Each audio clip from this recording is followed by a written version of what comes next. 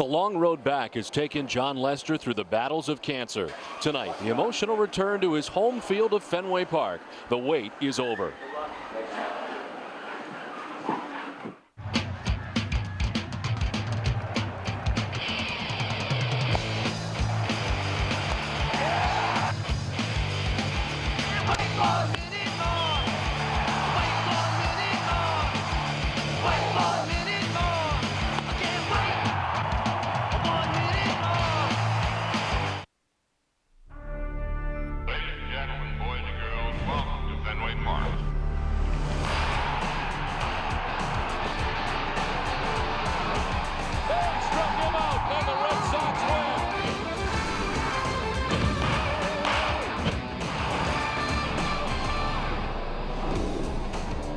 Welcome to beautiful Fenway Park for Game 2 of a 3-game series between the Tampa Bay Devil Rays and the Red Sox. Hi again, everybody. I'm Don Orsillo. Welcome to Red Sox Baseball, and welcome to the emotional return to Fenway Park for John Lester. Admittedly, he was very nervous in that first outing against the Cleveland Indians. He's made 4 road starts, but tonight another first. And there's always going to be firsts coming back from what he did, but he's been pitching now. This was his 4th, 5th start. So, you know, I think he's getting into the swing of things, but I think it'll be neat to see the reception that probably awaits him. Welcome in Jerry Remy, and Jerry, certainly some nerves that first time out. I imagine they'll be back again tonight. Oh, I'm sure they will, Don. You know, everything that John Lester has done has been with dignity, class, and strength ever since he was diagnosed with cancer a year ago, making the announcement here at Fenway Park in front of the media, getting his treatments all during the offseason, returning to spring training, and working his way back to the big leagues. And, of course, we saw that first Major League start against the Cleveland Indians, and what impressed me so much about that start, you knew how nervous he had to be in that ball game, his parents in the stand, but yet he was under control on the mound, and we hope for the same thing tonight. But this is going to be a little bit different.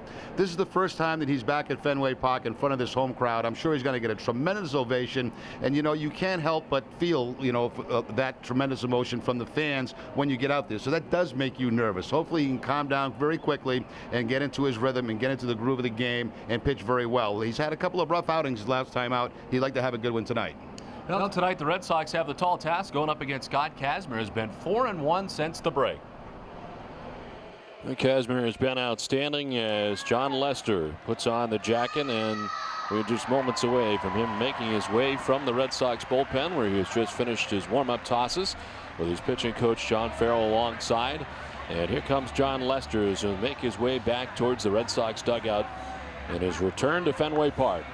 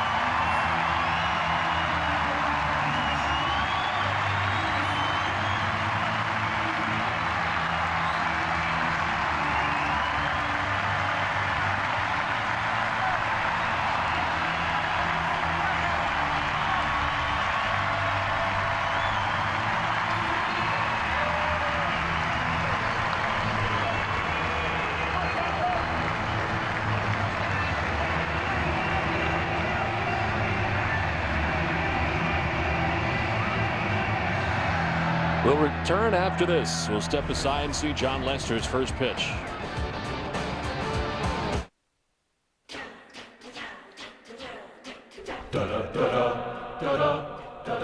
The word duh. As in, it's obvious. It's a no-brainer. Like getting a great deal on a great car. Can I get a duh now? Thank you. The Hyundai Big Duh Sales Event.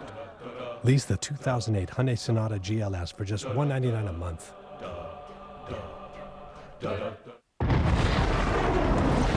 A piece came out of the sky. It's contaminated. They're infecting our planet. It's invading people's bodies and reprogramming their DNA. Destroying everything that makes us human. You can fool them. What? Don't show emotion. Now, only one woman can unlock the mystery. You're one of them, aren't you? Of the invasion. We have to stop him. You can't stop me. The Invasion, rated PG-13, starts August 17th.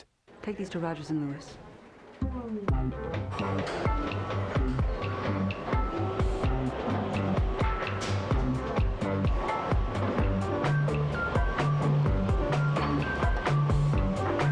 Newman's Own Organic Iced Coffee from McDonald's.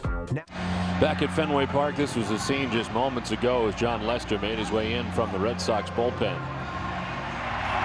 And the tip of the cap as Fenway standing as he made his way in. And back live here at Fenway Park as Manny Ramirez leads part of the team on. Here comes tonight's starting pitcher returning to Fenway, John Lester.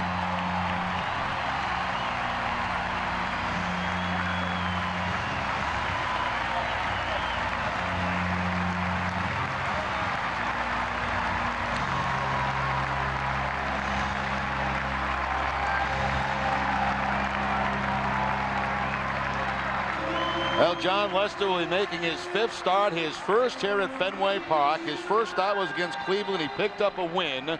Since that time, 3 straight no decisions. And, of course, the last one in L.A., only lasting 3 1/3, giving up 8 hits and 5 runs against the Angels.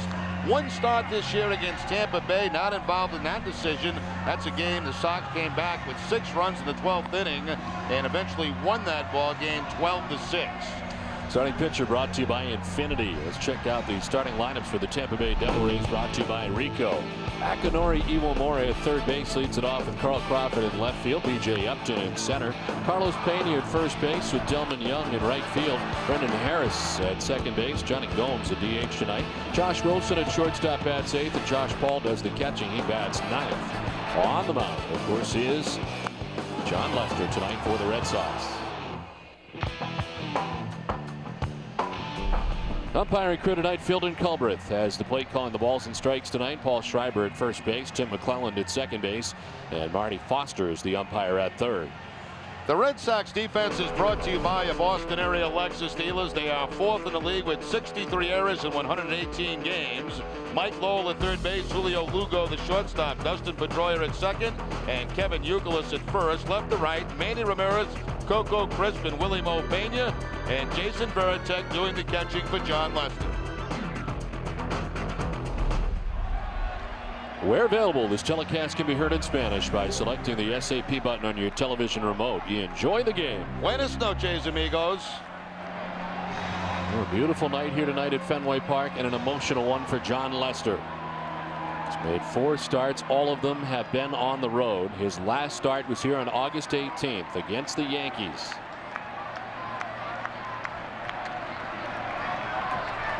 Akinori Iwamori stands in.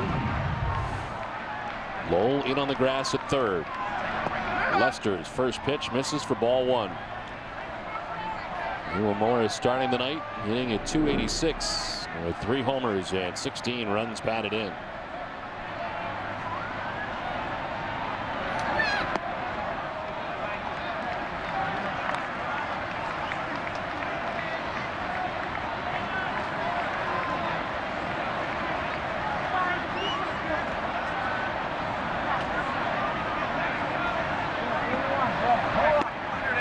Outside, Lester falling behind 3-0.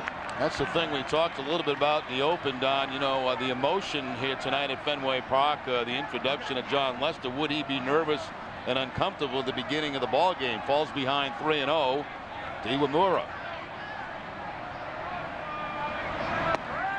There's a strike, 3-1.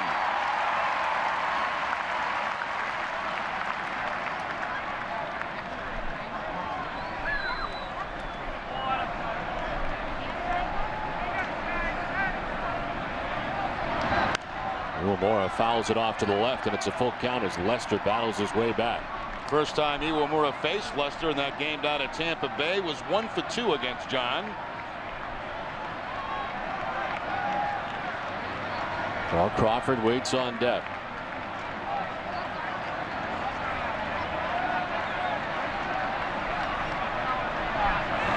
Iwamura walks to begin things here in the first inning.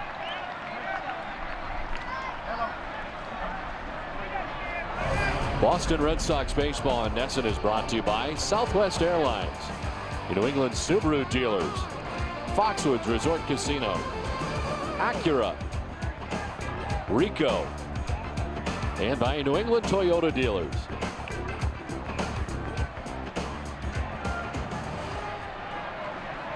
A leadoff walk for Akinori Iwamura, who stands at first base to begin things tonight. Here's Carl Crawford. And he takes the first pitch strike. Lester jumps ahead of Crawford. Crawford last night had broke up the no bid for Tim Wakefield with a base hit to begin things in the 7th inning. It's at .314 with 10 homers and 62 runs batted in. Tim Wakefield with a stellar performance here last night. And did not allow a hit until that 7th inning. And you kind of figured if there was going to be a hit, it would be Crawford who would get it, because he's had the most success in his career against Tim Wakefield. Look at the numbers for Wakefield last night. Papelbon finished it off as the Red Sox secured the first game of the series. Lester ahead, 0-2. Crawford slashing it foul, backing out of play. Everybody in this lineup has faced John Lester, with the exception of Kyle Crawford. He did not play in the game that Lester pitched down at Tampa Bay.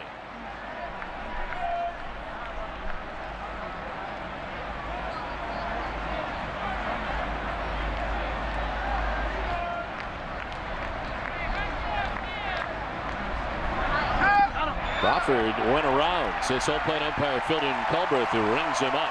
First strikeout of the night for John Lester.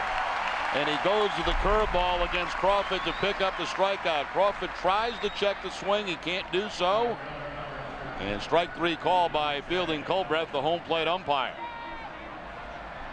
Strikeout high for Lester is 6. He did that in his very first start against the Cleveland Indians in Cleveland. So one down, Akinori Iwamura at first base. Here's B.J. Upton, the center fielder, 321, 16 homers and 54 runs batted in as he rattles it foul off to the right.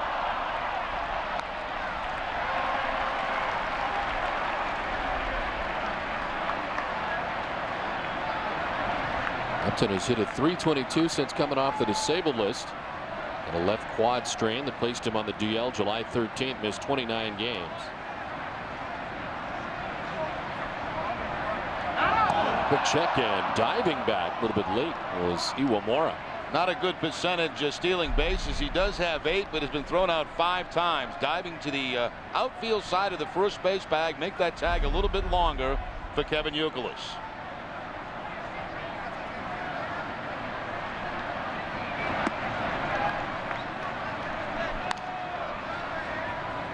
John Lester became the first Red Sox rookie left-handed pitcher in club history to win his first 5 decisions, securing his 5th win with a 1-0 win on July 18th against Kansas City. And of course, 7-2 his record last season, with a 4.76 ERA in 15 starts. Swing and a miss, and it's 1-2. Most of the games that we have had him, his fastball has ranged from anywhere from 89 to 92 miles an hour. Certainly a problem so far has been the number of pitches thrown for John Lester, and that was the same really last year, even with the 7-2 record. You get up near 80 or 90 in the middle innings as the pitch misses here, and it's 2-2. Yeah, that's very true, Don. His starts this year have really mirrored the starts that he made last year, almost similar. Total of 93 pitches, last time out in just 3 1/3. And the Red Sox won 9-6 in the end. Pedroia with a solo home run in the 7th. Strike 3 call. Back-to-back strikeouts for John Lester. Well, both strikeouts, one a curveball to Crawford, now the fastball by B.J. Upton. Upton could not pull the trigger on a ball that looked to be on the outside part of the plate.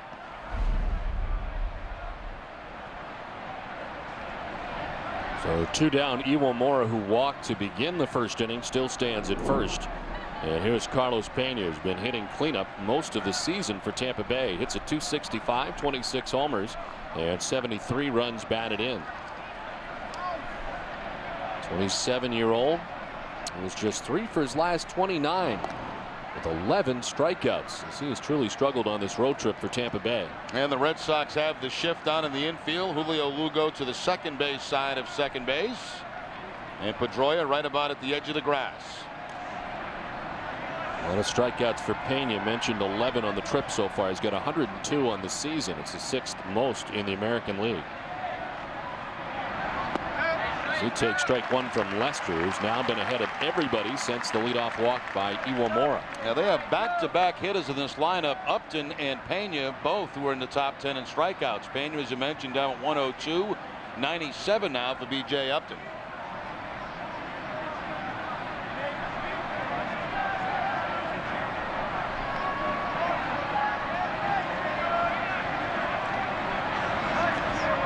In the dirt, knocked down by Veritek. To his left, no advance for Iwamura. Devil Rays wrap up their road trip tomorrow. They were 2-2 with Detroit against the Tigers. They dropped 2 out of 3 to the Texas Rangers before arriving here at Fenway Park. And of course, Joe Maddon's crew last night dropping the first game of the series here at Fenway. And have not yet won here at Fenway Park this season. High fly ball to deep right field. Willie Mo Pena back shy of the track to make the catch for out number 3. Inning number 1 of 2007 at home at Fenway for Lester in the books.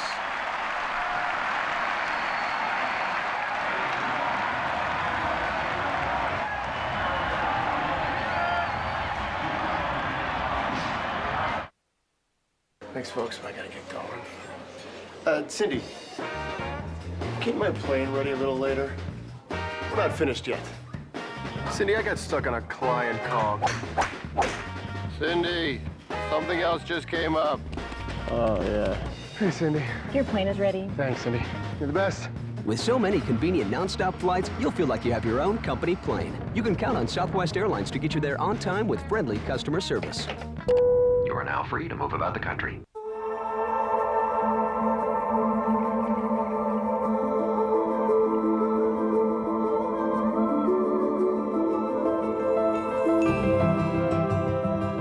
You are cordially invited to the event from Lexus. The summer sales event where you'll find unexpected values on the Lexus you've always wanted. But like summer, it won't last forever.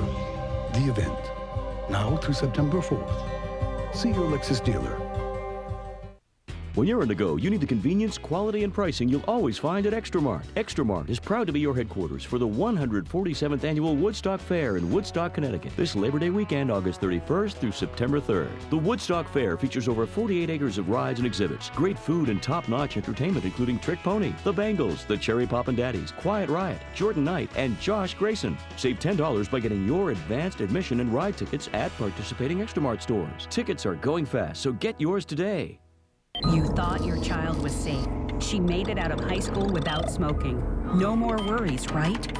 Wrong. Almost 1 out of 3 Maine kids will become an addicted smoker by the time he or she enters young adulthood. 1 out of 3. And periods of transition, such as leaving home for the first time, leave youth more vulnerable to tobacco marketing. Their target? Your daughter. Tobacco never quits. Learn how to prevent tobacco use. Visit tobacconeverquits.com. Happy 13th birthday to Laura and Elizabeth. Enjoying their birthdays at the ballpark tonight. Red Sox and Devil Rays. Last half of the first inning, and it's Julio Lugo leads it off for Boston. Starting pitcher is brought to you by Infinity, and it's Scott Kazmir. Kazmir is 9-7 on the season, a 3.58 ERA, 168 strikeouts, puts him 3rd in the league behind Bedard and Santana. He has allowed 1 run in his last 19 innings.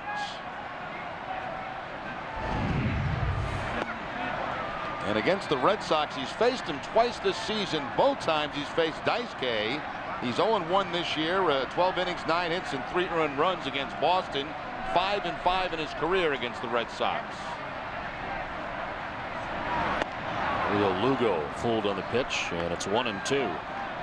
It's interesting because Kazmir has made more starts and pitched more innings against the Red Sox than any other major league team.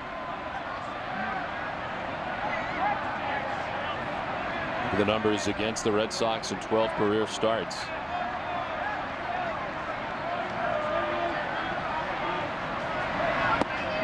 Numbers for Kazmir since the break have been very good. He's 4-1 with a 1.16 ERA since the All-Star break.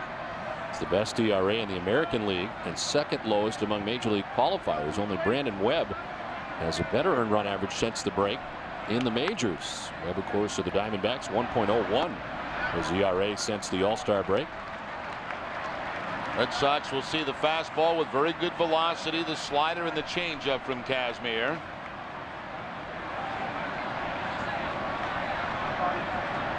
Only Bedard, Santana, and Josh Beckett have more strikeouts in the big leagues.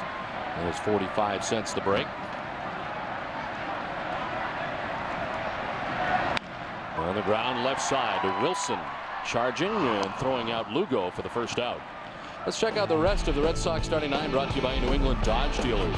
Lugo at shortstop, Dustin Pedroia at second base, David Ortiz a designated hitter, Manny Ramirez in left field, Mike Lowell at third base, Kevin Youkilis at first base, Jason Veritek does the catching, Coco Crisp in center, and Willie Mopena in right field bats ninth.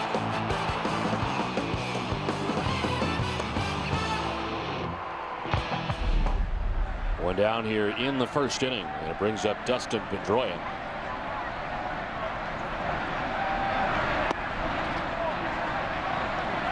Dustin starting the ninth inning at .326. 5 homers and 36 runs batted in. Starts 6th in the league in batting average with the .326 batting average. Maglio Ordonez setting the pace in the AL. Drives one deep towards left center field. Back goes Crawford. And it's off the wall. The ricochet played by the left fielder Crawford, but not before Pedroia ends up at second base with a one-out double as it scrapes the wall in left. Really, Kazmir is made for Pedroia. Pedroia, an excellent fastball hitter, and that's what he gets here from Kazmir.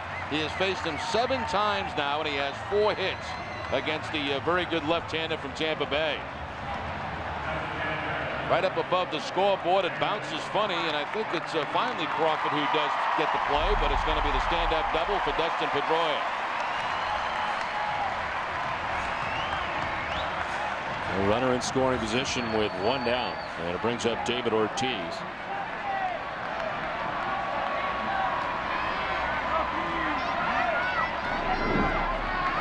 David hitting at .316, 19 homers and 71 runs batted in. 4 for his last 25. And a swing and a miss. Now Ortiz and Ramirez have had big time problems against Scott Kazmir in their career. Combined 136 for both of them, a couple of home runs, a 1 for Ortiz, 1 for Manny. I'm trying to think who could rival those type numbers against those 2 guys together. And nobody comes to mind being that dominant against that combination. No, every once in a while you'll see, one of those guys have a problem with the pitcher, but the other guy has very good numbers, but very rarely back-to-back numbers like that against Scott Kazmir. And you're talking about 2 guys who work from opposite sides of the plate, too. It's not just one side.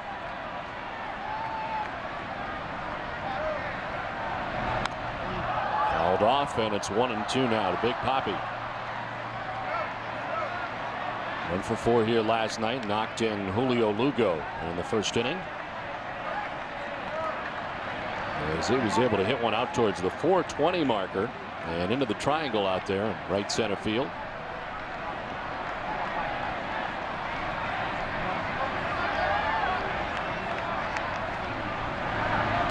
This one bounces in, knocked down by Josh Paul.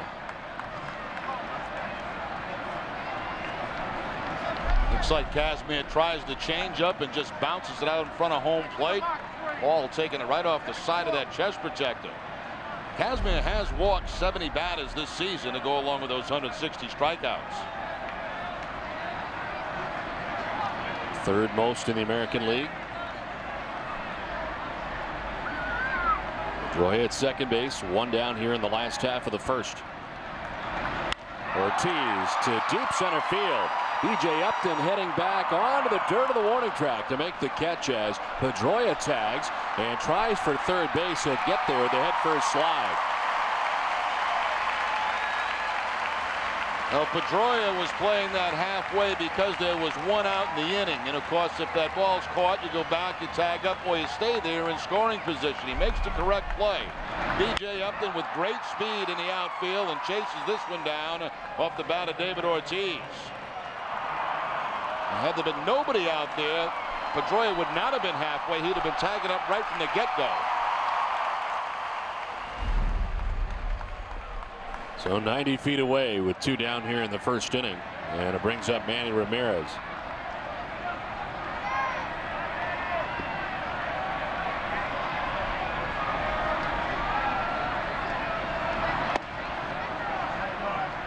Manny hitting at .291 to begin the ball game.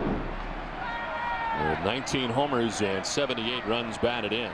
He's 5 for 28 over the last 7 games.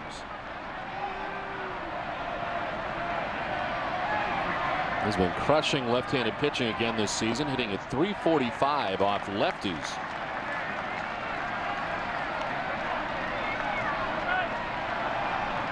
.272 off right-handers, but he's had his problems against Scott Kazmir. And with 8 home runs off left-handed pitching this season, 8 of the 19. So he tries to deliver Dustin Pedroia here in the first inning.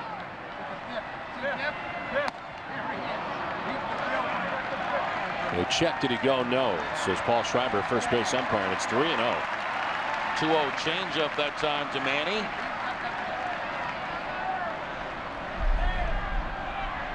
Not giving in with the fastball, changeup high, and Ramirez did check his swing. There's a strike, 3-1 now to Manny.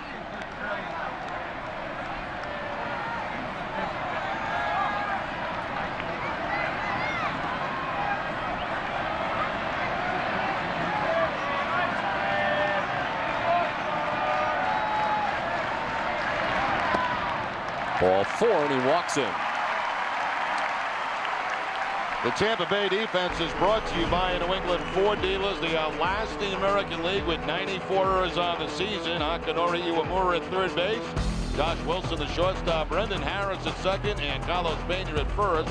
Left to right, Kyle Crawford, B.J. Upton, and Delman Young. And Josh Paul gets to start behind the plate tonight. 2 down, first and third for the Red Sox here in the last of the first. Mike Lowell, the batter. Red Sox third baseman checks in at .311, 15 homers and 78 runs batted in.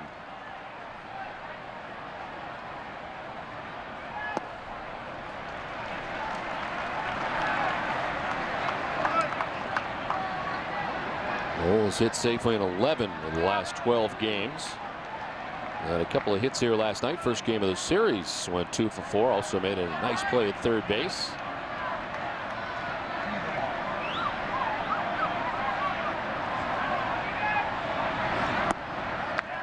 Two 2-0. Back-to-back changeup from Kazmir to start off Mike Lowell.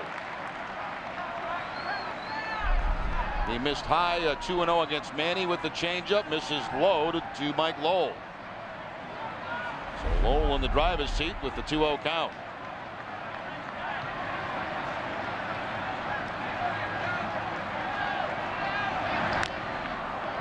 Fouls it off, and it's 2-1.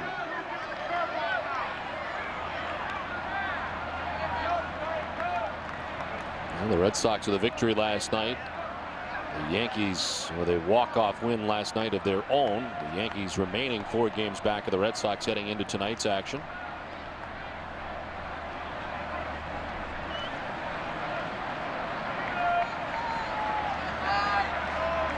Baltimore at New York again tonight. They're scoreless in the first at Yankee Stadium. Lowell takes ball 3, and it's 3-1.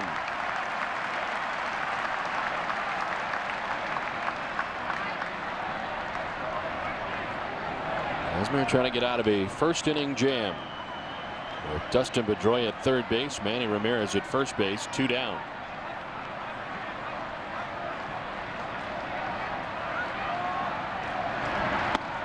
Oh, the strike poured in there, and it's a full count.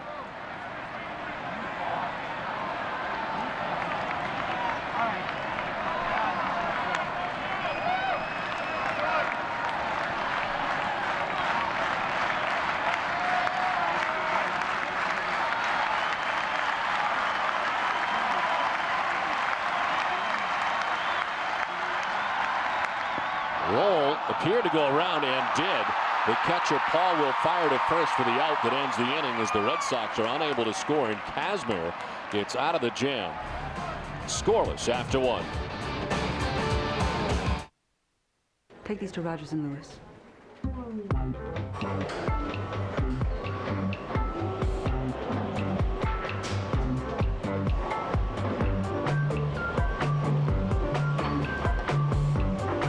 Newman's Own Organic Iced Coffee from McDonald's. Now even harder to resist in vanilla, hazelnut, or our new limited time flavor, caramel.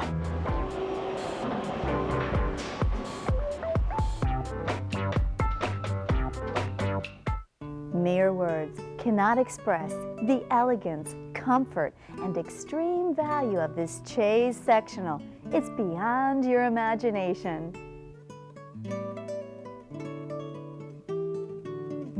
Life is sweet when you have choices, coconut or sage. Your choice only $9.99. In stock for delivery in 3 days or less. Bob can't be beat. He won't be beat. No way, no how. You own your own business and wear all the hats. But when was the last time you got a little recognition? Well, here's something just for you. Sovereign Business Owner Banking.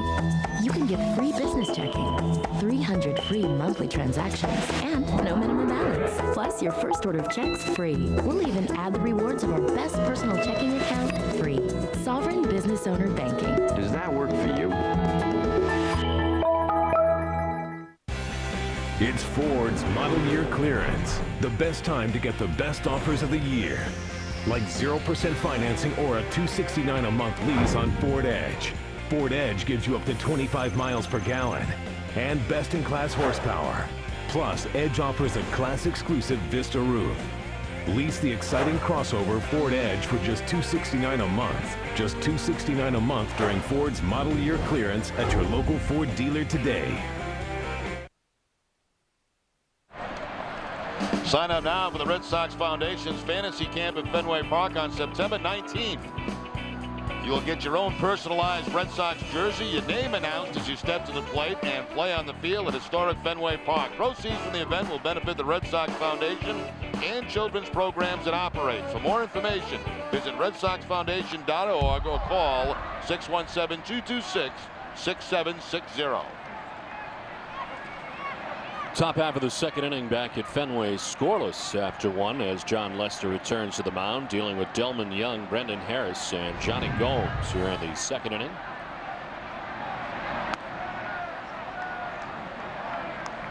Delman Young hitting just under 300. He's at 296. Begin the night, 9 homers and 63 runs batted in. A strike, and the count now 1-2. A couple of very good curveballs here in the early going for John Lester.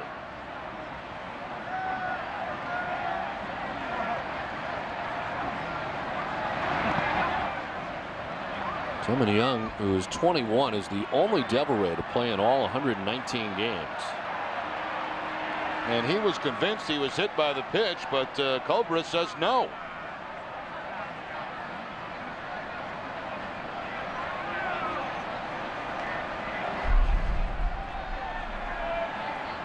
Looks like the cut fastball down and in. Let's see.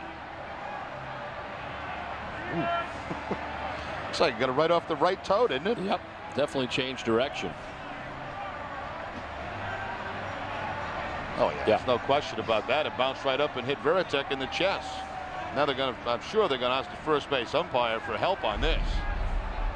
Philden Culberth heading in that direction. Paul Schreiber, the first base umpire.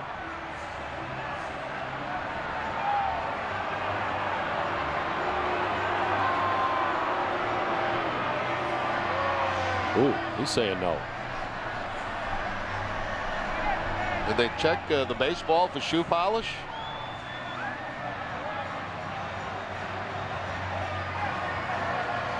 They're running out of guys to check with, though, right? I mean, the third base umpire is blocked.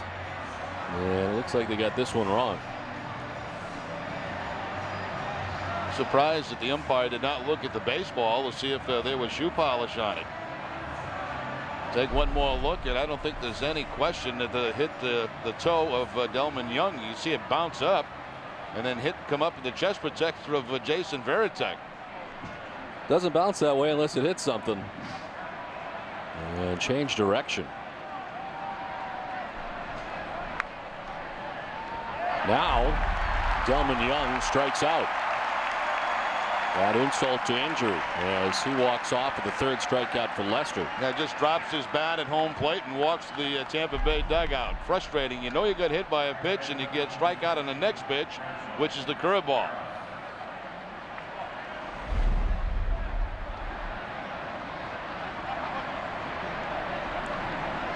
So one down, 4 in a row, retired by John Lester after leadoff walk to Iwamura in the first. And here's Brendan Harris.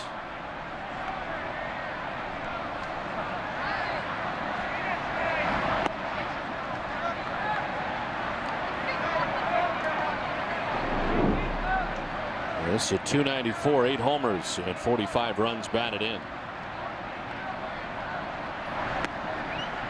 Strike over the outside corner, and it's 1-1. Harris, 26 years old. Bulk of his starting time this season has come at shortstop. 86 games at short. In his 7th game at second base tonight.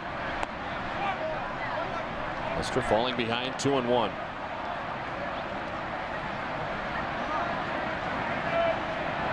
Johnny Gomes, the DH tonight, waits on deck. On the ground, softly to third. Lowell sets himself and throws across, and plenty of time to get Harris 2 down in the inning. Let's check in for the first time tonight with Tina Cervasio. Well, it was very moving to hear those cheers here at Fenway Park for John Lester as he took the mound at Fenway for the first time since battling and beating cancer. But there's someone that's been cheering for him for a pretty long time, from the day that John was diagnosed. A guy right in the Red Sox clubhouse, someone who went through a very similar experience, Mike Lowell. I was kind of his cheerleader on the sidelines. You know, I'd kind of log on every once in a while to see the minor league box scores, the days he pitched, just because I think the same thing. He's so talented and he has all this potential in front of him. You don't want a cancer that he can beat to stop him from being a tremendous big league player. And you can see my entire sit-down conversation with Mike Lowell this Friday. It's 2 parts during the Jimmy Fund Radio Telethon. Of course, will be on both of our pregame shows, and he gets very deep about his battle with cancer and John's courageous battle as well. And they just want to be known as baseball players who beat cancer, not guys who had cancer and played baseball. You know, Mike Lowell, of course, battling testicular cancer back in 1999.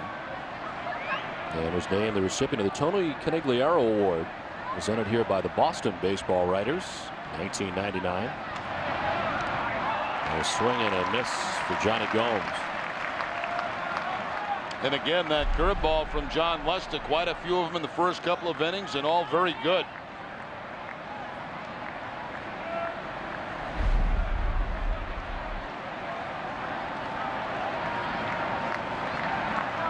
Five in a row retired by Lester. Ahead of Gomes, 1-2.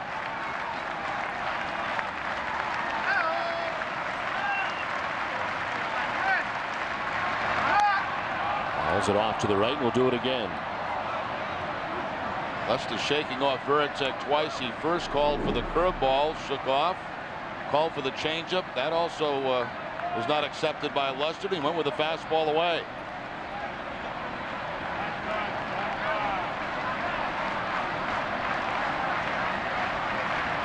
Holmes had one of the 2 hits off Tim Wakefield last night. It evens at 2-2. Called up from AAA Durham on June 13th. After starting the season with Tampa Bay, sent back to AAA. And since returning, he's now started 46 of the last 56 games.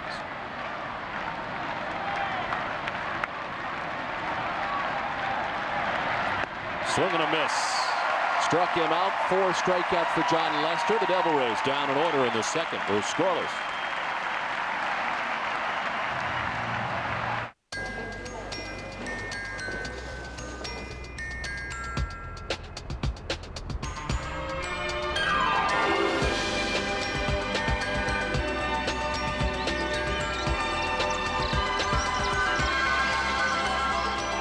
Some mornings a little can go a long way. Like right now, $3 will get you 2 Egg McMuffin sandwiches made just the way you like them. Good morning.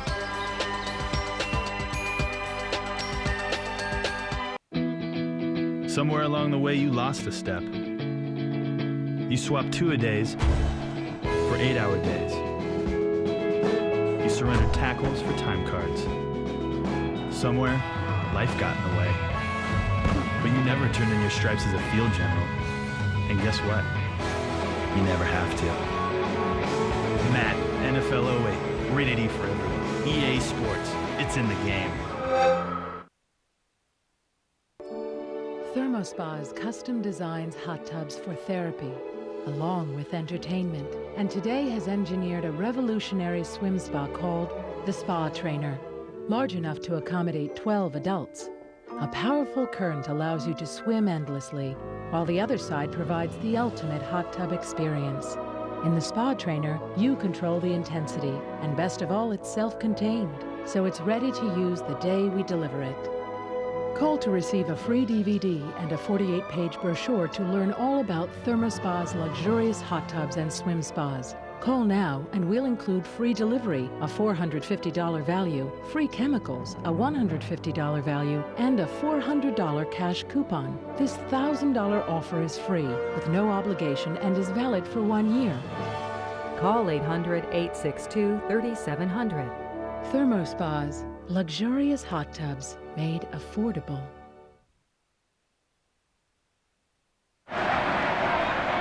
Last half of the second inning back at Fenway Park as Kevin Youkilis leads it off for the Red Sox. Tonight he bats 6th in the order. Youkilis, Veritek, and Crisp. Kevin starts tonight 300, 12 homers, 63 runs batted in.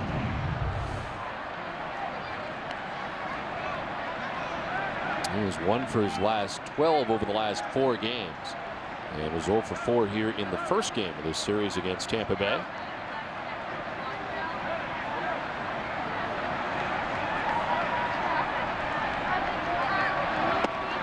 The thing we saw first from Kazmir right out of the gate is that even in his initial go around in the major leagues, he was not afraid of anybody. And when at guys, pitching so often in this American League East as you have to, 19 times for the most part in a season against the Yankees and Red Sox, and has done so well against those 2 teams, just battles them.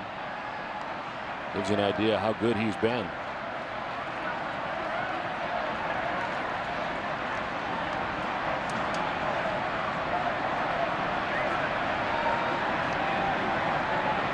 More starts, more innings against the Red Sox than any other team. As Youkilis may have gone around. Yeah, he did. Paul Schreiber says he did and rings him up. It's the second strikeout for Kazmir. 1 down here in the second. Now both strikeouts coming on sliders. One to Mike Lowell to end last inning. The slider down and in here to Kevin Youkilis. Trying to check the swing, but could not do it. 1 down here in the second brings up Jason Veritek. Red Sox captain starting the night at 265, 9 homers, and 48 runs batted in.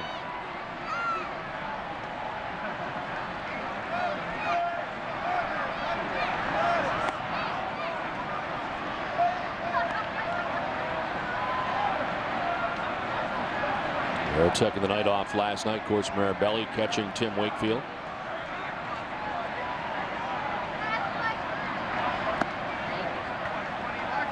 They'll check ahead 2-0. The Orioles have jumped out on top tonight 1-0 against the Yankees. It's Jeff Karstens instead of Roger Clemens tonight, of course, serving out his suspension.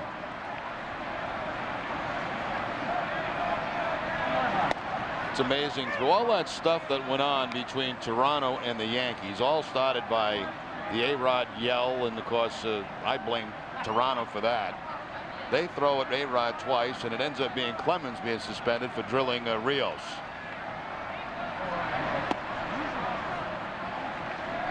You're saying that stuff happens all the time as far as base runners yelling out. I just did not find that to be as big an issue as what it ended up being. You know, I mean, certainly you'd prefer a guy not to do that, but it happens. And they did nothing in New York. They go to Toronto, they throw at him once, they miss him, and they finally hit him. So Clemens, you know, is going to retaliate at some point. He waited till the 7th inning. He got their best player, one of their best players, Rios, and he gets suspended. At 5:30 today, the Globe 10.0 presented by Verizon tackle the top 10 hottest topics, but they saved an extra point for us. Has the Yankees' patience paid off? Stay tuned for Sports Desk tonight. After Sox coverage, you hear Bob Ryan and John Powers tack on the extra point. Jason Varitek getting the walk. It's the second walk given up by Scott Kazmir. 1 out, 1 on. And here's Coco Crisp. Starting the night at 273 with 5 homers and 43 runs batted in. And returning to the Red Sox lineup. Had a series of tests done yesterday. They all came back.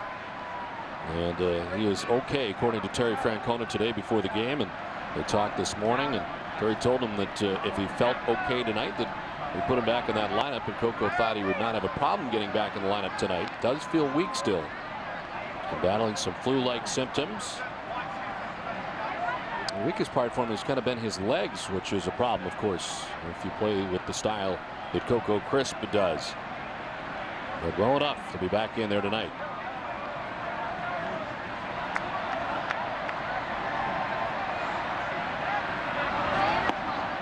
A strike, and Crisp is quickly behind 1-2. Coco with a look back at Fielding Culbreth.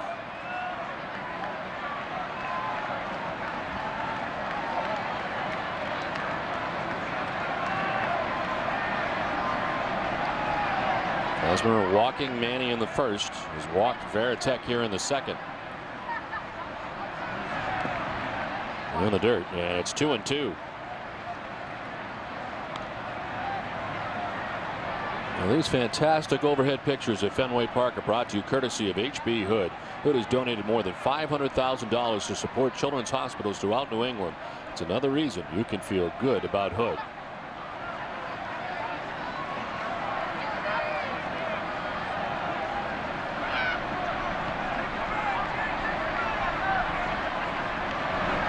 Crisp after the 2-2 and fouling it back hard into the seats. Nice flying weather tonight for that blunt. Yeah. What a beautiful night here at Fenway Park. No humidity, comfortable conditions.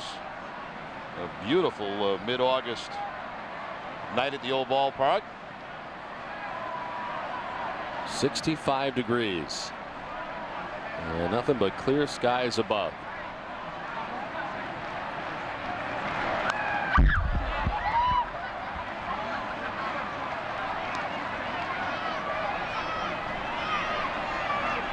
And one of the things the Red Sox are going to try to do, and they always try to do that when you're facing pitcher of the ilk of Scott Kazmir, is drive up that pitch count, try to chase him from the game as early as possible. He's thrown 40 pitches through an inning and a third, so they're achieving that so far in this one. As you know, if you get into that Tampa Bay bullpen, you got a better shot, as they have truly struggled. Kazmir comes back to strike out Crisp for the second out of the inning. A lot of times Kazmir does that on his own because, you know, we mentioned the high walk total that he has on the season, so that alone will build up his pitch count without any help from the opposition. Here he just blows the fastball by Coco Crisp. Second strikeout of the inning, third of the night. So an inning and 2/3 in the books. Varitek at first base, 2 down. And Willie Mopena getting the start in right field. A tough lefty going. J.D. Drew off tonight. And he had 221, 5 homers, 17 runs batted in.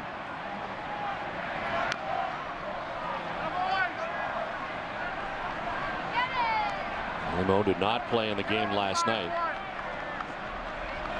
And over the last 9 games, he's 8 for 22, hitting a .364 clip.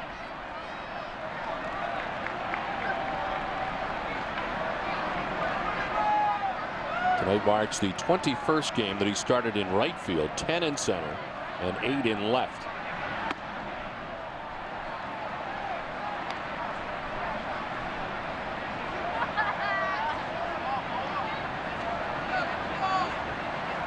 So far this season, hitting at .290 off left-handed pitching. That's with Varitek at first base, 2 down.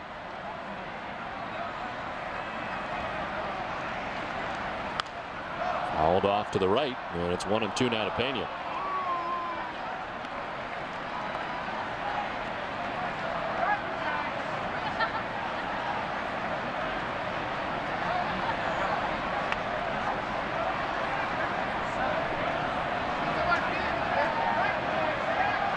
Kazmir towing the rubber more to the third base side of the rubber than the first base side.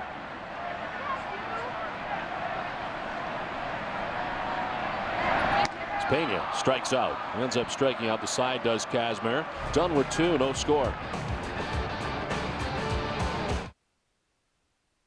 Welcome to Foxwoods. Can I take those for you? Everybody break out. Everybody get loose now. Everyone has a wild side. Let yours out at Foxwoods. Everybody break out. Everybody get loose now. Everybody break out. Would you like these back? No. No, we're good. Everybody break out. Meet your wild side at Foxwoods.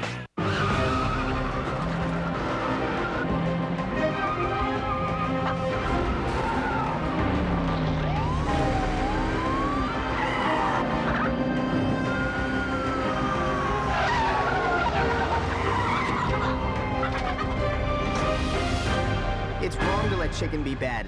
At Wendy's, we serve only the tender center cut in our chicken cordon bleu sandwich with Swiss cheese and Black Forest ham, paired with a creamy frosty float. Chicken's good again. That's right. You think it's not gonna happen to you? Well, take it from me, it can. And whether it's a broken bone or appendicitis or cancer, you can't afford to suddenly pay a huge bill. You need health insurance. That's why Massachusetts is now requiring everyone to have it. And they're making it more affordable and easier to get through the state's health connector. Call them or go online. Get information, compare plans, choose the one that's right for you. Hey, don't wait till it's too late.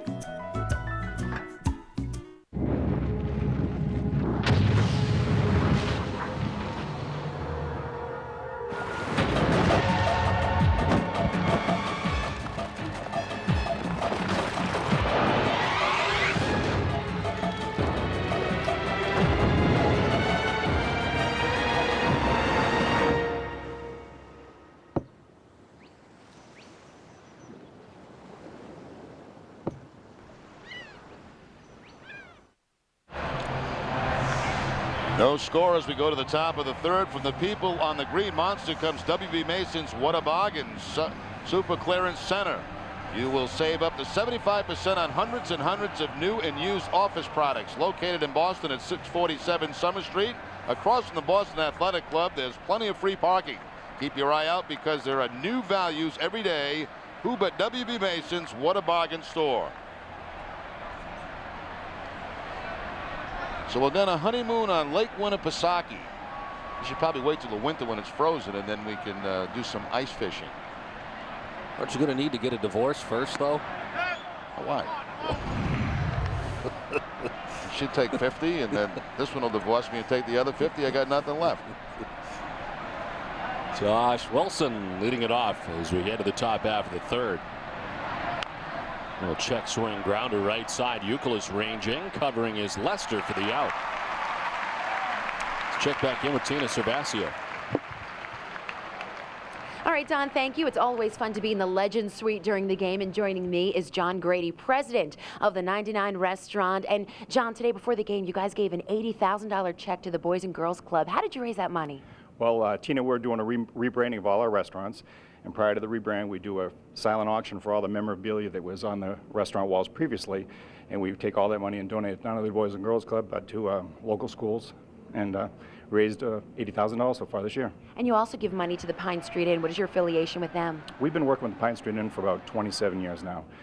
We not only raise money for them every year, we go in and feed them once a month, and we did a raffle this year and raised $50,000. And it's 99 Restaurant Night here at Fenway Park. What exactly is that? Well, we've been a sponsor with the Red Sox for 6 years now, and every year they are nice enough to have us into the Legends Suite, and we have a 99 night. We raffle off tickets for our patrons and for our team members. We have about 1,700 patrons out there tonight enjoying our raffle tickets, and we have about 75 employees here tonight too. All right, John, thank you so much, and thank you for all that you do with the 99 Restaurant. Thank you, Tina, very much. Glad to be here. Don, back to you. All right, Tina, thank you very much.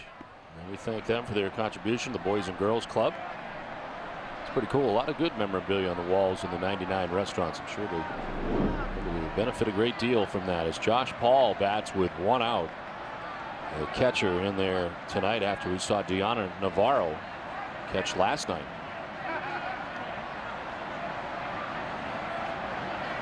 Lester falling behind 3-0 as he grabs the outside corner with strike one.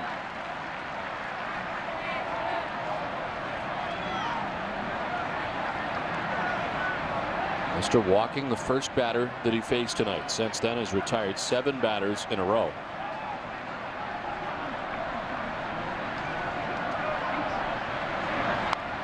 Paul fouls it off, and it's a full count. Most walks in an outing for Lester is 3. He's done that twice. The first outing in which he won at Cleveland, and then last time out just a 3 1/3 at Los Angeles. He walked 3. The guy that he walked is on deck, Akinori Iwamura, with 1 out here in the 3rd.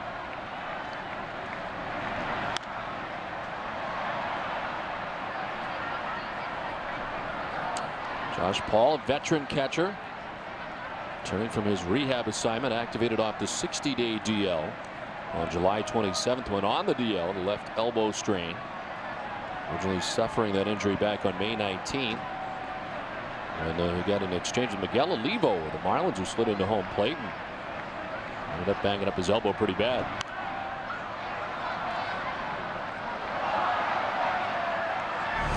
Boston Red Sox baseball in Nesson is brought to you by Honda.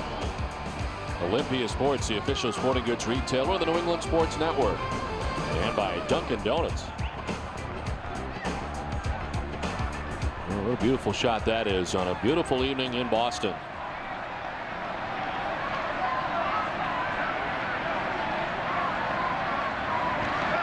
Paul drives it to center field. Crisp got a good jump, gets back there in plenty of time. And there's 2 down.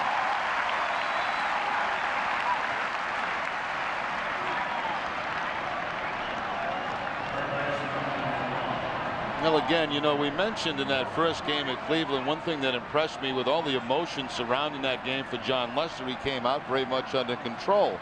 Now tonight here at Fenway Park, his first Fenway start, he did walk the first batter, but since that time, no problem. So, I mean, this guy's amazing. You know, nothing seems to bother him.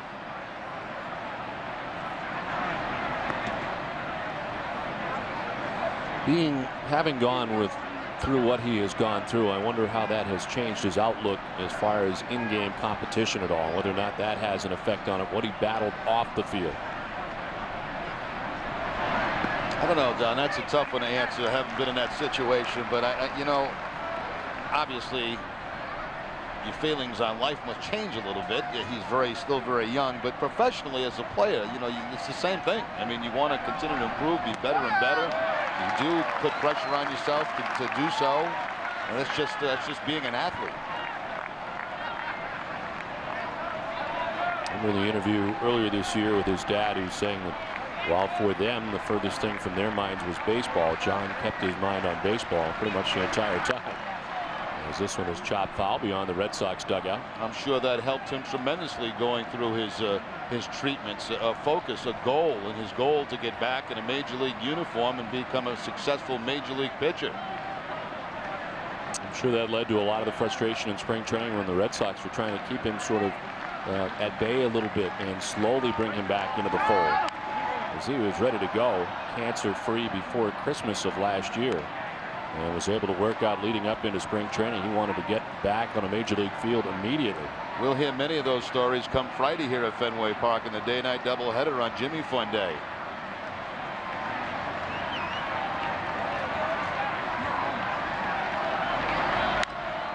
Softly lined, but right at Lugo to end the inning. 2.5 done, no score. Flying to Philadelphia for business?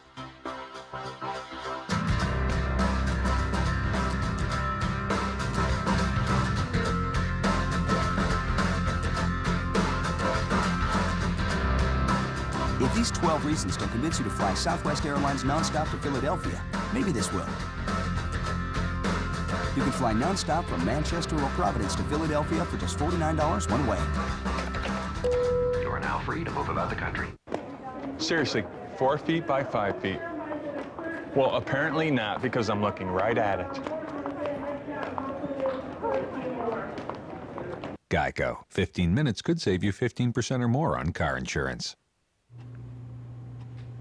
Are you serious? Just give it a try. Role play. What's your name? He doesn't say anything because he's a doll. Geico.com. So easy, a caveman can do it. Homer eats Whopper, takes 75. Action! Double meat, double cheese, double bacon. 3-second rule. Cut. Cut.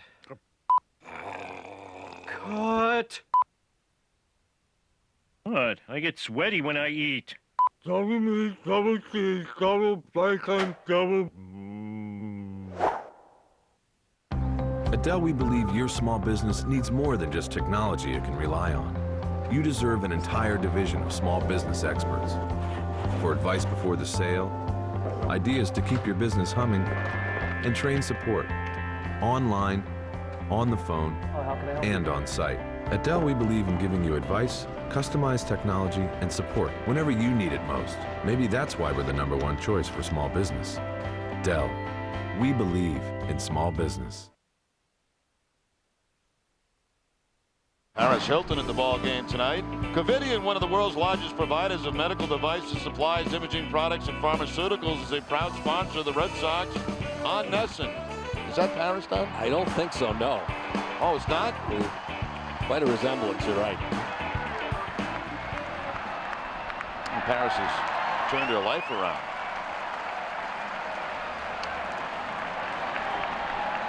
Last half of the third inning, Julio Lugo leading it off.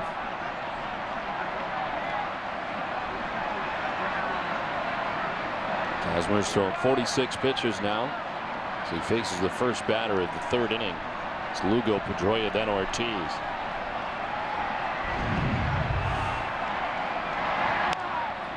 Flair down the right field line. Delman Young, a late break. He's got good speed and gets there in plenty of time for the first out. Well, mic'd up for us tonight is second baseman Dustin Pedroia.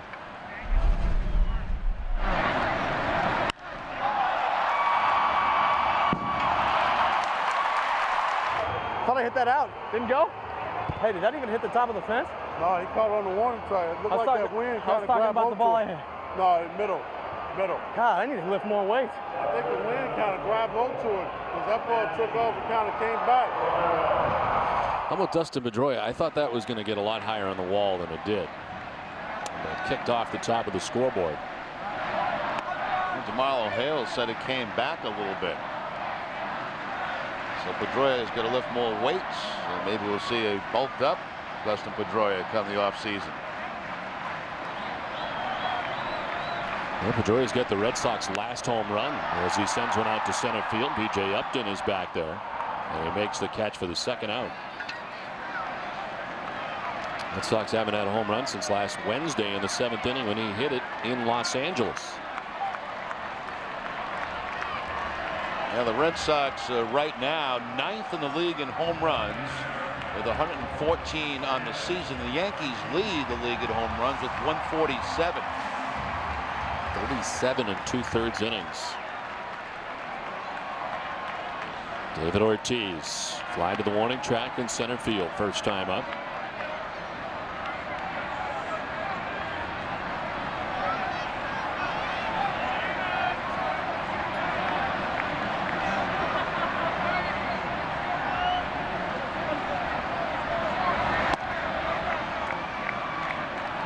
Kazmir falling behind 2-0.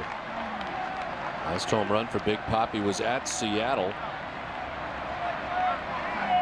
And Felix Ramirez, 35 at bats in between.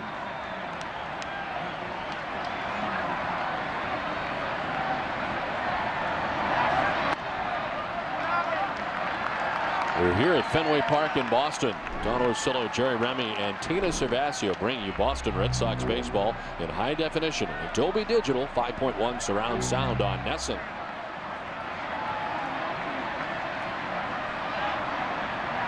3-0 pitch.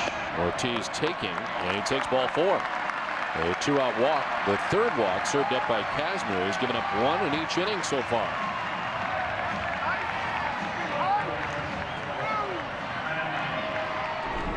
Join Theo Epstein, Peter Gammons, and a host of hot musical acts, including John Legend, on Friday, August 24th at the 3rd annual Hot Stove Cool Music, the Fenway Sessions, benefiting a foundation to be named later, part of the Red Sox Foundation. For tickets, visit redsox.com or call 877-RED-SOX-9. Kyle Snyder is messing up our camera shot as he gets himself ready.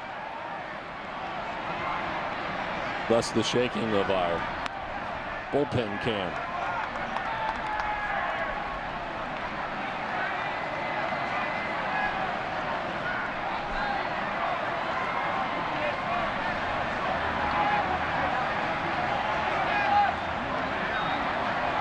Manny Ramirez bats with Ortiz at first and 2 down.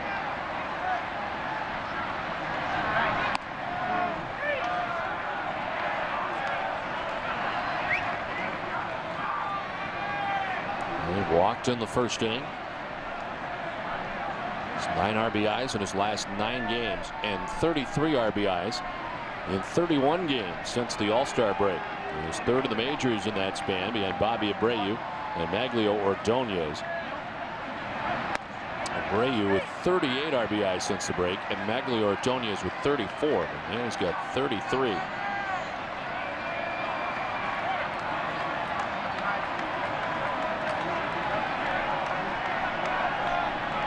Lowell waits on deck.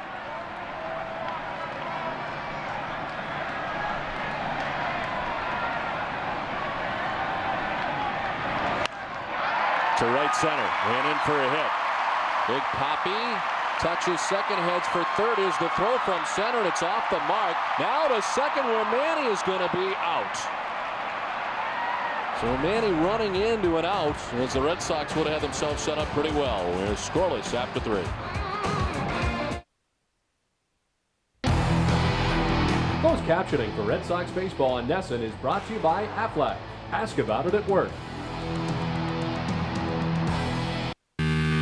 It's the Chevy Model Year-End event, where you'll find the best offer ever on the all-new Silverado. 0% APR for 60 months on Silverado half-ton extended and crew cabs for well-qualified buyers. Just click and go to Chevy.com to find the Silverado you want, then get to your Chevy dealer before it's gone. Get this great offer, which amounts to $56.19 in average finance savings for 07 Silverado half-ton extended and crew cab models. Click on Chevy.com, then see your main Chevy dealer. Hi, I'm Melissa Schumann, and this is Sadie. We'd like to invite you to our Summer Celebration Sale. During our annual Summer Celebration Sale, we'd like to pass on great savings on exciting new models like these. The economical 2007 Honda Civic, or the 2007 Honda Accord. The brand new 3rd generation 2007 Honda CR-V. Come see the 2007 Honda Ridgeline. See us first, see us last, but see us and save. Yeah, it was so simple to switch. So now our phone's not from the phone company? Right. Time Warner Cable Home Phone Service is easy to use. And it's reliable? Of course. And we pay fewer fees than the phone company. It's Uncle Billy. Your brother calling at dinner time. That's reliable. Hello, Billy. Get home phone service from Time Warner Cable. Get digital phone for only $39.95 per month. Call 1-800-833-2253 today. Another great service delivered over Time Warner Cable's advanced fiber network. Don't miss an all-new episode of Sox Appeal tomorrow. Lori is a smart woman with a great job but has no time to date while commuting to New York. Can she find love back home in Fenway? Find out tomorrow afternoon at 4:30 after our Red Sox coverage, and again at 9. We're making romance reality one game at a time.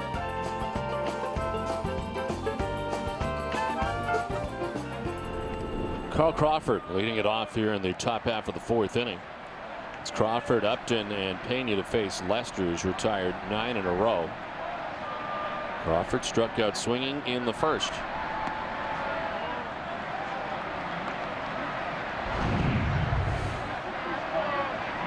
Four strikeouts for John Lester, the 1 walk.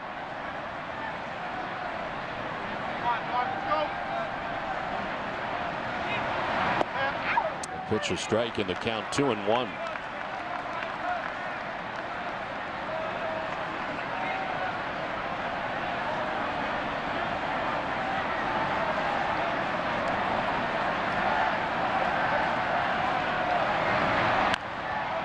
Shot foul over by the Red Sox dugout and into it. After Carl Crawford bats, we'll check in with the Red Sox pitching coach John Farrell, who had the chance to talk to in between innings. Get his thoughts on John Lester's start here tonight so far.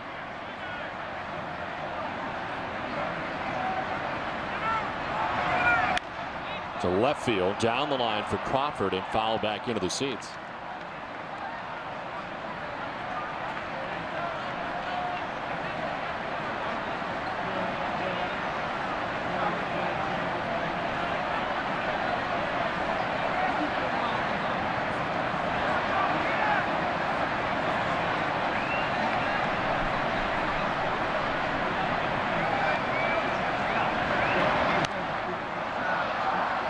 That base running to end last inning because of the ball in the gap. B.J. Upton tracks it down. Now when Ramirez sees the throw's going to be high, he takes off for second base, but he's out by plenty on the relay and runs the Red Sox right out of the inning.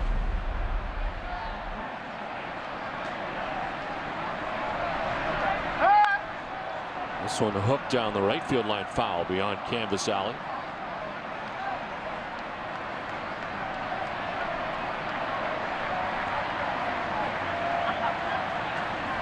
Crawford battling Lester. This will be the 8th pitch of the bat coming up. Count 2-2. Crawford leads it off here in the top of the 4th.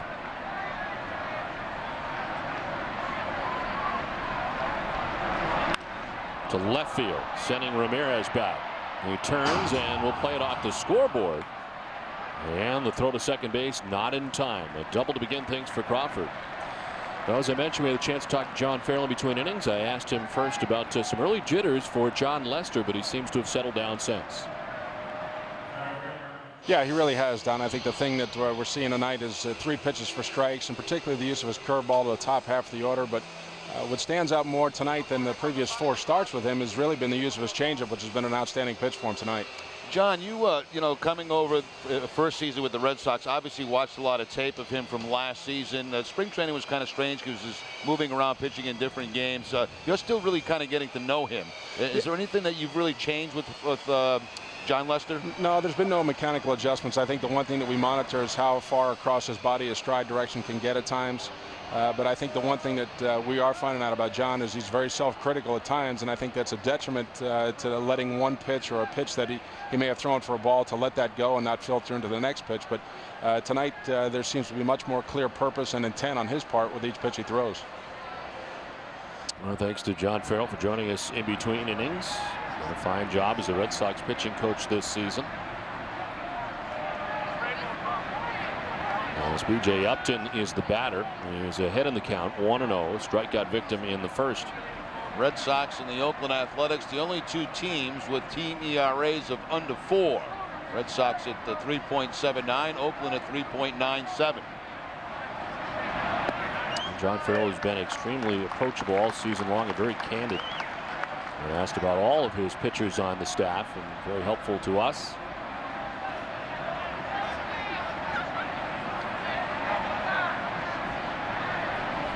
Not an easy situation coming in into the Red Sox this season. As we take a look at the ERA for the Red Sox, 3.79. Pitch in there for a strike. And it's 1-2.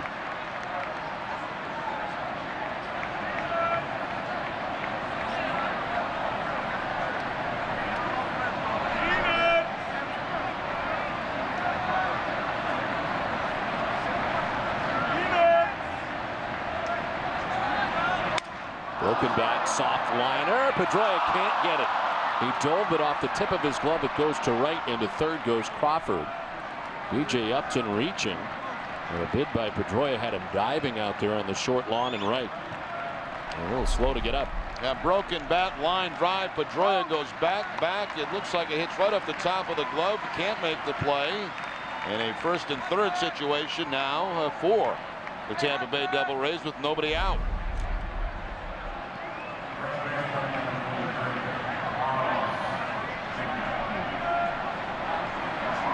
So Upton reaching, back-to-back base hits here now for Tampa Bay.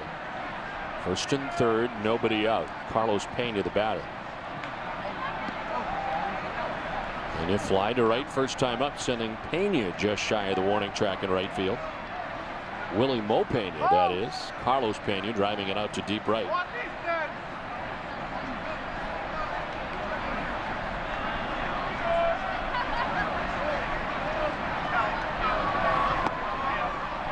And it's strike one to Carlos Pena.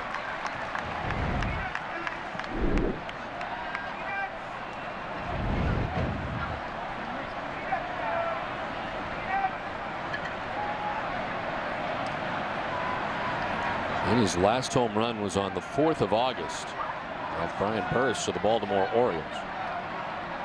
He's not homered now in the last 10 days. He has 26 home runs on the season. Rattles one to deep center field, sending Chris back to the track to make the catch. Plenty deep enough for Crawford to tag and jog home for the game's first run as the Tampa Bay Devil Rays take a 1-0 advantage here in the top of the 4th. Now Pena doing the job by getting a ball he can lift in the air and deep enough to score the run. Not only did he score the run, but I also thought that B.J. Upton at first base could have tagged and gone to second base. Coco Chris was back deep to the warning track. Upton was tagging but elected not to go.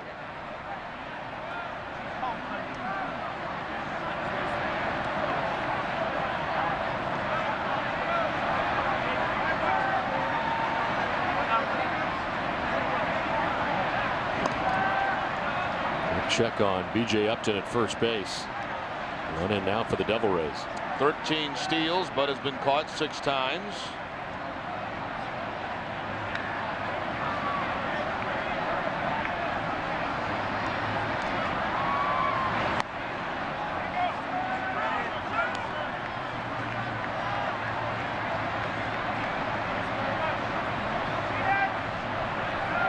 John Lester about to throw his 65th pitch with 1 out here in the 4th inning.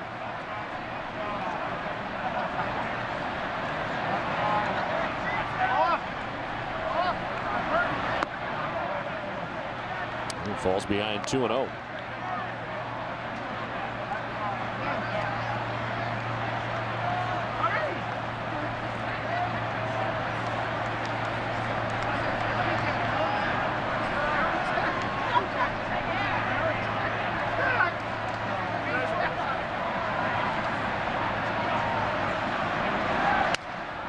Broken bat, soft liner behind second. Lugo flips for one. The turnaround throw not in time. Tough to turn that one. Lugo started it as they were able to force out Upton at second base. And reaching at first is Delman Young. Yeah, very nice play by Julio Lugo. He's going up the middle, showing range, and then that flip that he has to throw behind him gives a good one to Pedroia. He spins and throws, but not in time to get Delman Young. See how close that ball came to B.J. Upton's head as he finally did slide. Sounded like a broken bat heading out in that direction, too. Another cut fastball from Lester that breaks the bat of Delman Young. Young at first, 2 down. Brendan Harris, the batter. There's still check on Young, who dives back. Thus Pedroia has his back to the runner as he's taking this flip, and when he turns around, he sees B.J. Upton, who has not slid yet. And you got to kind of low ride him to make him get down, get that sidearm throw, make sure he does slide.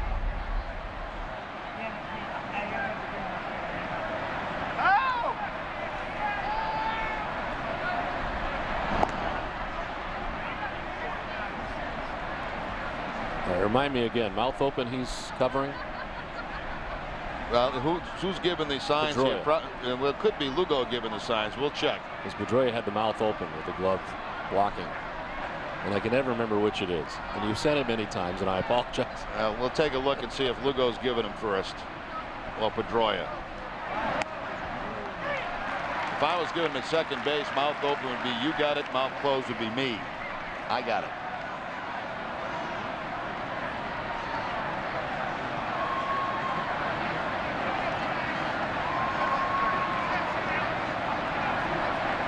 Lugo gets the sign. Looks like Pedroia's giving him. He had mouth open before as the pitch misses outside. So that would mean Lugo would have been covering. I'll ask you again next week because I won't remember. Unless they're doing it differently, which they may be.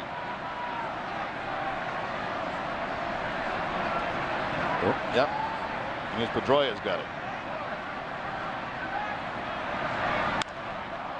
Center field sending Chris back. Coco's there. He makes the catch. It ends the inning. A run for the Devil Rays. 1-0 Tampa Bay. Hey, boss. Do we have Aflac? Nah, we have something else. But if you're hurt and miss work, does it pay cash like Aflac does? Nah. Or let you spend it any way you want, like for gas and groceries? Nah. Or help with everyday bills like Aflac does? Nah. There's only one Aflac. Ask about it at work. Nice try, boss. Nah. We're America's largest refiner, and some of the vehicles we fuel don't travel on roads. For those that do, we make some of the cleanest gasoline on the planet, and every drop is performance guaranteed. And our employees contribute over 200,000 hours a year in our communities.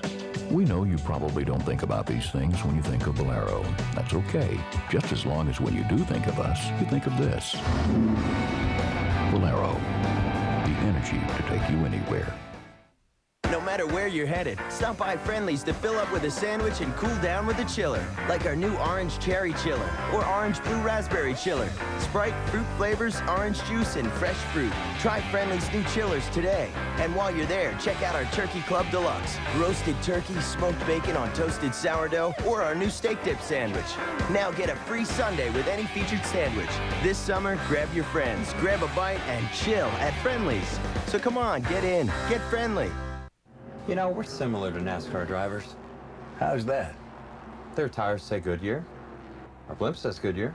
They go 185 miles an hour. We're going 35.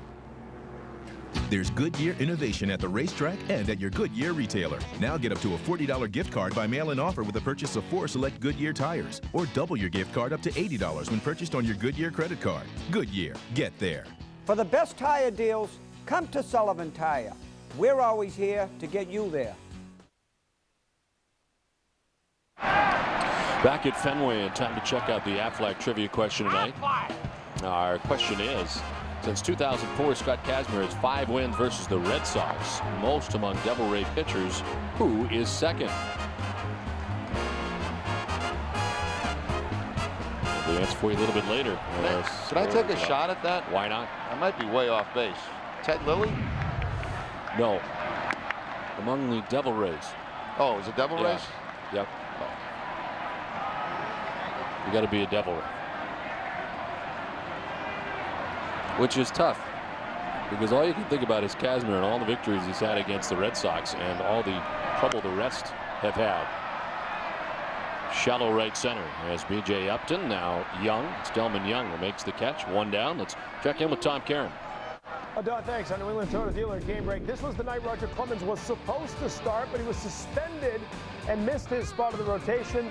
Jeff Karsten makes the start. It didn't go well. Karsten's giving up a grand slam to Aubrey Huff. Here, the ball thrown back, but the run's on the board. 6-0 Orioles leading in the fourth. Guys? Okay, Tom, thank you. Back here at Fenway Park with the Devil Rays on top of the Red Sox 1-0. Last of the fourth, one away. And Kevin Youkilis, who struck out swinging first time up. It's his second look at Scott Kazmir.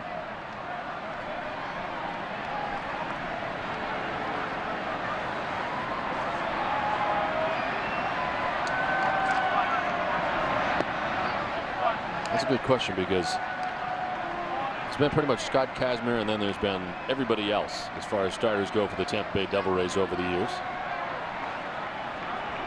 And I'll ruin it a little bit by telling you that the guy who is second is a former member of the Red Sox. Oh, I know who it is now. To left field, and by Carl Crawford to the track in the wall as Youkilis thinks about two, but throws the brakes on. Good thing he did, as Crawford gets it back quickly, and Youkilis a one-out single.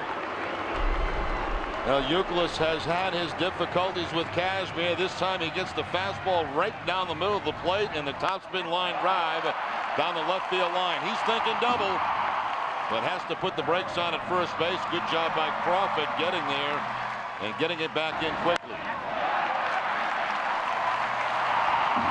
I'll tell you what, from the blimp, that field looks awful big, doesn't it? Looks like there's a lot of room for base hits, but that's not what it looks like when you're a hitter.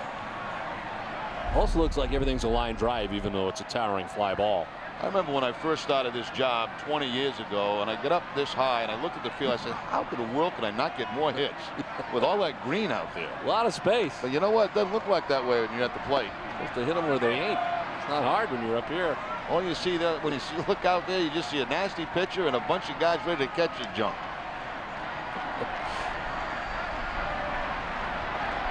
Look at all that. I mean, it's endless green. Right center, left center. Yeah, that's why you could hit 260 in the big leagues. That's right. I play it every day.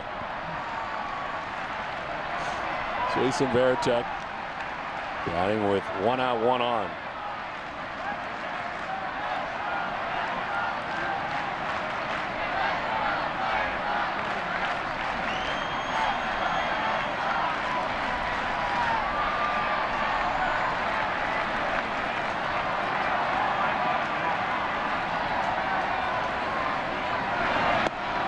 Varitek takes a strike over the inside corner, not by it. And he quickly turns and looks back at Philbin Culver.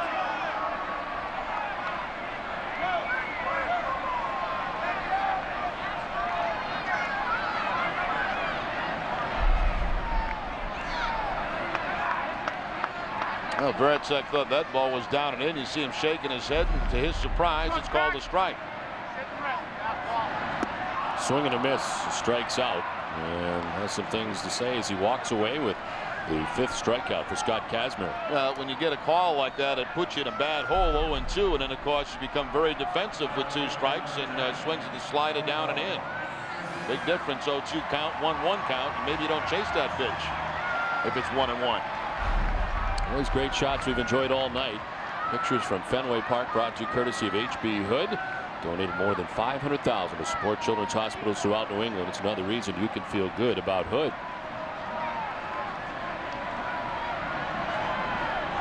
Two away, Kevin Youkilis at first base, held on by Pena. And Crisp jumps back out of the way.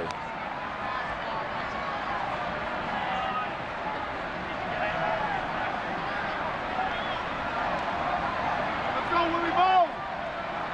67 pitches deep now is Kazmir as he works with 2 outs in the 4th inning.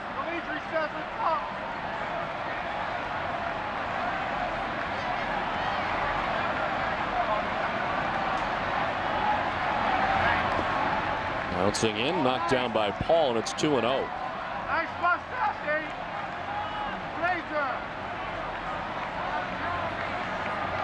Shave. There's so many numbers that jump out at you about Kazmir's beginning to his career. The last 25 years, only 4 pitchers, 1 lefty, have reached the 500 strikeout plateau at a younger age, and none since '88. The list involves Dwight Gooden, Fernando Valenzuela, Jose Rijo, Brett Saberhagen, and Scott Kazmir being the 5th. A pitch, a strike. Well, you could see from the first time we saw Kazmir in a Tampa uniform, very young, but you could see the tremendous potential this guy had. I mean, you know, life on the fastball, good breaking ball, and still maturing as a pitcher. Reached the 500 strikeout plateau at 23 years old, 6 months. Do you think the Mets wish they had him in their rotation right now? I think they probably do. Chalk it up there as one of the worst trades in the last decade, perhaps.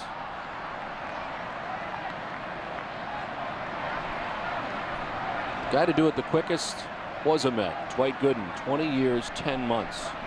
Back in 1985 when he reached 500 strikeouts.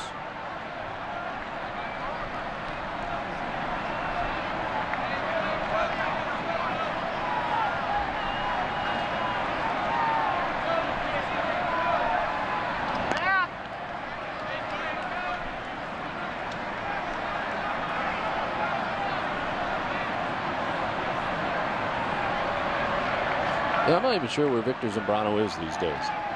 He's with the Blue Jays and was released recently by Toronto. Swing and a miss as Crisp strikes out. Back-to-back strikeouts for Kazmir, 6 in all. We played 4, 1-0 Tampa Bay. Get into America's best-selling truck during Ford's model year clearance. Now get 0% financing plus $2,007 cash back on every Ford truck, including F-150, the most capable truck in its class. Super Duty, the leader in total quality. Ranger, with the best gas mileage of any truck in America. Get 0% plus $2,007 cash back on every Ford truck during Ford's model year clearance.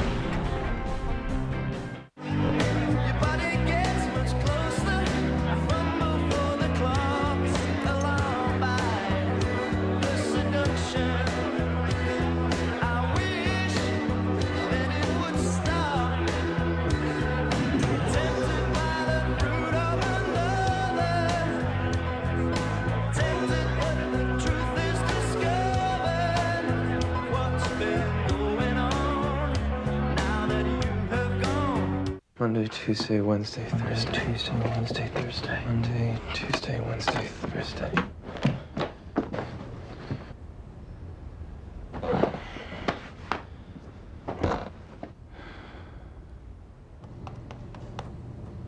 People who wear Asics are loyal. Maybe too loyal. Get it at Olympia Sports. Shop with confidence. Satisfaction guaranteed. Take these to Rogers and Lewis.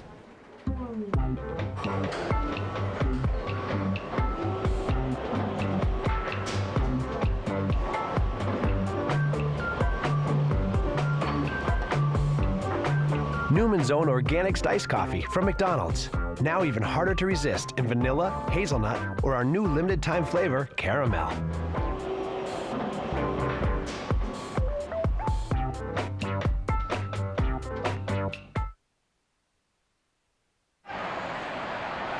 Back at Fenway Park, where the Devil Rays have a 1-0 advantage into the top of the 5th.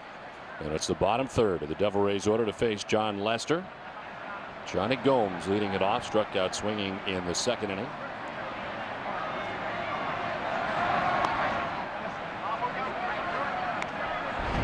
John Lester with 4 strikeouts tonight, relinquished his first run in the 4th after allowing a leadoff double by Carl Crawford. Sacrifice fly for Carlos Pena. The difference in this one.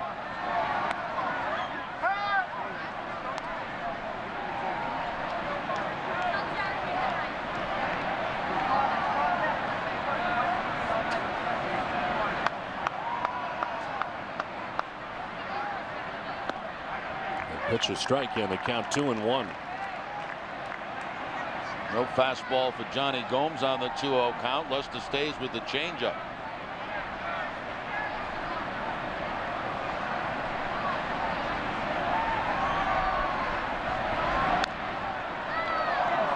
Chop foul.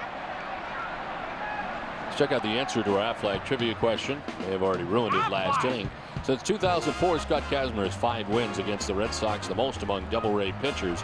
Second, Casey Fossum, who's no longer with the Devil Rays, with 3. You got Tim Corcoran with 2, and 11 pitchers have 1, including John Halama, the tall lefty, Mark Hendrickson, and Danny Baez also has 1. I miss Mark Hendrickson on Tampa Bay because we could always go through his NBA career. Basketball career, yes. Played with, what, 3 or 4 different teams? Cavaliers, 76ers, the New Jersey Nets.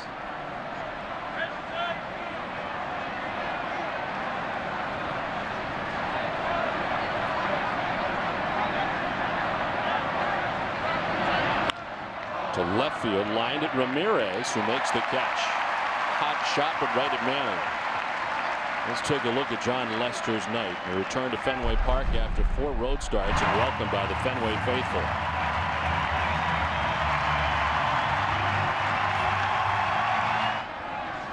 Then the real action as he walked Iwamor to begin the night, then settled down very nicely to retire the next 9 batters in a row. 4 strikeouts before giving up that first run in the 4th inning. The pitching line is brought to you by Nissan. 1 run coming last inning. The 1 walk to that first batter that I mentioned, Akinori Iwamura, in the first. Josh Wilson, the batter. 2-0.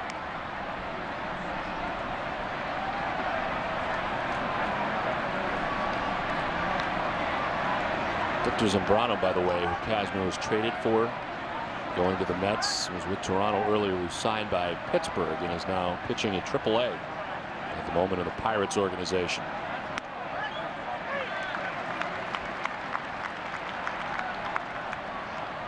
And for the second straight night tonight, Devil Rays are getting very good starting pitching. We saw James Shields, while all the attention was on Tim Wakefield last night and not allowing a hit. For the first 6 innings, James Shields was outstanding against the Red Sox. And Kazmir has stymied them so far tonight. Yeah, Shields last night was very, very good. That's the best that I have seen him pitch against the Red Sox. Had a great changeup last night. I kind of figured it was going to be tough the first 2 games because both Shields and Kazmir are quality pitchers.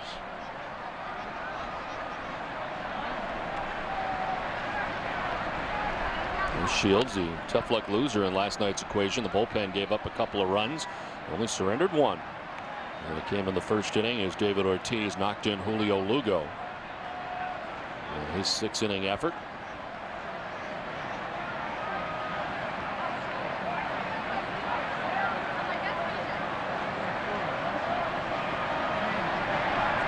Wilson, after the 2-2, drives it out towards right center. Crisp on his horse, back towards the track to make the basket catch onto the track.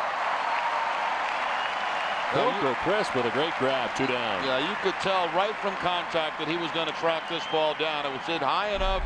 He got a very good jump. You see him in straightaway center field. There's the jump, and he had this under control the whole way.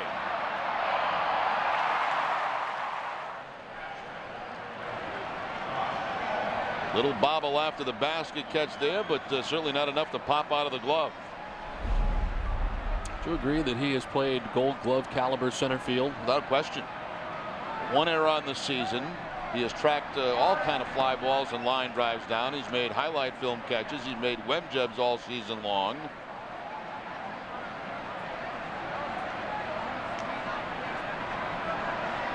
And even when his offense was not spectacular, never missed a beat defensively. 2 down here in the 5th. Josh Paul, the batter. It's on the ground to Lugo. On to Youkilis. And it's a 1-2-3 5th for Lester. A 1-0 Tampa Bay lead.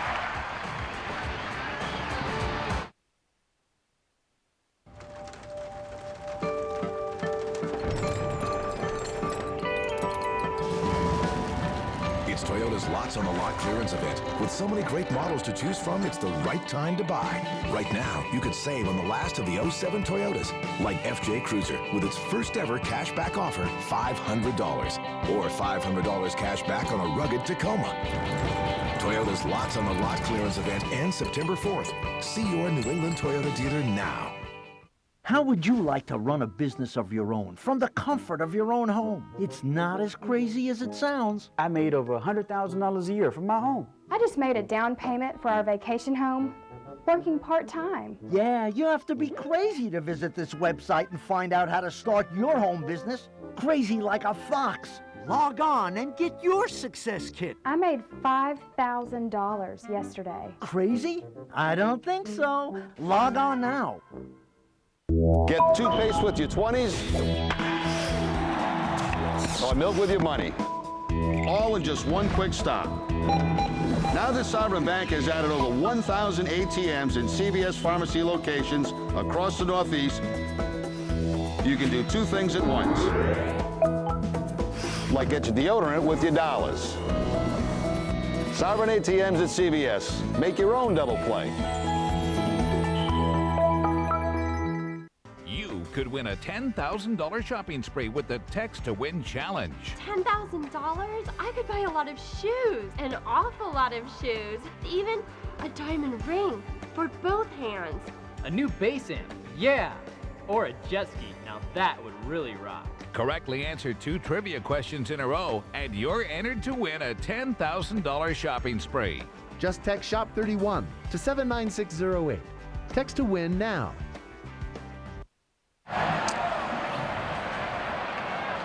Back at Fenway, ready for the last half of the 5th inning with the Devil Rays on top 1-0. Willie Mo Pena, Julio Lugo, and Dustin Pedroia to face Scott Kazmir. The 72nd pitch. Did he go? Yes, says Paul Schreiber.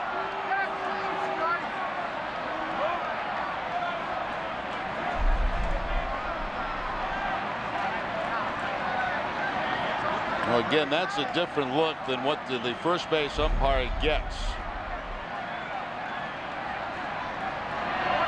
From that angle, it looks like he did not go, but of course, that's not the same angle that the umpires are getting down the line.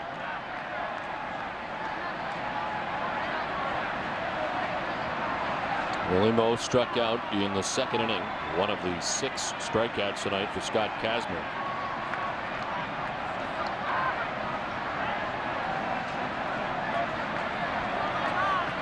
Kazmir at 23 years old, the youngest of the Devil Rays starters.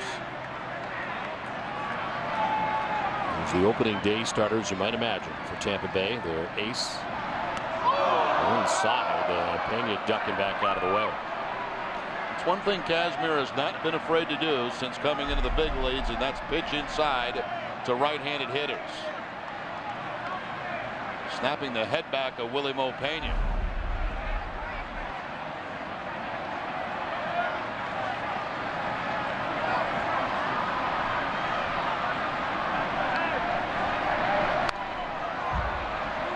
Two and two.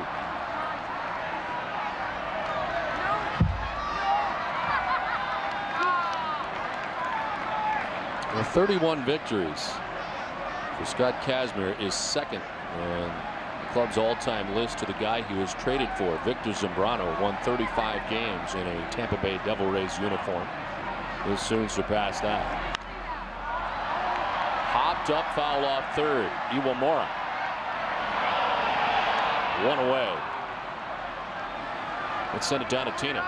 Here's On the Field, Off the Field, brought to you by Corona. And over the last 11 months off the field, the Lester Project has raised over $15,000 for the Jimmy Fund by selling these red silicone bracelets that say number 62, striking out cancer. The organization was created by 4 college girls, local college girls, when they just heard about John Lester's store and they wanted to do something. Well, today, at every one of the entrances to Fenway Park, the Lester Project, we're selling those red silicone bracelets for $5 each, and 100% of the proceeds goes to the Jimmy Fund. On Friday, the girls from the Lester Project will be joined by John Lester and present a check to the Jimmy Fund in John's name for all of the proceeds that they raised today. A special thanks and shout out to Katie Eddy, Casey Leonard, Christine Yandow, and Amanda Davis, who who started this back in September when they first heard Lester's story. And of course, all of these girls have also been touched by cancer, so they were so moved and just wanted to do something. It's a great story. Thank you very much, Tina. We heard so much about them throughout the year, last year. And it has to be rewarding for them as well to see John Lester back on the mound here at Fenway Park. One down here in the last of the fifth. Lugo with a count of 1-1.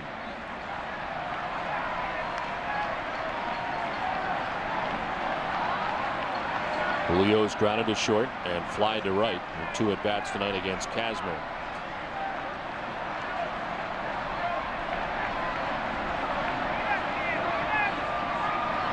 Pitch 80 for Kazmir.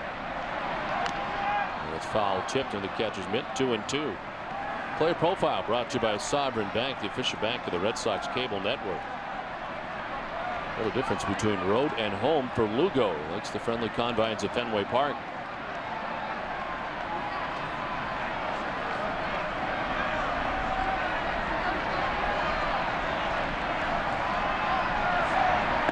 Not this time as he strikes out. 7th K for Kazmir. 2 down in the 5th. Between games of Friday's doubleheader, don't miss Friday Night Fenway live from Yorkie Way at 5:30 with one game down against the Angels and another on its way at 7. TC, Tina, and Jim Rice will tell you what you need to know and keep you up to speed with the WEEI Nesson Jimmy Fund Radio Telethon. This Friday, stick with Nesson on Friday Night Fenway.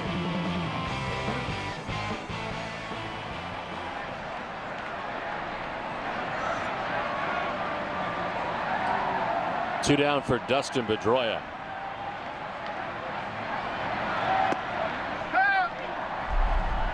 A lot of strikeouts for Kazmir tonight coming on this slider. It's nasty. He's kept it down and in against those right-handers and has picked up quite a few punch-outs with that pitch. It's been a while for a strikeout for Lugo. 28 plate appearances in between strikeouts.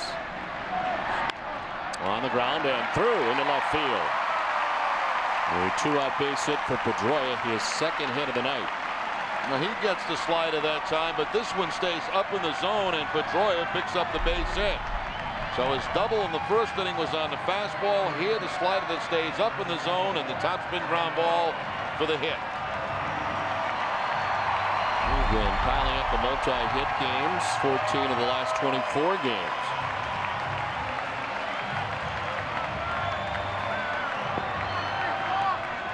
A chance here for Big Poppy. He fly to the warning track in center field. In the 1st inning, he walked in the 3rd.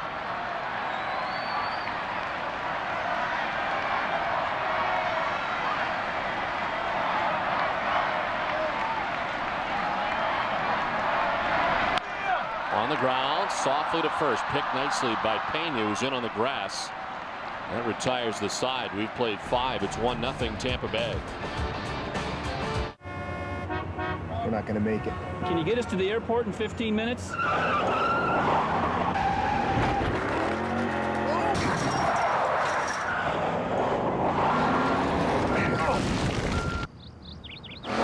this worth it?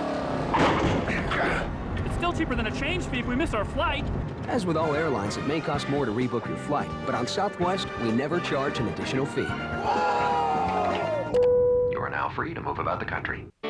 Announcing the Mercury Summer Drive Sales Event. Drive off with the best savings of the year on our best lineup ever, including the new 34 MPG City Mariner Hybrid, the 29 MPG Highway Mercury Montego, and even the 31 MPG Highway Milan, the highest-ranked midsize car in initial quality according to J.D. Power & Associates. Lease the award-honored Mercury Milan now for just $209 a month.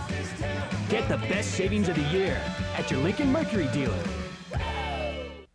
Maine has 2 fun ways to win money. You can win a lot of money, and you can win a whole lot of money.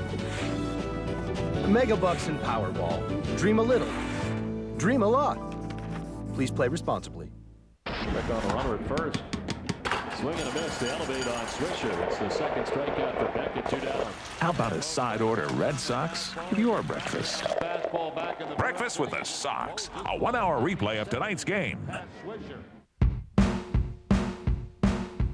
Wednesday on Sox Appeal. Lori commutes to New York every day, and now she's looking for love at Fenway. What I look for in a woman is someone who will pick me out of 3. If you're picking up a girl, what's the smoothest thing you'll say? Why did my wife cross the road? To nag me. Am I right, fellas? There's a comedian in every crowd, but will this guy leave her laughing? Wednesday after Sox coverage. We're making romance a reality, one game at a time. Top half of the 6th inning, 1-0. The Devil Rays on top. And similar numbers for both pitchers. Lester surrendering the game's only run in the 4th inning. Akinori, Iwamura swinging at the first pitch. Lowell in on the grass. 1 pitch, 1 out. Get ready for back to school with the Boston Globe. Pick up this Sunday's paper and get a free book cover featuring pets you can adopt from the MSPCA. Angel, get your free book cover and so much more in this Sunday's Boston Globe. That's a good looking book cover.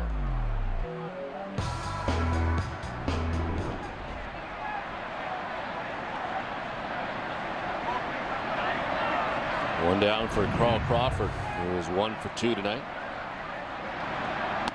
Tried to hold up. Did he go? No, says Marty Foster. Crawford struck out in the 1st. He doubled and scored the game's only run in the 4th inning.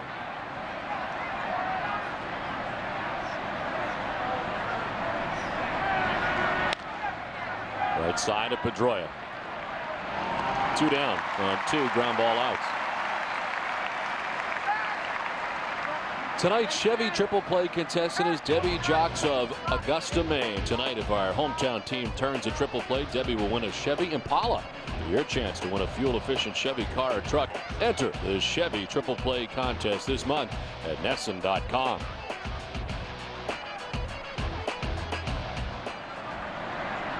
Two down in the 6th inning, and here's B.J. Upton, who's 1 for 2.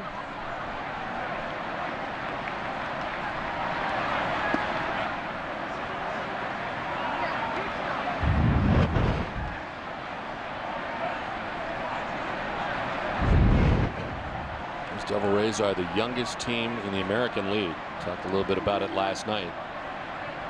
Average age of 27 years. Seemed like they tried several approaches in Tampa Bay for a while. First they went with the high-priced veterans for a while. Had Jose Canseco, Fred McGriff, among others, who came in. They tried to create excitement early by building a strong offense, you know, to get some fans to go to ball games, score a lot of runs. That didn't work out.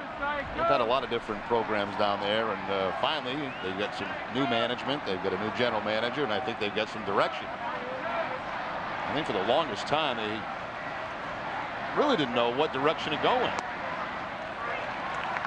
Seems they could build around James Shields and Scott Kazmir now. They've defined themselves as 2 legitimate starting pitchers who are both young. Had 1 for a while, but now they've got 2. Frustration for Kazmir and Shields has been that when they leave the game, a lot of times that's when things change, when you get into that bullpen. Well, you mentioned the number of wins that Kazmir has as a member of the Devil Rays. Imagine if he was on a good ball club that in this span that he's been pitching in the big leagues. Those numbers would be much higher. On the ground up the middle, Lugo ranging. He'll stop and fire to first. Nice play. Dug out on the backhand by Youkilis. It's a 1-2-3 inning. 3 ground ball outs and a 1-0 Devil Rays lead.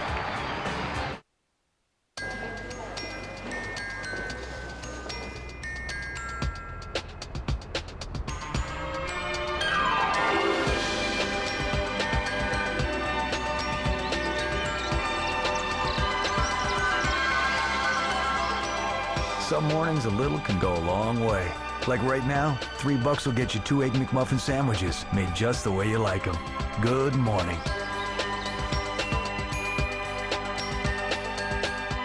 Dunkin' Donuts knows it's not easy being a regular, everyday suburbanite.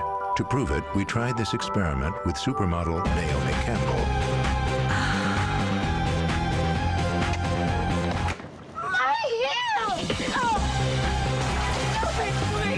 Made for the regular, everyday folks. New, freshly brewed iced tea. America runs on Dunkin'. New freshly brewed iced tea. Try one in original peach or raspberry flavor today. The factories are begging for new business. That's why Bob can sell you recliners for only $2.99. Not one, not two, not three, not four, not five, but 6 recliners, even in leather. Your choice of 6 styles, only $2.99 each. It's mind-boggling. So buy now while the factories really need the business.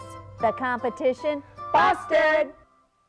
The last sound you hear before you step on the field. Click, clack.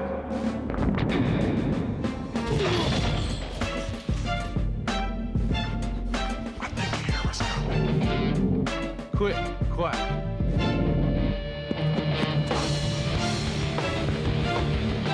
Click, clack. Click, clack. Get it at Olympia Sports. I think the air is coming. Last half of the 6th inning, Manny Ramirez leads it off. Red Sox trailing 1-0. And he's been aboard twice tonight. A walk in the first, a single in the third. He's thrown out trying to get to second base after singling in the 3rd inning.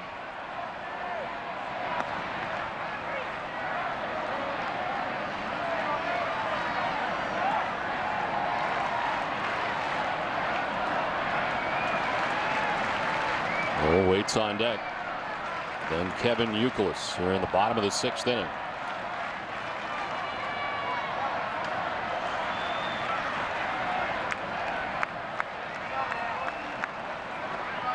Seven strikeouts through the first 5 innings for Scott Kazmir.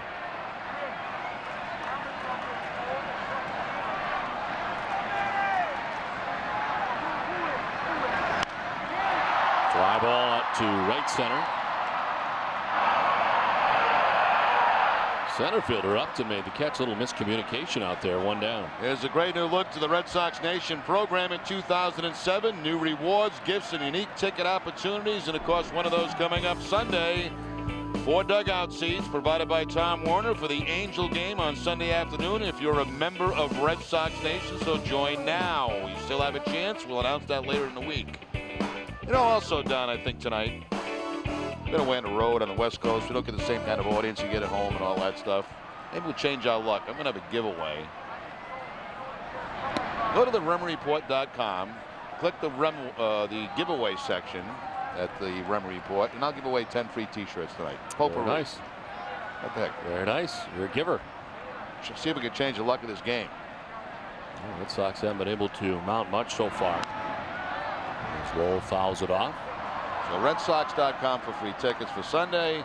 The Rem Report right now for 10 free T-shirts. What do these T-shirts say? Do you know? It could be anything. It could be a Rem Dog. It could be one of many that we have in our stock. I'll let John decide which ones he gives away. To third, it's Iwamura from deep third, and Lowell's out number 2.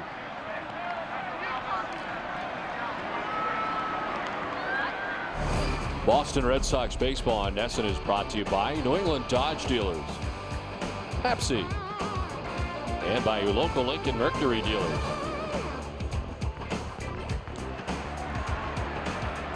Two down here in the 6th inning, and it brings up Kevin Youkilis.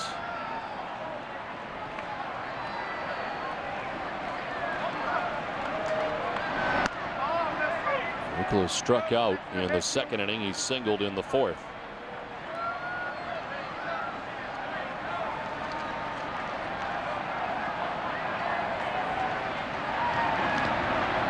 In the dirt, and the count 1-1. Very patient Kevin Youkilis as we check out the league leaders are brought to you by Olympia Sports. First pitch swings lowest. Youkilis third in that category. Johnny Damon on top of that list, and then Reggie Willits of the Angels. Another Angel in his Turris, Nicer's Turris, who was troublesome for the Red Sox in that series last week in Los Angeles. It's going to be a good weekend here in Boston. You got the day-night doubleheader, of course, Jimmy Fun Day on Friday with the Angels in town for a 4-game series. Should be some great baseball this weekend.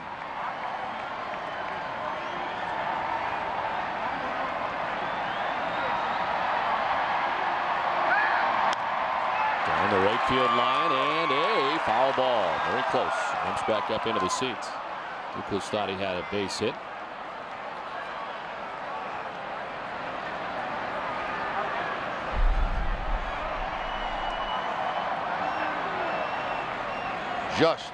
Just in foul territory. You can see the dirt kick up. Goes by about 10-15 fans and finally ends up in somebody's kitchen.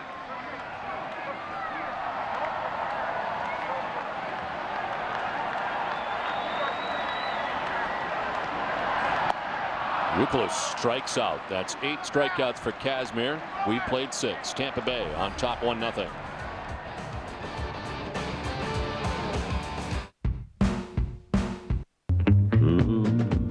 They've got the sharpest pencil in town. And they just sit around that showroom figuring deals and whittling that old pencil down. They know that if you buy once, you're gonna be back. So instead of buying one, you're buying 2, and that's a fact. They've got the sharpest pencil in town. So come on down, neighbor. The coffee pot's on. It takes more than quality home furnishings to make a room look great. It takes an eye for design. Meet Allison Aramita, a professional interior designer and buyer for Dorsey Furniture. With over 20 years experience in the field, Allison seeks out the newest fashions and national design trends and puts them on display in over 30 beautifully decorated collections. So stop by and see what Allison and all of us here at Dorsey Furniture have on display for you. Professional designs with you in mind, only at Dorsey Furniture, Route 1A, Holden. It's the Chevy Model Year-End event, where you'll find the best offer ever on the all-new Silverado. 0% APR for 60 months on Silverado half-ton extended and crew cabs for well-qualified buyers. Just click and go to Chevy.com to find the Silverado you want, then get to your Chevy dealer before it's gone.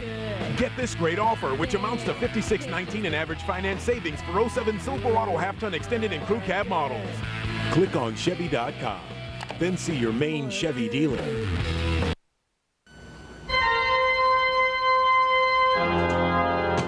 It's my time already? Come.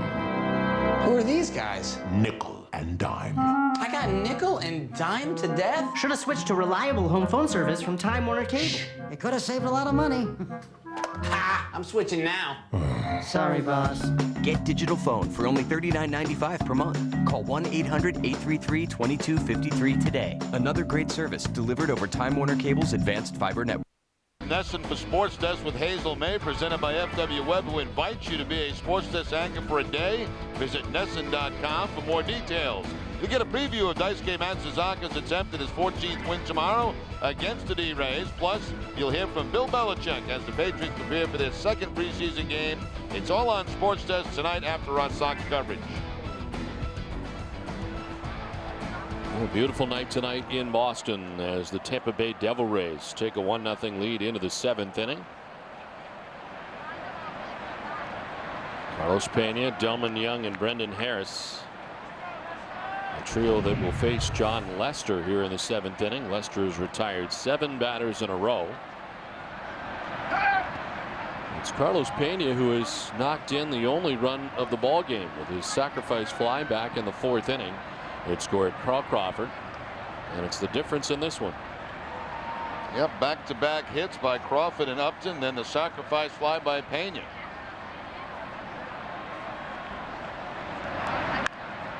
Shift on, and Pedroia, a few strides on the outfield grass, throws out Pena. Refresh your summer with Dunkin' Donuts new iced tea, and with the Red Sox by entering the Dunkin' Donuts Refresh Your Summer sweepstakes. Enter at Nesson.com today for your chance to win a VIP Fenway Park experience. Lots of fans out there in the Dunkin' dugout tonight. 93 tonight. 93 last time out. He's averaged 96. This one shot back to him as he elevates on the base of the mound. Some ups from Lester. 2 down. Well, Don, as we look at John Lester's parents here at the ball game tonight, watching his son make a fine play, I'd have to think that this is the best start we've seen Lester make in a Red Sox uniform. I would agree. That cut fastball inside. Delman Young back to the middle, and some ups right there for John Lester. Picks up the out at first base. He had a one-hitter last year against Kansas City in which Papelbon finished. That comes to mind. He had another outing against Atlanta last year, and I cannot remember how many runs and hits he gave up, but I remember thinking at that time that it was the best outing we had seen. But tonight, the only blemish, to sacrifice fly in the fourth. It's 9 in a row retired by Lester. Just seems to me, watching him tonight, of all the games that I've watched him pitch last year and this year, it seems like he has control of all of his pitches. His fastball, his cut fastball, his curveball, and his changeup tonight.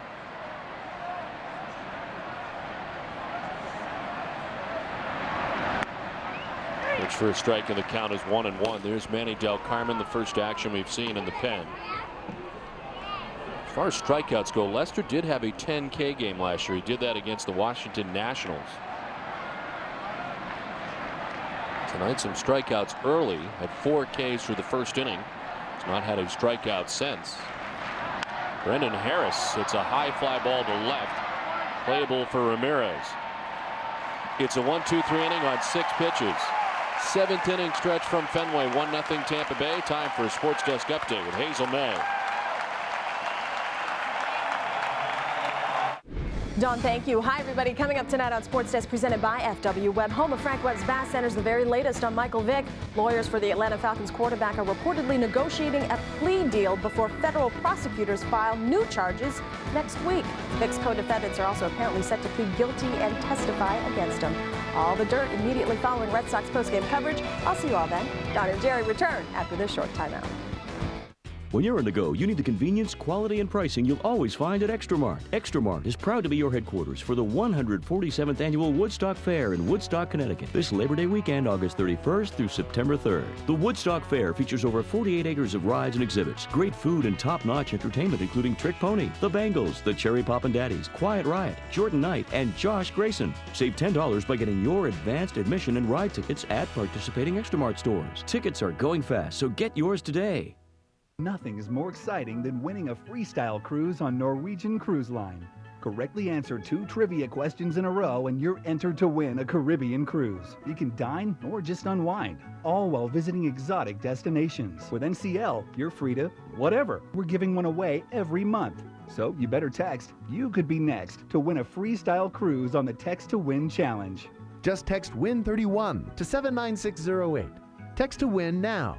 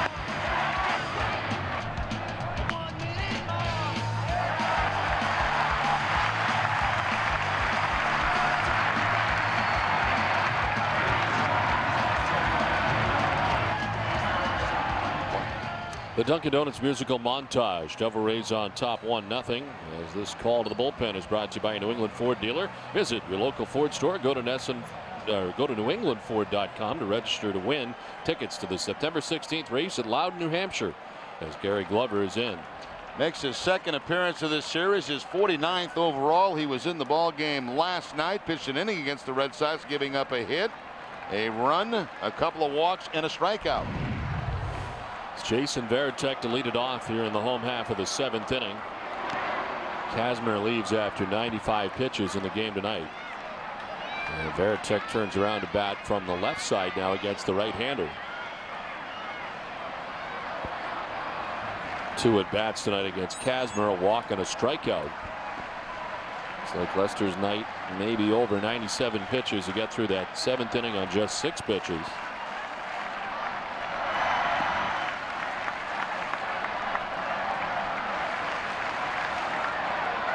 Veritek, crisp, and Pena expected in the inning.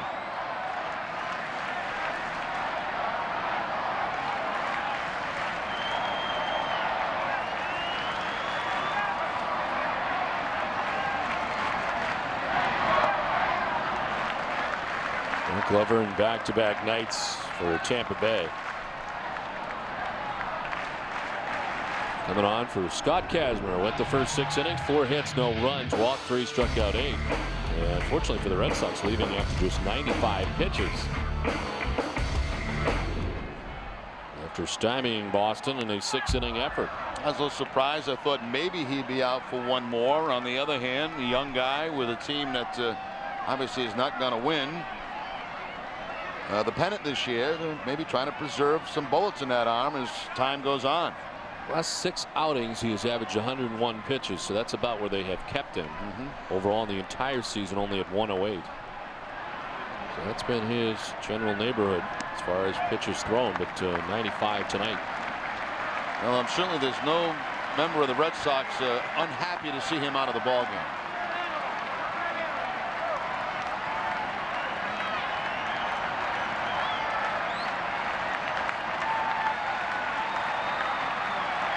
Three-2 to Veritek.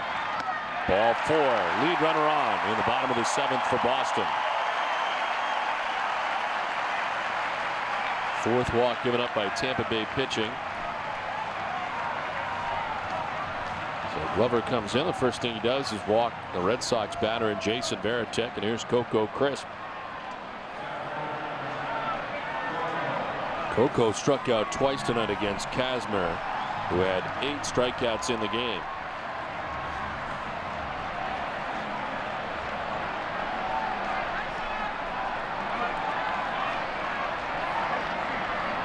Jim Hickey, the pitching coach, on the phone already. Nobody up yet in the pen. But stirring as we speak.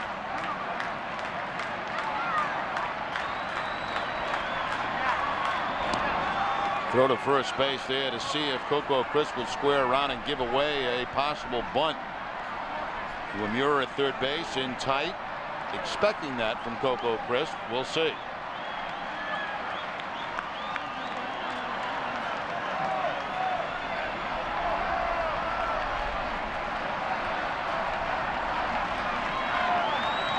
Crisp shows the bunt, drops it down foul. Action in the Tampa Bay pen. Right-hander Dan Wheeler is up.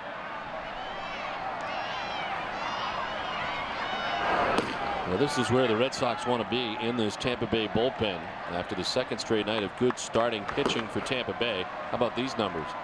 28 innings, 27 runs for the Red Sox against Tampa Bay in 8 games this season.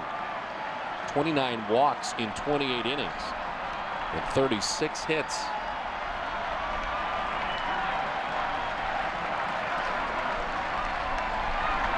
The bunt again, and it's back hard to the mound, so to second base, and in time for the force out goes Gary Glover as Crisp bunts it hard back to the pitcher, and Glover gets to it quickly. Now Coco should be trying to bunt that ball down the first base line, make the first baseman field it. Instead it goes back to the pitcher, and it did take quite a bit of time, almost a double clutch, but he still gets Veritek at second base. Now the left-hander out of the game in Kazmir. The Red Sox will go to J.D. Drew instead of Willie Pena here. Drew is 1 for 6 as a pinch hitter this season. Overall, he hits at .262, 6 homers and 44 runs batted in. Pena tonight had been 0 for 2, a strikeout and a foul line.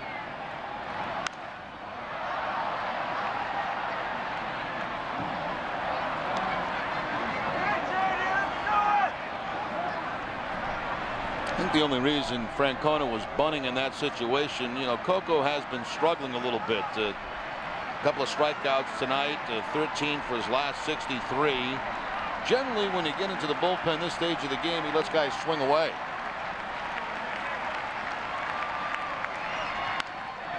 One hopper to short. Wilson touches second, fires to first. It's a double play that concludes the 7th inning. It's a 1-0 Tampa Bay lead.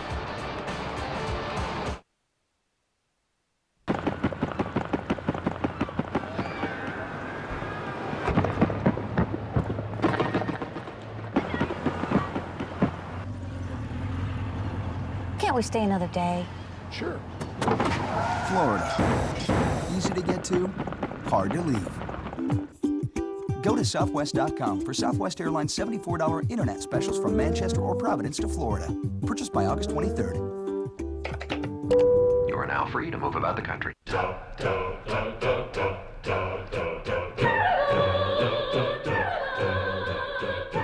word duh. As in, it's obvious.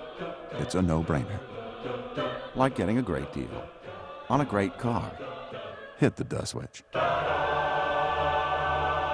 Hyundai Big Duh sales event. Get up to $2,000 cash back on a 2007 Hyundai Tucson V6, rated best in class vehicle satisfaction by Auto Pacific.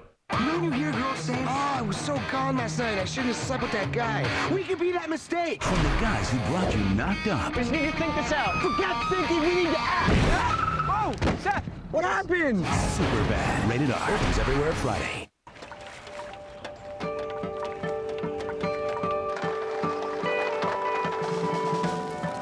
It's Toyota's Lots on the Lot clearance event. With so many great trucks to choose from, it's the right time to buy.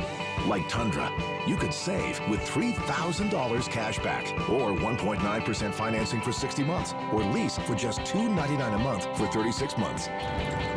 Toyota's Lots on the Lot clearance event ends September 4th. See your New England Toyota dealer now. Doctor, what is it? Don't worry, it's just a scratch. I won. I won! I won! The Boston Red Sox Instant Ticket. Win Red Sox tickets, prize packs, and more. Stay tuned after the game for WB Mason Extra Innings and Granite City Electric Extra Innings Extra with Tom Caron and Jim Rice. You'll see Terry Francona's live post-game press conference after this middle game of the series.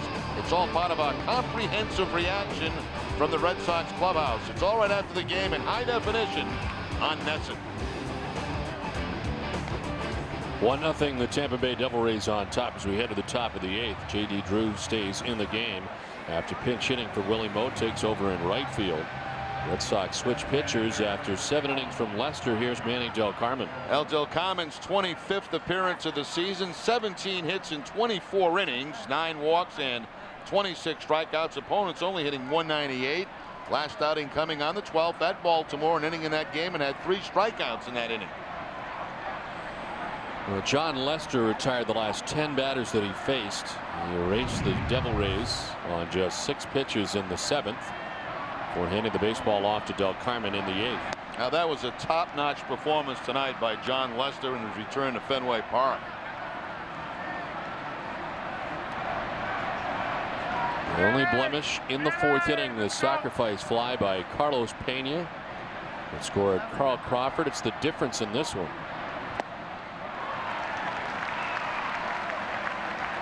John Lester leaving. This was in between innings. The handshake from Josh Beckett as Lester departs, having thrown 97 pitches tonight.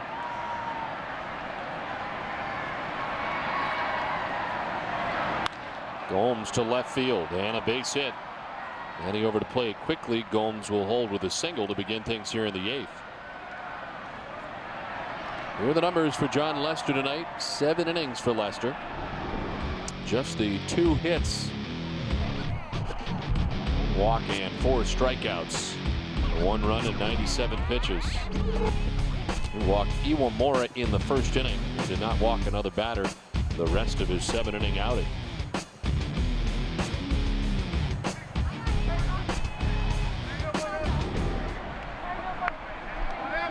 So Gomes at first, held on by Youkilis. Tampa Bay trying to add on to their 1-0 advantage and get some insurance. Josh Wilson's 0 for 2. He's grounded out to first. Fly to the warning track in center field. We'll see how the Devil Rays play it. No bunt on the first pitch. See if they try a little hit and run.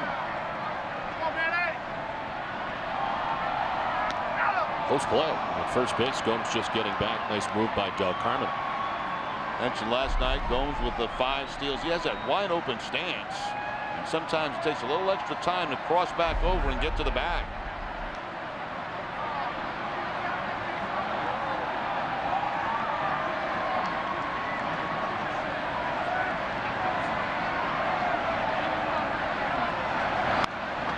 Wilson fouling it off, and it's 1-1.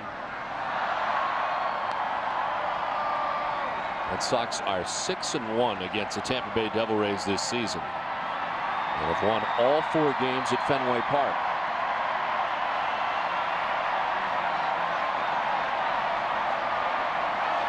.24% of the remaining games this season are between the Red Sox and the Devil Rays.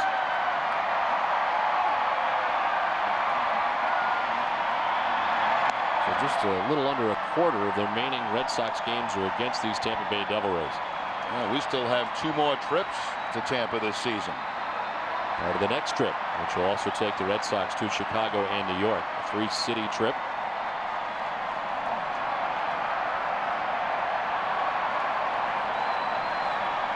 Red Sox have won 7 of the last 9.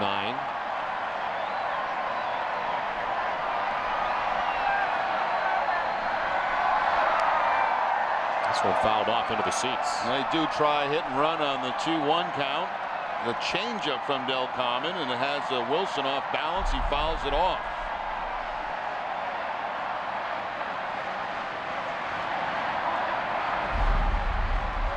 Shooting for that open hole. Pedroia was covering second. Wide open over there between first and second, but the foul ball. 2-2 the count to Josh Wilson. Johnny Gomes gains his lead at first base.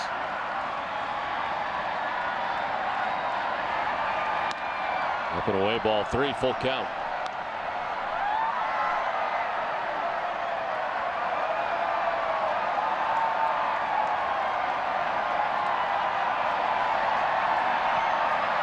Josh Paul, the catcher, waiting on deck. Number 9 batter for the Devil Rays.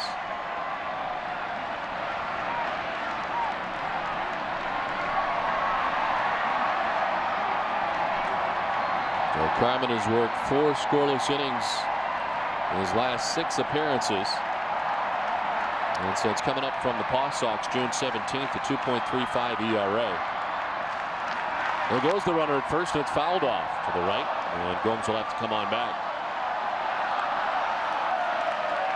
There is further action in the Red Sox pen behind Del Carmen. It's Mike Timlin.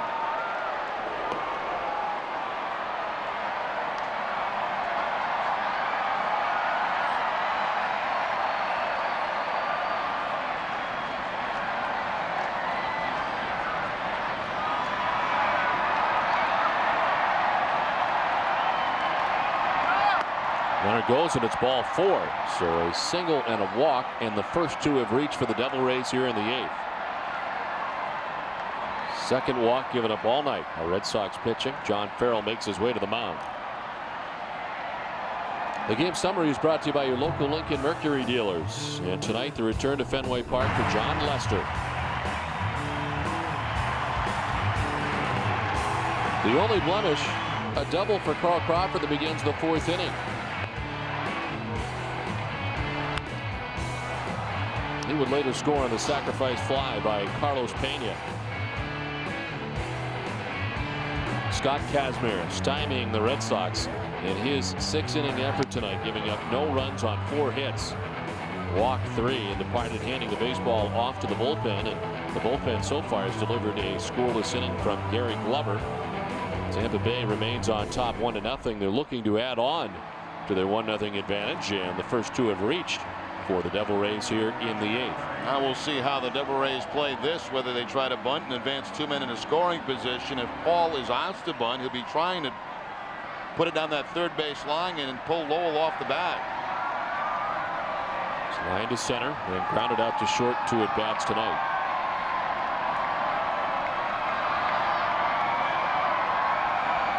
He is squaring and taking strike 1.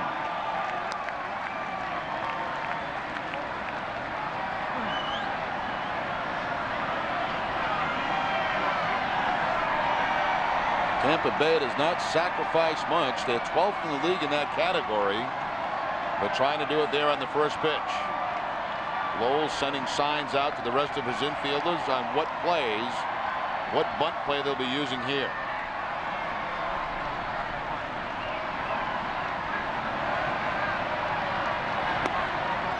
Takes it for ball one, 1-1.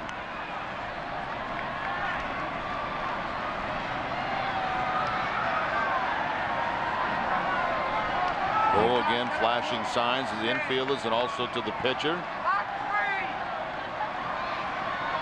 So John Farrell get back on the phone again. Someone's still the only one warming in the Red Sox pen at the moment.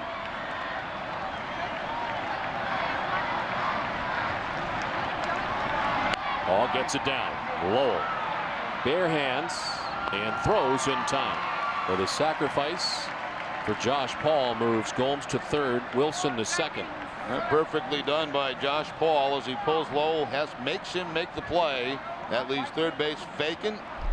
The only chance, the other option for Lowell is second base, but the option was not there for him. Has to go to first base to get the sure out.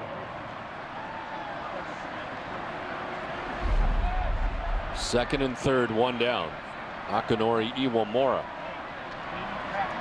The infield in now all the way around for the Red Sox. Iwamura walked in the first inning, lined out in the third, grounded out in the sixth. Jumps back out of the way of a pitch inside, 94 from Del Carmen. Struggling with runners in scoring position. 2 outs and runners in scoring position even more.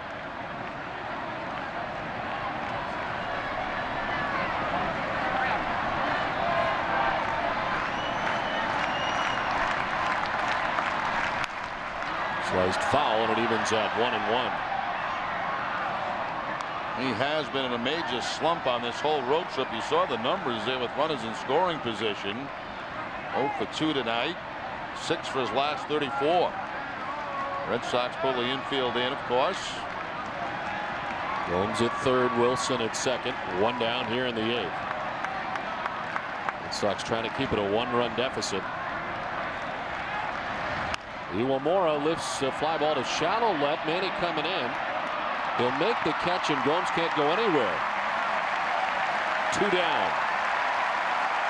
Well, now I think they'll call Crawford with first base open and take their chances with Upton. Well, big out there. That fly ball shallow. No chance for Gomes to tag and score. And there's the 4 fingers as they will walk Crawford with first base open. And it'll be up to B.J. Upton with 2 outs and the bases loaded. 5th time that Carl Crawford has been intentionally walked on the season. Carlos Pena leading the Devil Rays with 6.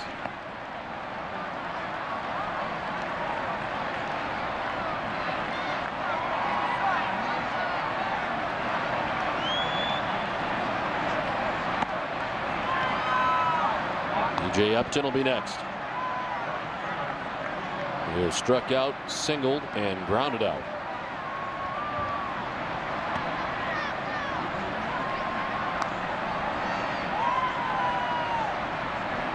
See what Francona does. Last time B.J. Upton faced Del Carmen, he had a 3-run home run against him. Will he stay with him or go to Timlin? He remembers the homer.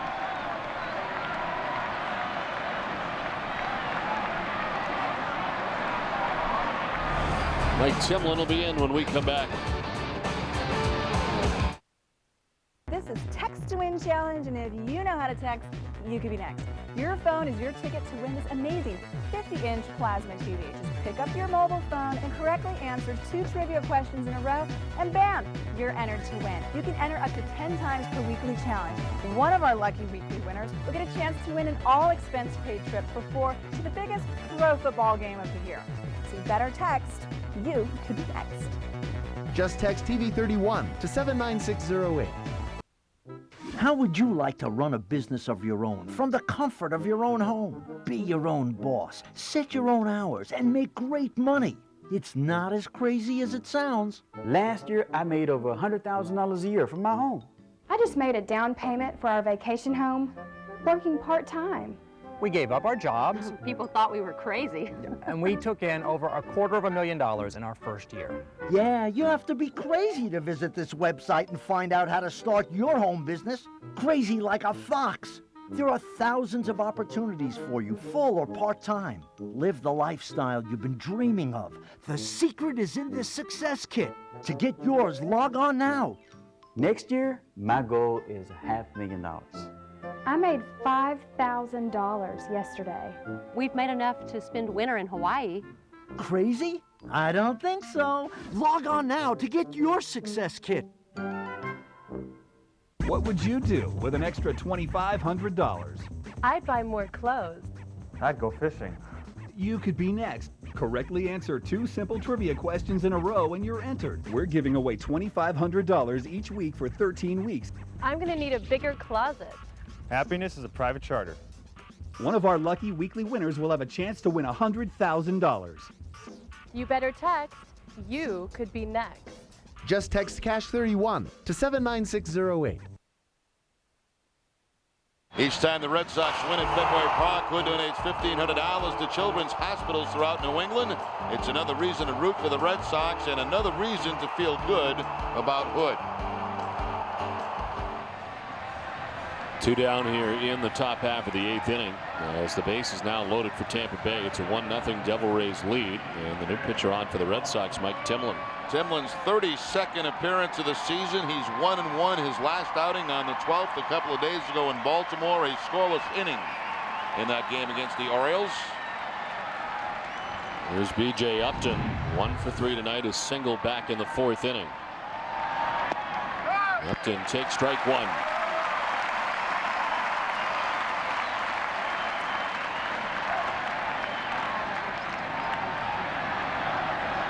Johnny Gomes at third base. Josh Wilson at second base. Carl Crawford at first base. 2 down in the 8th.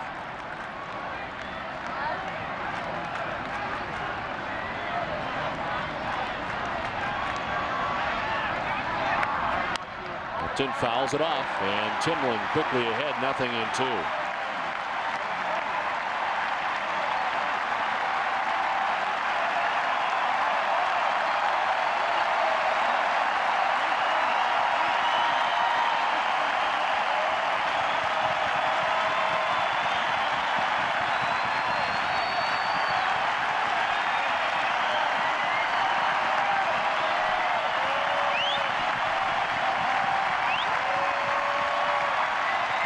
The 0-2 pitch. Late swing, and it's grounded foul hard into the Red Sox dugout. Pretty nasty pitch by Timlin. A slider away, and Upton just kind of trying to make some contact to foul it off. Too close to take with 2 strikes. Base is filled with Devil Rays with 2 outs here in the 8th. Tampa Bay on top, 1-0.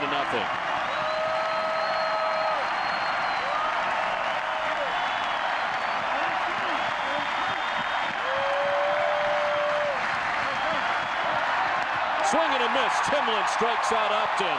They elevated. He chased. Tampa Bay on top 1-0 after 7.5.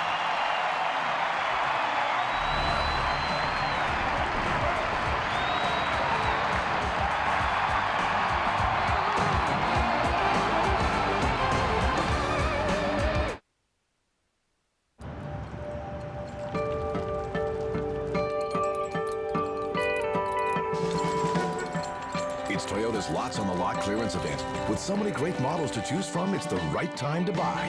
Now that it's time to clear the lots, you could save with the first ever cash back offer on an 07 Camry, $500. Camry, Motor Trend's 2007 Car of the Year. Toyota's Lots on the Lot clearance event ends September 4th. See your New England Toyota dealer now.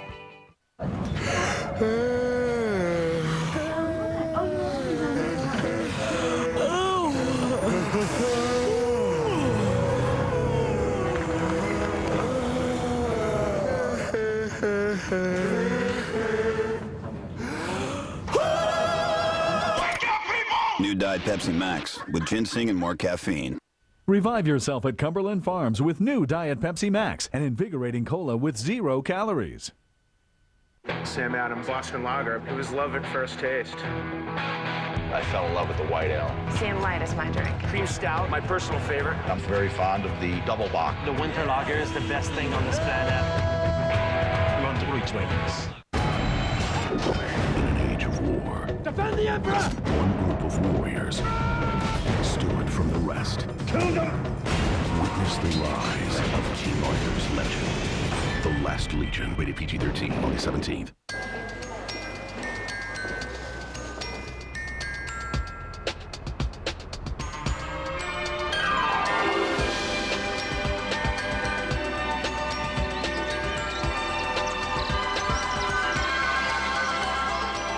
Some mornings a little can go a long way.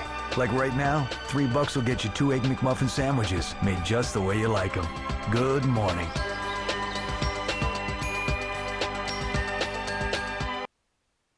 Right after the game for the Nesson HD Television Center, it's WB Mason Extra Innings with Tom Caron and Jim Rice. You'll hear John Luster's post-game comments after starting at Fenway for the first time in 2007. And to get the latest highlights from around the majors, including the Orioles-Yankees from Yankee Stadium. It's all right after the game in high def on Nesson. Last half of the 8th inning, Red Sox trailing by a run. Tampa Bay bringing on a new right-hander after Gary Glover worked the 7th inning. Dan Wheeler.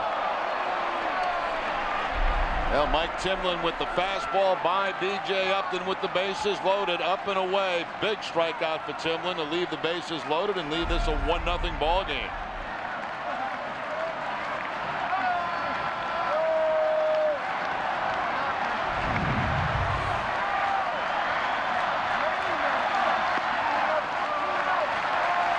Wheeler, of course, just coming over on July 28th from the Astros. That was a trade for Ty Wigington.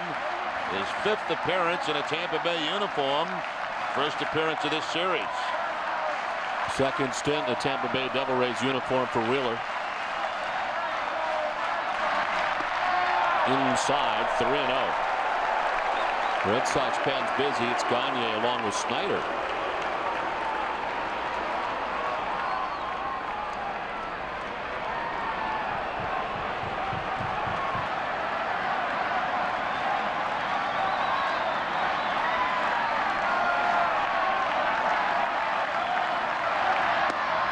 Pitch a strike at the count, 3-1. Dan Wheeler from Warwick, Rhode Island. They're pitching here at Fenway Park, dealing with Julio Lugo to begin the bottom of the 8th. Then Pedroia and Ortiz. Kazmir for 6. Gary Glover pitched the 7th, and now Wheeler. Another strike, and it's a full count.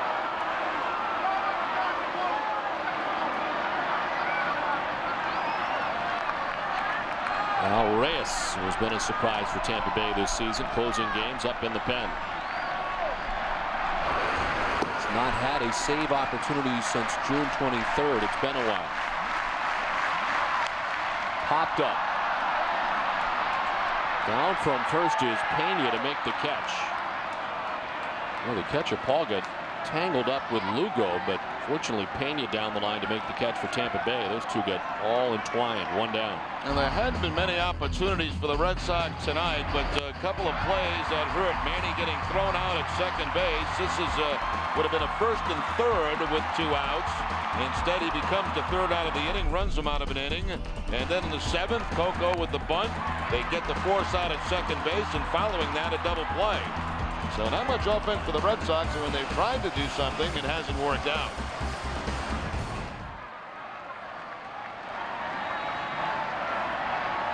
Pedroia 2 for 3. Strike 1 to Dustin. Red Sox with 4 hits. Pedroia's got 2 of them. Single for Manny, a single for Youkilis. Kept at bay so far tonight by Scott Kazmir, Gary Glover, and Wheeler has the first out of the 8th.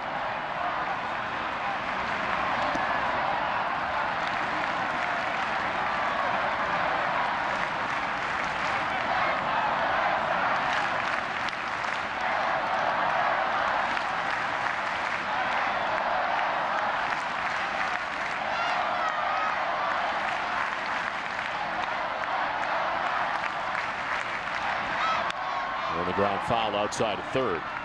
Interesting combination in the bullpen for the Red Sox. It would lead you to believe that if the Red Sox take the lead here in the 8th, it would be Gagne coming in to close the game. If they don't, it looks like Snyder might come in. But no Papelbon up and no Okajima.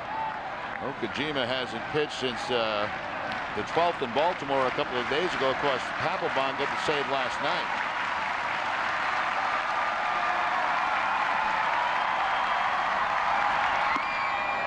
Joya thought about swinging, holds off, and it's 2-2.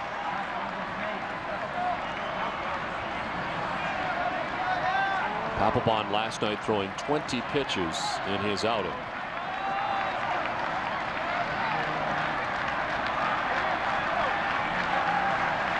They're not warming tonight.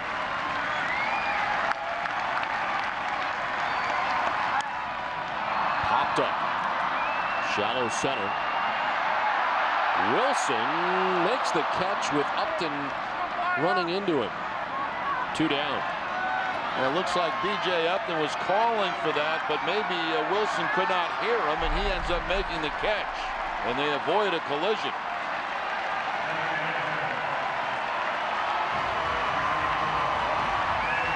Two down, and it'll bring up David Ortiz.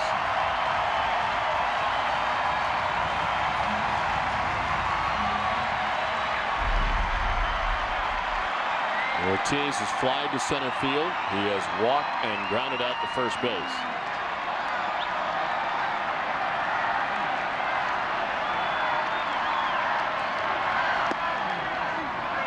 Pitch a strike. Wheeler has not given a home run up in a Double-A uniform. He had 8 allowed along with the Astros.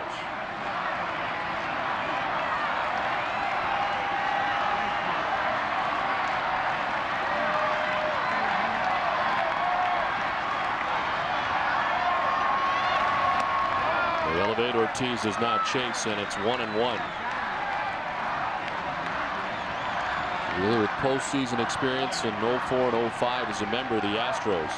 Line just 4 runs in 17 innings in the postseason, a 2.21 ERA.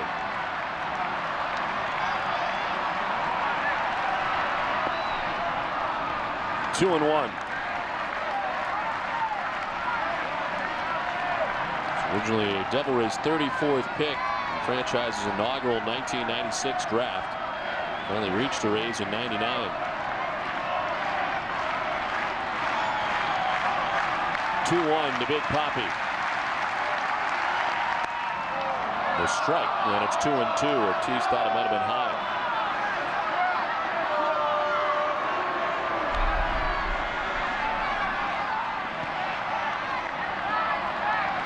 Or outside.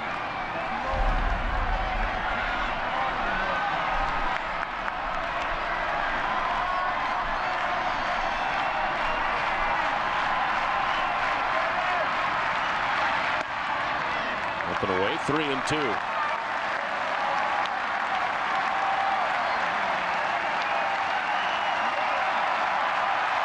down, last of the 8th. Red Sox trailed by a run. We've not had many of these dramatic come from behind victories. And this is the guy that usually gets it done.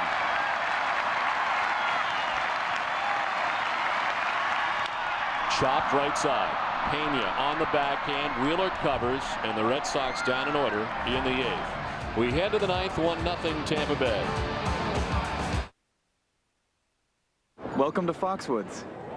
Can I take those for you? Everybody break out. Everybody get loose now. Everyone has a wild side. Let yours out at Foxwoods. Everybody break out. Everybody get loose now.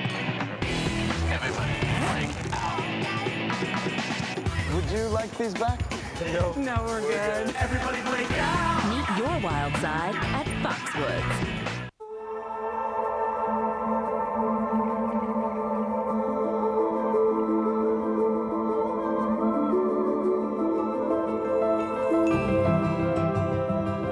You are cordially invited to the event from Lexus. The summer sales event where you'll find unexpected values on the Lexus you've always wanted. But like summer, it won't last forever. The Event. Now through September 4th. See your Lexus dealer. Like I said, we live in a society where the individual ego and the group dynamic are in constant struggle. Response? Yeah, I have a response. What? Geico. 15 minutes could save you 15% or more on car insurance. Nobody said this was going to be easy. Now see, if Geico.com had taken that approach, instead of telling everyone it's so easy a caveman can do it, I wouldn't be having an existential meltdown right now. Geico. 15 minutes could save you 15% or more on car insurance. I call it the marshmallow. When you sit on it, you'll know why. It is quite possibly the most comfortable living room you'll ever find. The sofa is approximately 8 feet long. When you sit down, you'll just melt right into it. Same with the matching love seat. Both are covered in easy-to-clean padded microfiber. I'm almost embarrassed to tell you the price. It's so ridiculously low. Only $7.99 for both pieces. The competition busted. 1-0 Tampa. This pitch sequence is brought to you by the Commonwealth Health Connected. Cover your bases, connect to health. And to win last inning, Mike Timlin against B.J. Upton. Bases loaded. Fastball down to the knees for a strike. Fastball fouled away. Then a nasty slider that Upton fouls off. But then Timlin right back away with the fastball for the strikeout.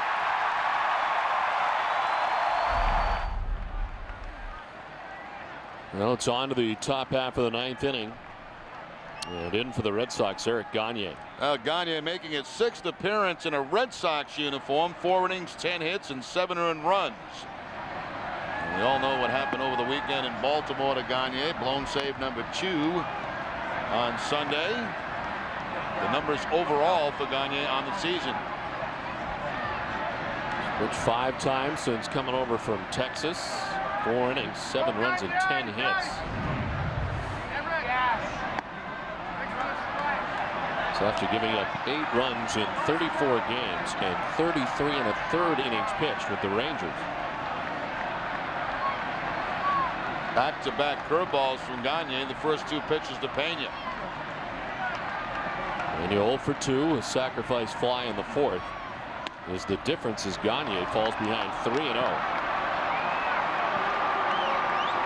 He was introduced to some boos here at Fenway Park.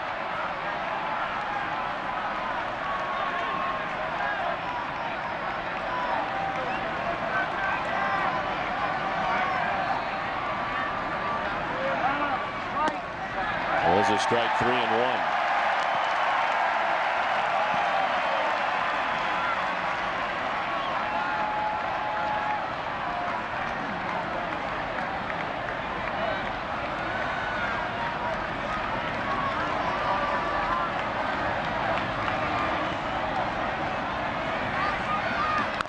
So a tap foul, and it's a full count. 3-1 changeup that time from Gagne.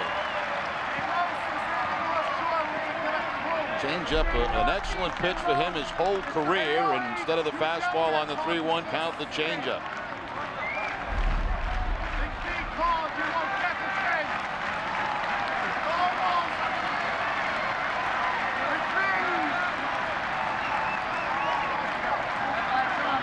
Payoff pitch to Pena. Got him. Battled back, strikes out Pena. Change up again from Gagne. So in the hitters count, 3-1, change up, 3-2 count, change up, strikeout.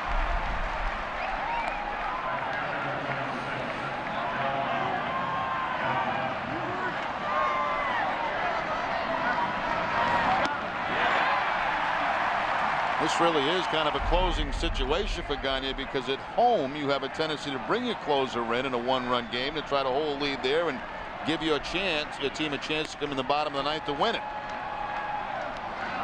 Well, if you wonder if that type situation will help him out, the Red Sox right now looking for anything. There's some question about how he would handle the role coming over that 8-inning role, something that he's not been used to in his incredible career as a closer.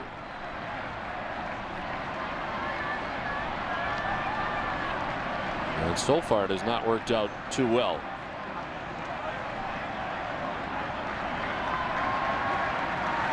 Delman Young 0 for 3. Strikeout, grounded into a fielder's choice, grounded back to the mound. Fouls it off to even the count at 1-1. fastball consistently has been 92, 93, 94. The last one 94 to Delman Young.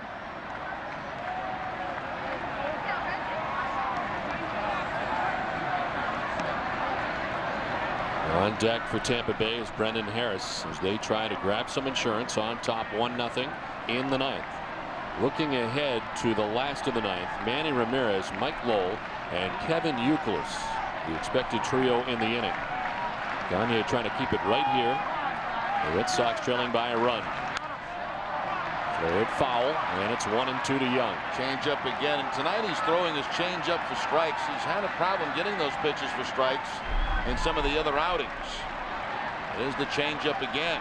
Stays up in the zone, but it's off speed enough to have a little bit of an off balance swing by Delman Young.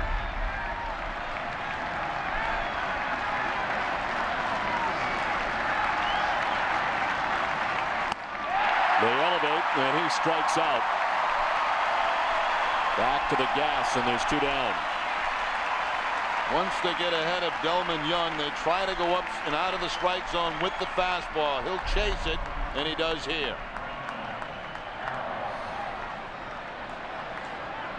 Delman Young has only walked 20 times all season. That is his 91st strikeout. 2 down for Brendan Harris, who was 0 for 3 in the game tonight. This is grounded out, flied out on 2 occasions.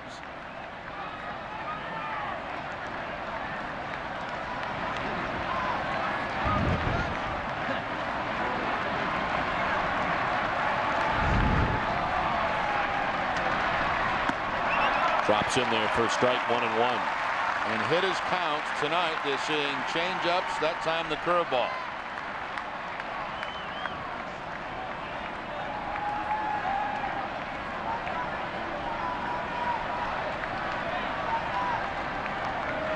Trying to bounce back after a nightmare of a weekend at Camden Yards in Baltimore. First Friday night, then Sunday. To right field. J.D. Drew headed back. It struck well. It's going to be over his head and one hop the wall as Brendan Harris heads to second base with a 2-out double. Gagne trying to make a bid for a clean inning, but it's a double for Harris with 2 down. Harris picks up his first hit. It's on the Gagne fastball, up and away, and takes it to the opposite field. Hard line drive over the head of J.D. Drew.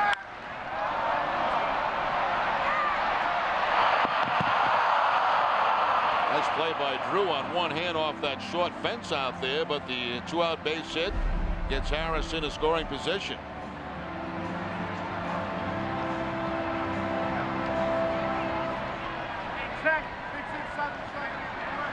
Johnny Gomes, the batter. He has struck out, lined out. Last time up, he singled.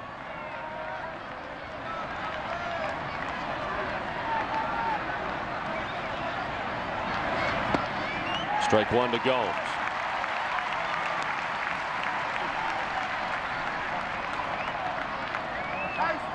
Since Gagne has been with the Red Sox, opponents have gone 4 for 9 with runners in scoring position.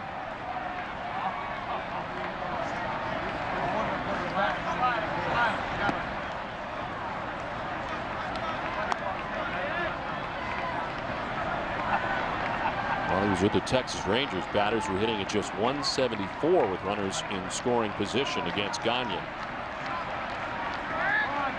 They converted 16 of 18 save chances.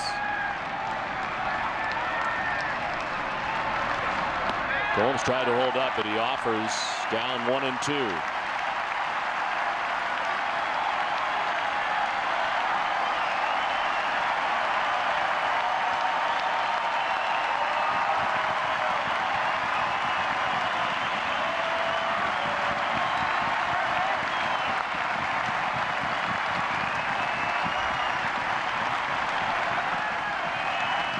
Strike 3 call. Gagne ends up striking out the side. Red Sox trailed by a run, but it'll be Manny coming up. Lowell and Youkilis when we come back to Fenway.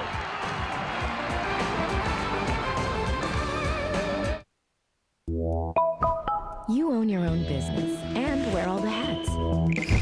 But when was the last time time you got a little recognition? Well, here's something just for you. Sovereign Business Owner Banking. You can get free business checking, 300 free monthly transactions, and no minimum balance. Plus, your first order of checks free. We'll even add the rewards of our best personal checking account free. Sovereign Business Owner Banking. Does that work for you? America runs on Dunkin's new iced tea. Thirst-quenching deliciousness like only Dunkin' can bring you. Dunkin' Donuts. America runs on Dunkin'. Refresh your summer with Dunkin' Donuts new iced tea and the Red Sox by entering the Dunkin' Donuts Refresh Your Summer sweepstakes. You could win a VIP Fenway Park experience. Visit Nesson.com and enter today. Road trip? It's us, the road to the Pacific. It's not the adventure they expected, but it's exactly what they needed. Wild Hogs, only today on DVD and in high def, only on Blu-ray. Here are 3 good reasons why you should get off the couch and call an affiliate of Le Cordon Bleu Schools North America. 1. They'll send you complimentary information about the world-famous Le Cordon Bleu culinary program. 2. They can help prepare you for an exciting career as a chef, pastry chef, caterer, or more. 3. It can open the door for the kind of future you've always wanted. Call now for a complimentary brochure. For a brochure, call Le Cordon Bleu Schools of North America at 800-980-0257. Call now. Sox Appeal, making romance a reality, one game at a time. Wednesdays on Nesson. Stay tuned after the game for Granite City Electric Extra Innings Extra with Tom Caron and Jim Rice. You'll get the manager's assessment of Game 2 of this series in Terry's Take with Tina Sabasio, plus a preview of the series finale tomorrow afternoon as Daisuke goes for win number 14 of his rookie season at 1 o'clock. It's all after the game in high definition, and it's only on Nesson. 1-0 Tampa Bay on top, last of the ninth. Al Reyes into the game for the Devil Rays. 17 for 18 and save opportunities with Don, as you mentioned earlier, has not had one in a long time, back on June 23rd. Spent some time on the DL with a mild rotator cuff strain in that period. Manny Ramirez leading it off in the bottom of the ninth. Fouls it off to the right, jumping on that first pitch.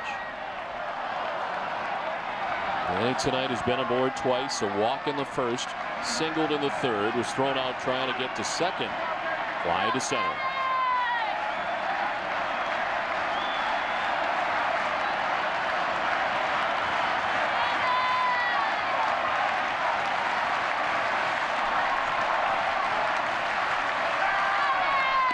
Outside, a ball, 1-1. Reyes is a strikeout pitcher, 48 strikeouts in 42 innings.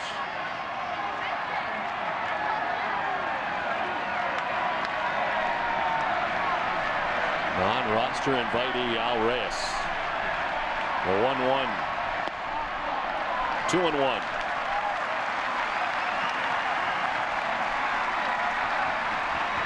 And Wheeler worked the eighth. Red Sox went in order: Lugo, Pedroia, and Ortiz. As Lester looks on after his performance tonight, 7 innings, giving up the game's only run.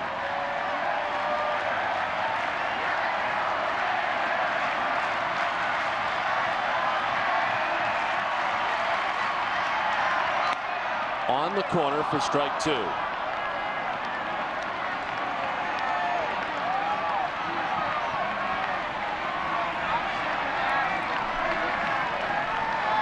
Mike Lowell and then Kevin Youkilis in the bottom of the ninth.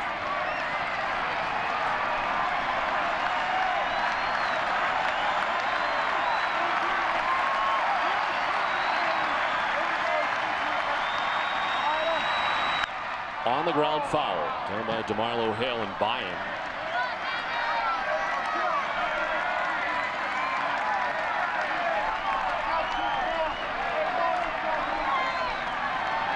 The Yankees tonight down 12-0 to the Baltimore Orioles in the 7th at Yankee Stadium.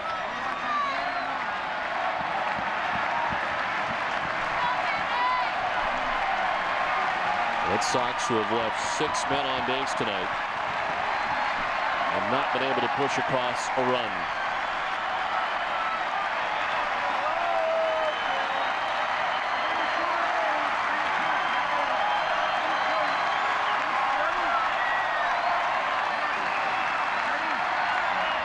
Ramirez strikes out for the first out of the ninth. Well, Manny complaining that that pitch is low. 2 strikes. Sometimes you have to expand your strike zone. Certainly from that angle, it did look low.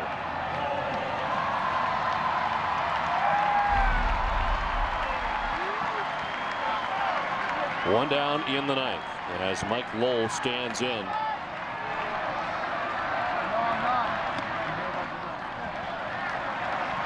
Well, you've not imagined the fact that the Red Sox have had these a lack of these come from behind victories late in games. They're just 1-41 when trailing after 8 innings. That's amazing. They had 6 wins last year. And 4 of them in 2005.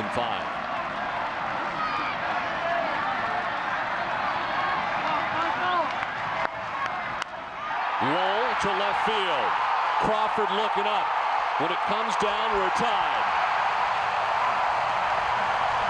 16th round tripper of the year. Tied at 1.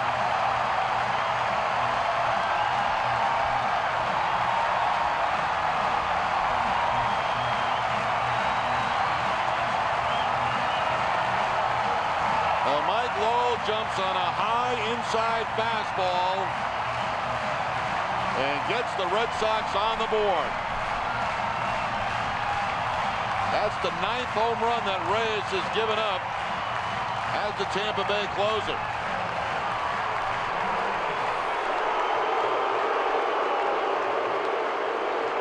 Now Youkilis takes strike 1 from Reyes.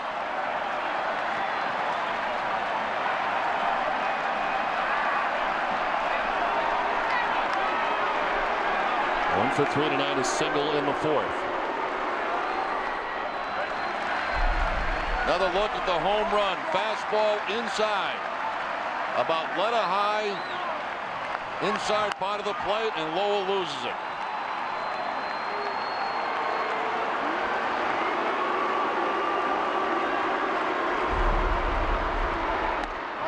Inside ball 2. The Devil Rays pen, they've allowed 56 home runs. That's the most in the American League. And Lowell's home run has tied the game 1 aside here in the ninth.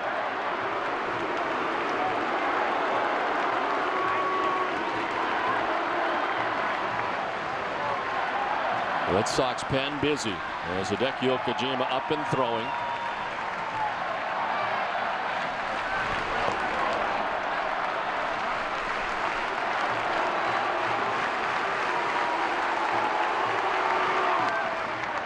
Off the outside edge, 3-1 now to Youkilis.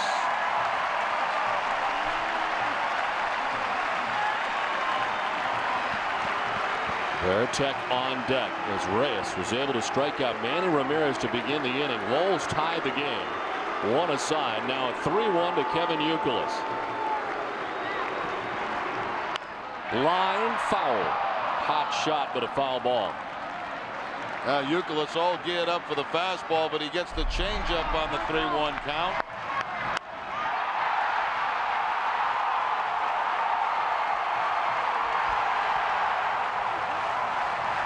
And that's the blast that tied the score.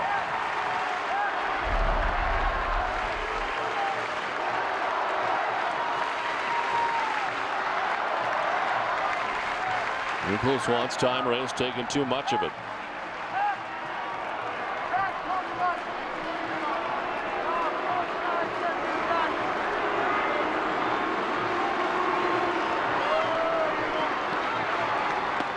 Strike 3 call.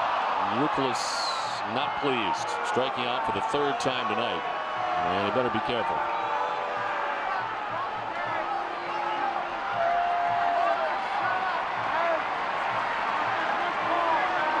Fielding Culbreth rings him up, 2 down in the ninth. Now the pitch to Manny looked like it might have been low. The pitch to Youkilis looked like a strike. Had Manny's been called the ball, we'd be home by now. 2-run home run, right? That's right. We'll see what Veritek can do about that as he stands in. Swing and a foul. Veritek has walked twice in the game tonight and struck out swinging. So for one in his career against Reyes. 9 home runs allowed by Reyes, ties him for the most among relievers. The 0-1. Ball and a strike down to Veritek. Red Sox do not score their first run until the 9th inning. Kazmir erased from the decision after his 6 shutout innings. Swing and a miss, 1-2. Red Sox have not lost to these Tampa Bay Devil Rays here at Fenway Park. They have tied the game here in the 9th, trying to prevent their first loss.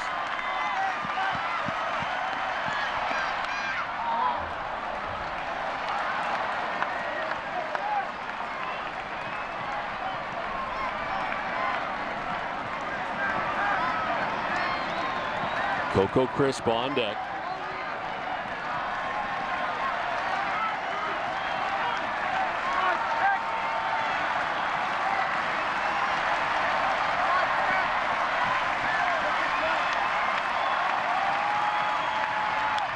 Veritek fouls off another, and the battle continues. Keep fighting him off, Tech. Don't do it. Coming off speed, Tech. There's the chase, Chase piece, Tech. Chase piece, Tech.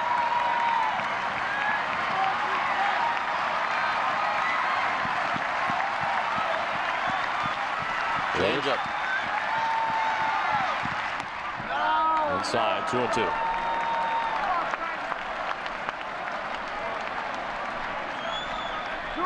Change up, Tech. And center fielder B.J. Upton over towards right center for Veritek to pull.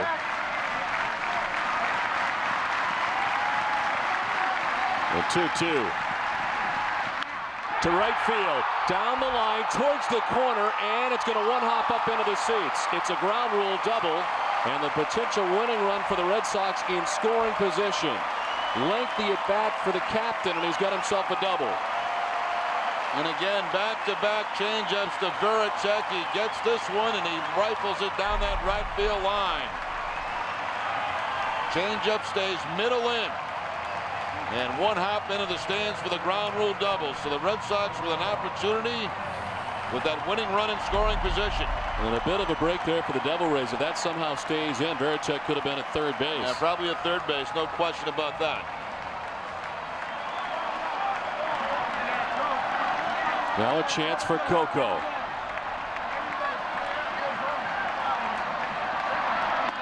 And it's ball 1 to Crisp.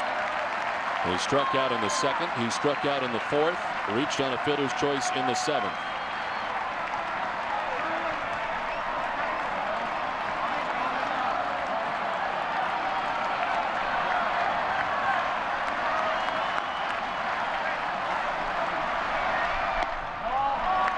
Ball 2, 2-0.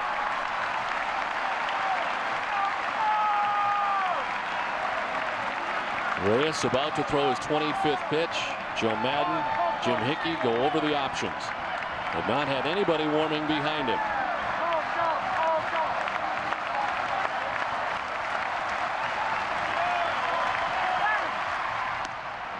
A strike, and it's 2-1.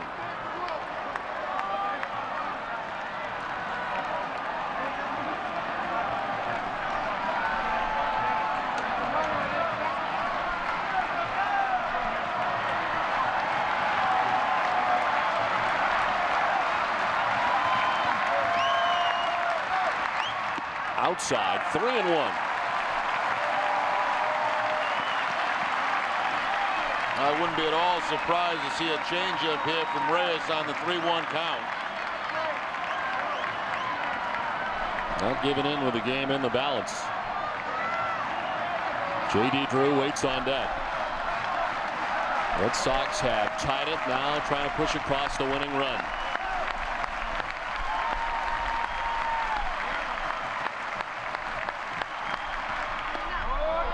The strike, and it's a full count. Coco thought he had ball 4.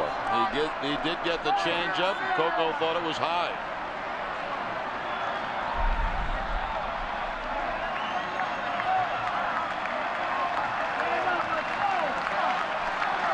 Three and 2 the count, 2 down, last of the night. Potential winning run at second base in Veritek.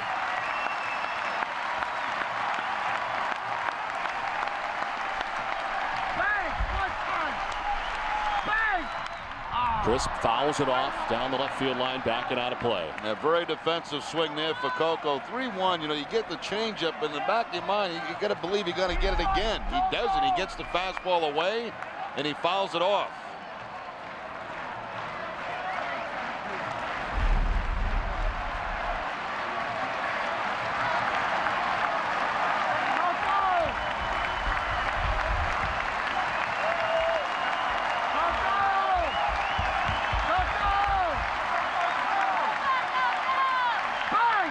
Crisp to right field. It's in for a hit. Here comes Captain Veritek. The throw from right from Young is up the line. Red Sox walk off with the win.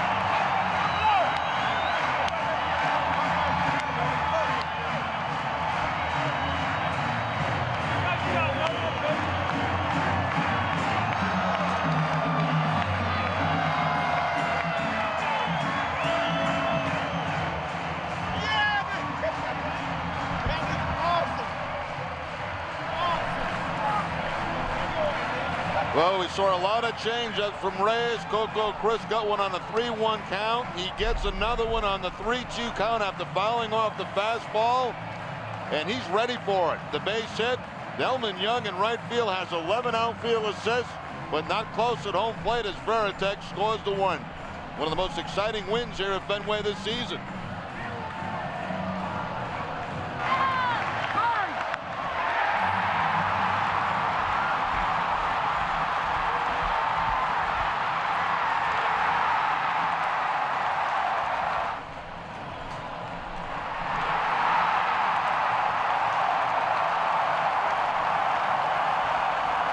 Set it down to Tina Cervasio. Thank you so much, Don. Joined by Captain Jason Veritek as he continues to catch his breath. And Jason, Jerry Remy called this one of the most exciting wins at Fenway Park this season.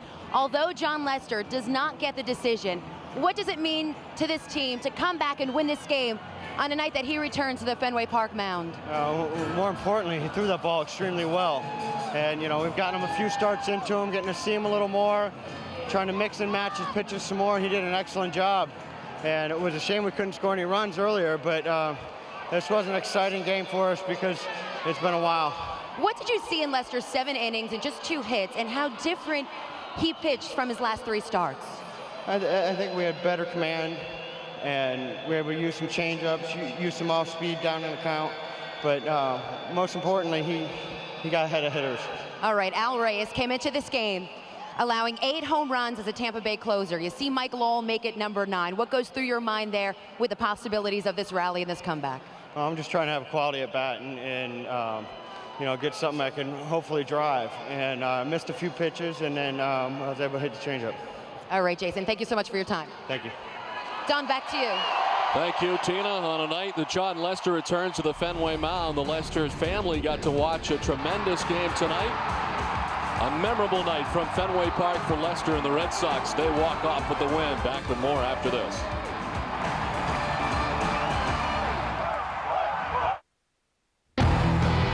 Closed caption captioning provided by Finagle Bagel, Boston's best sandwich, soup, salad, and of course Bagel Cafe, with 20 locations in Eastern Mass. StubHub! Where should we sit? Right at first base. Wait, how about along the third baseline? Wow, this is great. Just like having season tickets. Looking for great seats? Buy tickets from other fans. Have extra tickets? Sell them to other fans. Go to StubHub.com today for tickets to the hottest sports, concert, and theater events, even if they're sold out. Peanuts. Hey, there's still tickets right behind home plate. Let's go for it. StubHub, your choice, your ticket, your experience. StubHub! What are you being charged for internet service? I don't know, maybe $24. $23.90. What are you being charged for internet service? $10.95. $10.95. Millions are discovering the real value of People PC Online. Go to peoplepc.com now to try us free for 30 days. You get unlimited internet access for only $10.95 a month. People PC Online has a smart dialer with more local access numbers than AOL for faster, more reliable connections. You even get security tools to help protect you from spam, pop-ups, and email viruses. And you can continue to use your favorite instant messenger. Compare us side by side with your current ISP. Go to peoplepc.com now and start saving today. So the next time you're asked how much you pay, proudly declare $10.95. Go online or call 1-800-217-5636. People PC Online, a better way to internet. People everywhere are experiencing it. Hold me. It's UBid Euphoria. Yes, these happy folks are heading to ubid.com for great deals on brand name home electronics and more. They bid and win without worry, thanks to UBid's 100% fraud-free auctions. So get up, go to ubid.com. Auctions are happening now. Save big, save safe. Boston Red Sox baseball on NESN is brought to you by your New England Ford dealers, Sovereign Bank, the official bank of the Red Sox cable network, your New England Chrysler dealers, Bacardi, Halloween in theaters everywhere August 31st, and by Southwest Airlines. Well, the Red Sox win an exciting game 2-1. The play of the game is brought to you by Foxwoods Resort Casino, and of course Coco Chris, the 2-out base hit on a changeup to score Jason Varitek. Lowell, Varitek, and Chris for the ninth give the Red Sox the win. Final score again, 2-1 Red Sox. For Jerry Remy and Tina Cervasio, I'm Don Orsillo saying goodnight from Fenway. Join us again tomorrow afternoon for the series finale. Our coverage begins at noon. Visit NESN.com where New England sports live online. This has been a presentation of NESN, New England's most watched sports network. Coming up next is W.B. Mason's Extra Innings with Tom Karen and Jim Rice, live from the NESN HD Television Center. TC. Don, thank you. What a night at Fenway Park. The night began with cheers for John Lester as he made his long-awaited return to Fenway, and the night ended with even louder cheers as late-game magic returns to Fenway. The Red Sox with 2 in the bottom of the ninth. A walk-off win, 2-1 the final. Jim Rice breaks it down for us. W.B. Mason's Extra Innings begins right now.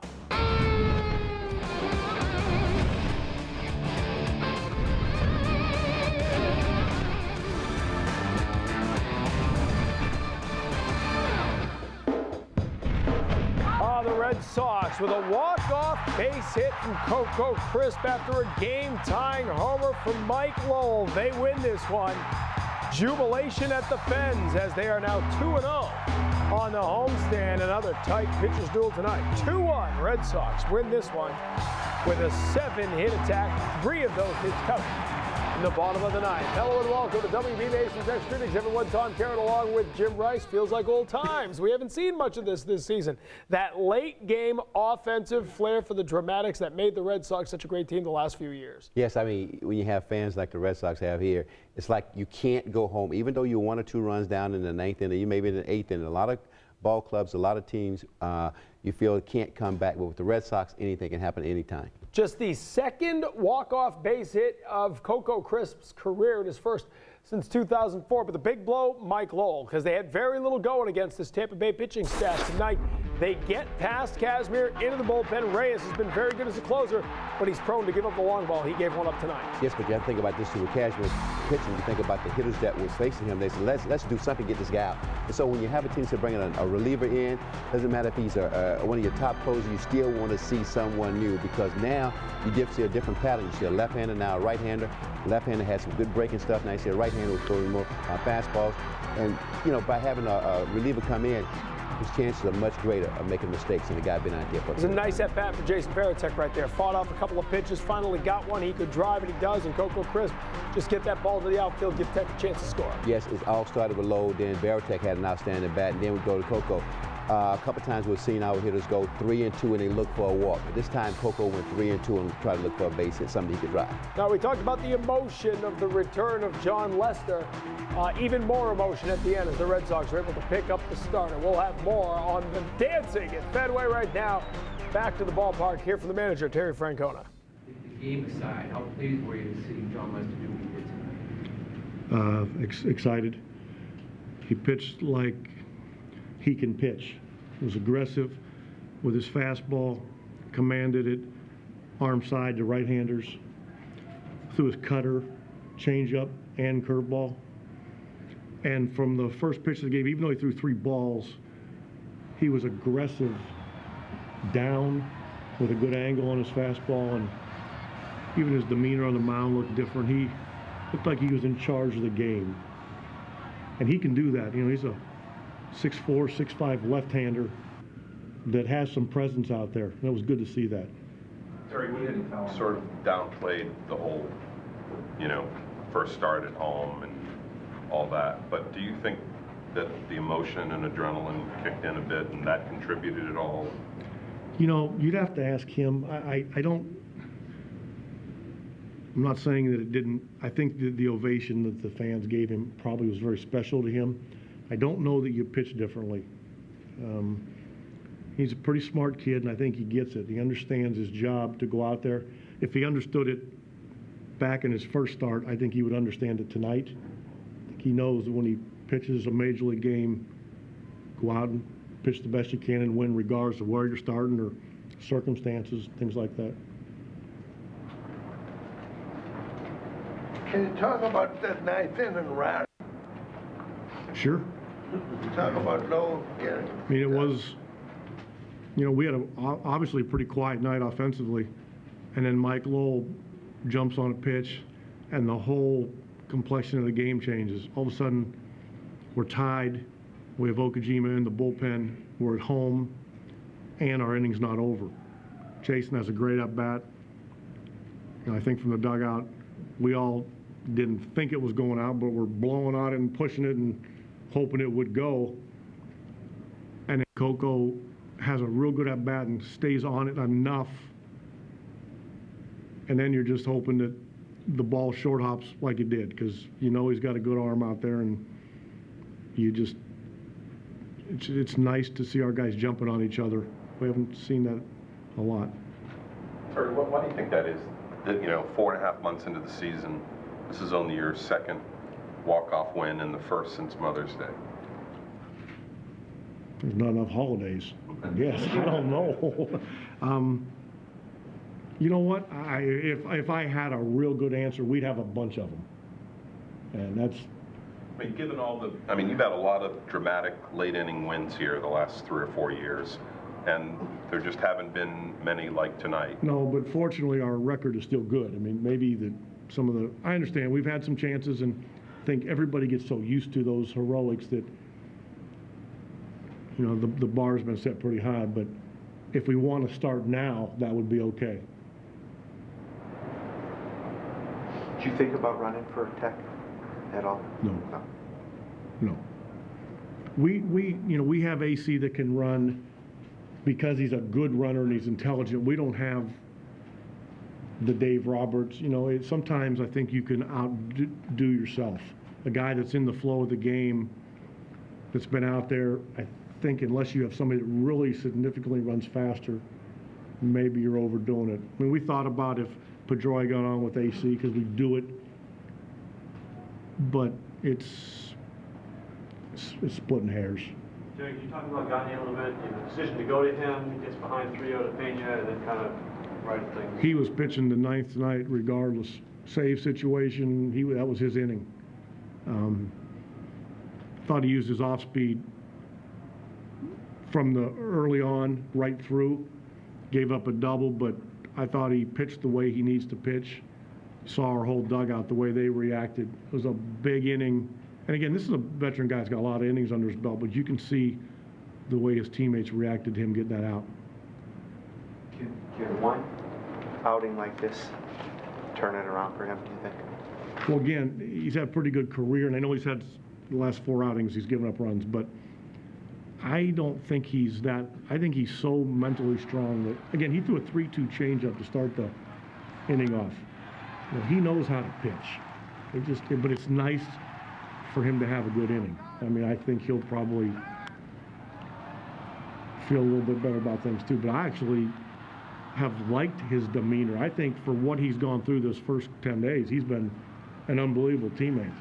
I mean, he's going to help. I've been saying it, and he's going to help us. We need him to help us, and if we run away from him, that would be a bad mistake on my part. Terry, Coco has obviously been out for a couple of days. How good was it to get him back, period, and then obviously to come through in the ninth like that?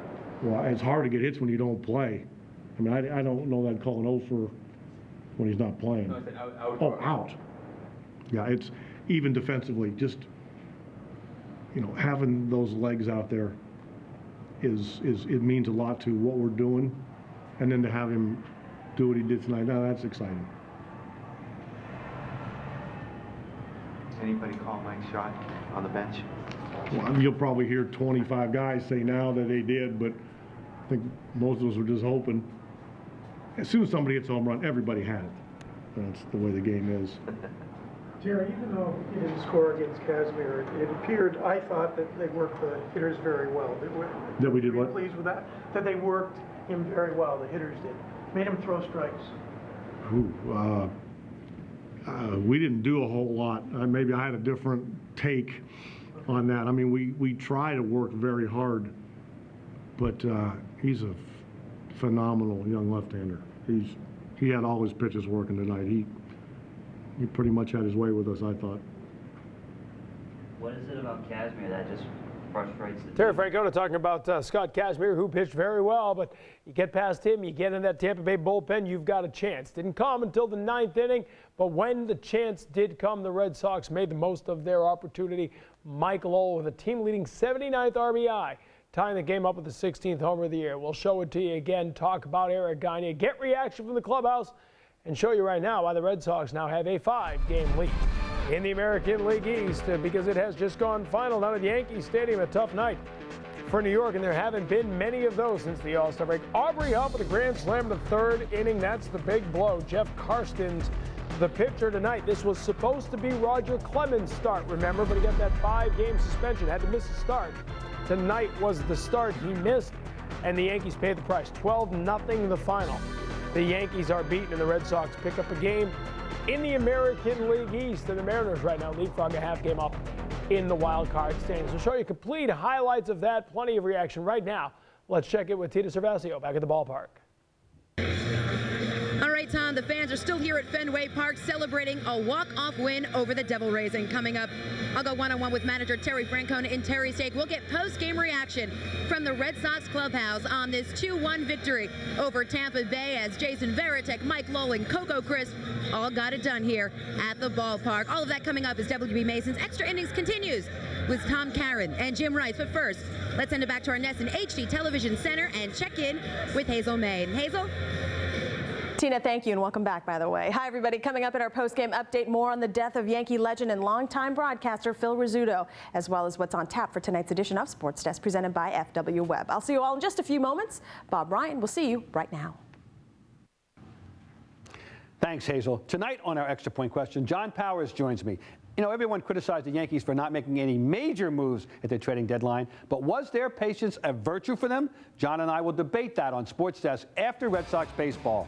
Tom Caron will be back with more of the post-game show next.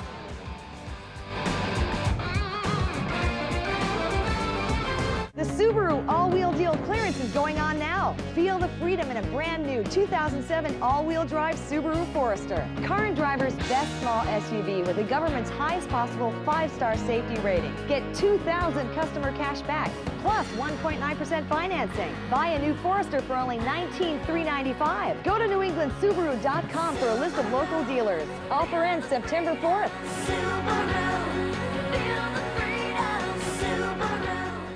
When your printer needs some paper, And your papers need some clips, when your staplers aren't stapling, and your fax is on the fritz for office supplies today. here's what you have to say. I want my WD. I want my WD. I want my WD. I want my WD. No prices, free delivery. I want my WD. Oh, the WD Mason. Da, da, da, da. Da, da, da, da. The word duh. Meaning, it's obvious. It's a complete no-brainer. Like getting a great deal on a great car. Cue the duh. The Hyundai Big Duh sales event. Lisa 2007 Hyundai Azera GLS, awarded J.D. Power and Associates most appealing large car for 2 years running for just $249 a month. I've got it. We've got it. We've got it. Got what? Health insurance. Massachusetts residents are now required to have it, and the state's Health Connector makes it more affordable and easier to get. I've got it. Me too. Call or go to our website to compare plans, get information, and choose the right plan for you. Get preventive care and medical and financial protection. I'm getting it. I've used it. We've got it. Get health insurance now through the state's Health Connector.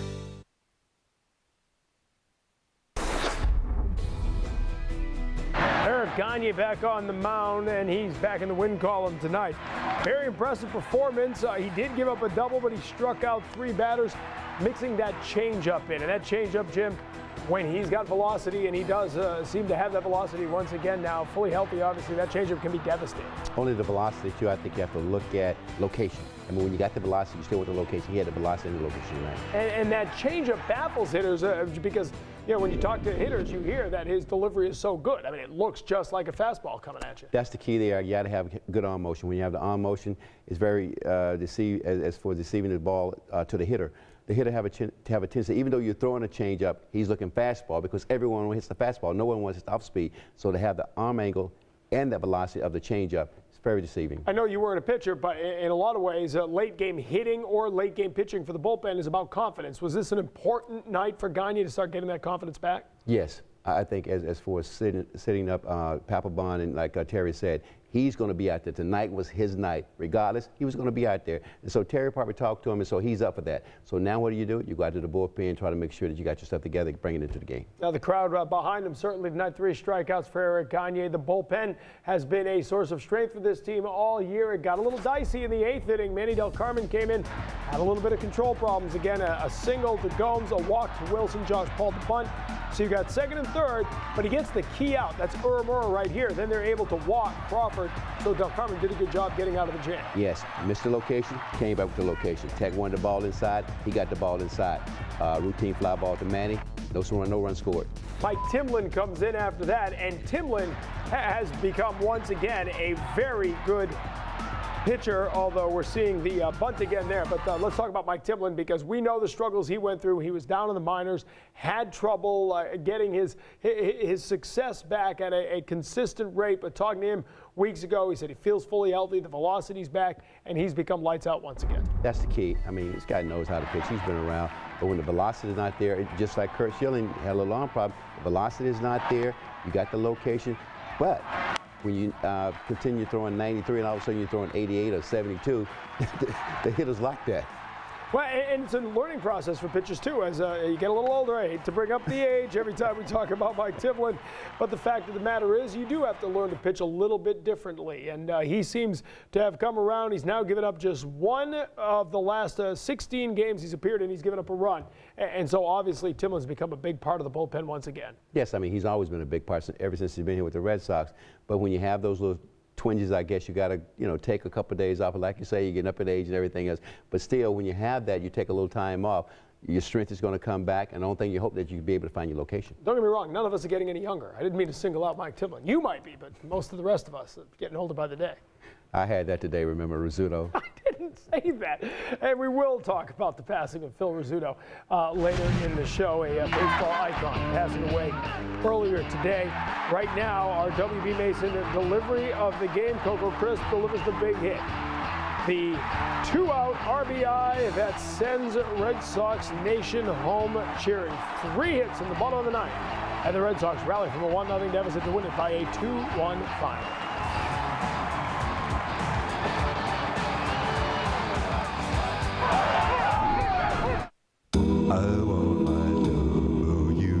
I want my WB. She was an office lady, waiting to be set free. I was a hero man, making the delivery.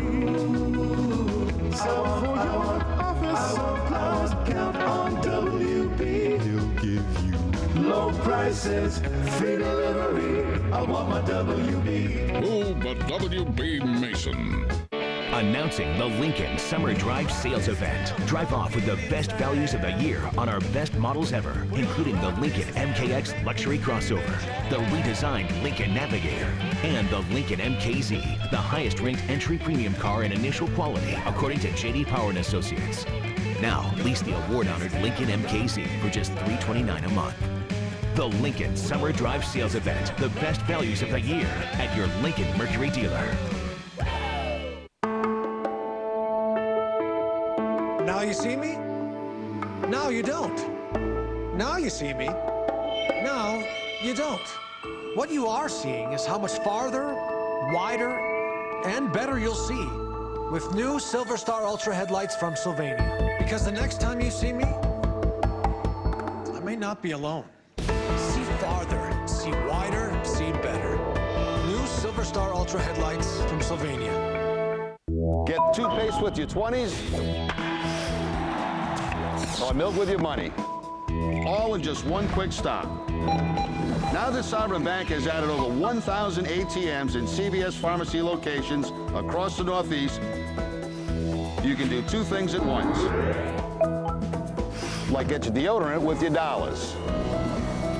Sovereign ATMs at CVS. Make your own double play.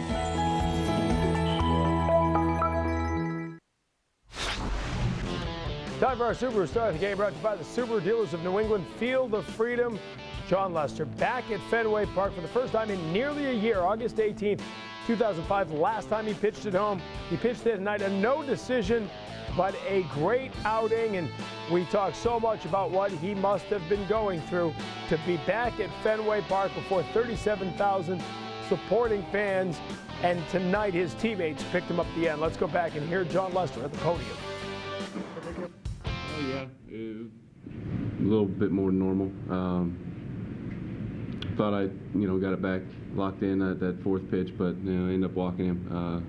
Good thing it didn't hurt me, but just a lot of excitement, a lot of emotions. You talked yesterday about just treating it like any other start. Did it feel that way? I mean, obviously some emotions running through you, but did it feel like pretty much any other start? Yeah, for the most part, just preparation-wise, it felt like any other. Any other day coming in and pitching. So just try to take that mindset and not, let it affect me at all. And walking in from the bullpen was, pretty exciting. But other than that, it was fairly normal. I noticed that you came in and hit a baseball with a child along the railing. Was that just an impromptu act, or? Yeah, just something that started doing here this year. Just something that when I warm up with in the bullpen. So it's like throwing like you throwing a ball into the stands. There's nothing special. Just giving somebody a ball. Terry said he thought you were maybe a little more aggressive tonight. Was that something you were conscious of trying? Yeah, the approach that Tech and I tried to take into the game was, first pitch strike and just attack. And he did a great job behind the plate tonight. Calling pitches, mixing them up. Threw a lot of changeups tonight. Which we really didn't go over. He just started putting it down. So it was good. Defense played well. Coco made a couple nice catches out there. This is a good night. John, were you inside in the bottom of the ninth? No, I was out there. You were in the dugout? Mm-hmm. Can you talk about what you felt like when Lowell's ball leaves the yard and then Coco singles home the run? Oh, it's great. It's been a while since I've been a part of that. I think last year I got up here in the first 2 games. We had walk-offs, so you know it's fun. It's fun to grind out the whole game. Kazmir threw a great game, and grind out the game and win it in the bottom ninth is always great. Sean, talk about your reaction of the fans, both at the beginning when you came out of the bullpen and when you come out after the 7th. It's great. I mean, it's nothing really can be said. I mean, it's nice, and they showed that support through the whole off season, through the bad times that happened, and it's just great to be back and be at Fenway again and be able to pitch in front of the hometown. John, so many milestones through the first month or so here. The first start back in Cleveland, then the first trip home to Seattle, and now the first start at Fenway in front of the home fans. Are you glad that maybe you've run through all the firsts and now they can start being a little more normal? Yeah. It'll be nice just to not have to answer the first questions anymore, and just be treated like every other starter. That's all I've asked from the beginning, is just be treated normal and nothing special. I just want to go out and pitch every 5th day and hopefully do well. Including your starts in the minor leagues, John, how would you rate tonight's performance? It was pretty good. Just pitch-wise, it was good. Just mixing things up. Like I said, Tech did a great job back there, mixing in that changeup early on, and then the curveball early on was working for me, so we kept going to it. All 4 pitches were pretty effective tonight at some point. Was this the best you ever felt on the mound in the major leagues up to this point? Yes and no. I mean, at times, yes, and then at times it got a little out of sync. But I'd say motion-wise, yeah, definitely. But stuff-wise, no, there's still some things we need to work on and improve on and get better consistency with. Well, the Red Sox even up the series. Game 3 coming up tomorrow. Don't forget a day game. 1 o'clock start. Our coverage begins out at Yawkey Way. Noon, high noon. I know you're a morning guy, so Jim will be on his A game. John Lester tonight, 7 innings, just the 2 hits. He gave up 1 run. That 1 inning had a little trouble, but really, it's as good, if not better, than we've seen John Lester pitch. And Terry Francona talked about him being aggressive. We talked about that last night, Jim. Going after batters, trying to keep the pitch count a little bit low to get deeper into the game. He did that tonight. But one thing that he said, that he trusted Veritek. And even though he trusted Veritek, they both on the same page because he had to throw the pitch, he had to feel comfortable with that. But he also said that there's a couple things that he wanted to work on. He was pretty sharp, and that, and so that tells you right there he wants to get better. And then when he threw 97 pitches, and I mean, when you throw 97 pitches and you're throwing a lot of strikes, and you got the hitters off balance, it's going to make you that much stronger, because he said he had all 4 pitches going tonight. Got the final 10 batters he faced. Again, he gave up the 1 run in the 4th inning, a couple of hits and a sacrifice fly. Nothing else you can do about that. Your Red Sox just got to get him some run support. They finally did, but he gets the last 10 batters and looked fantastic. 7th inning, 6 pitches to go 1, 2, 3. He was pitching as strong at the end of the game as he was at the start. I think he probably wanted to stay out there a little longer, but they didn't want to take that chance with him. But still, with Lester out there and Veritek's out there as far as calling the game, they were in sync. Okay, we're watching the Red Sox here in the 7th inning against Scott Kazmir.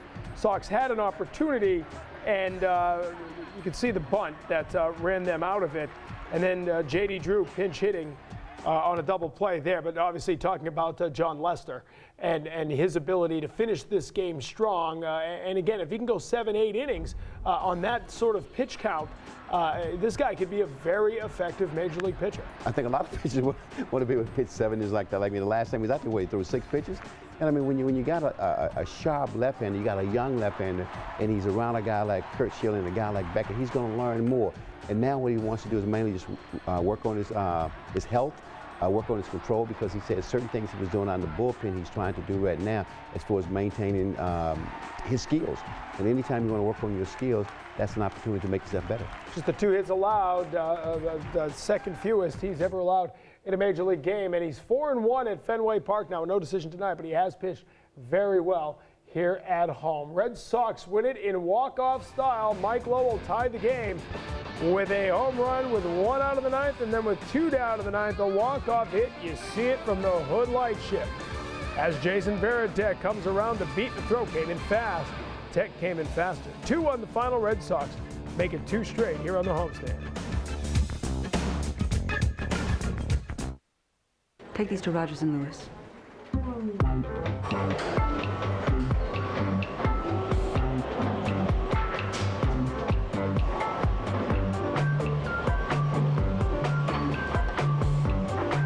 Newman's Own Organic Iced Coffee from McDonald's. Now even harder to resist in vanilla, hazelnut, or our new limited time flavor, caramel.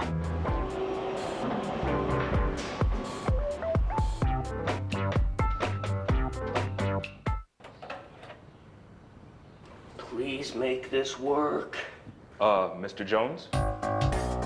You know, if you had Verizon high-speed internet, you'd have the network helping you. You'd call premium tech support, and a pro would walk you through everything. Setting up your printer to installing software 24 hours a day. Please give me $1 million.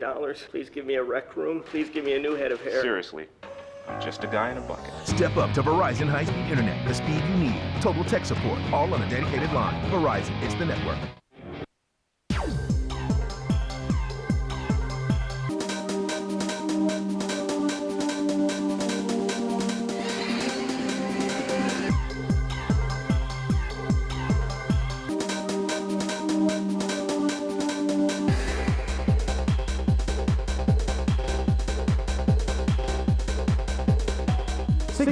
Hammond Street, Bangor is the home of the sports arena and BangorTickets.com.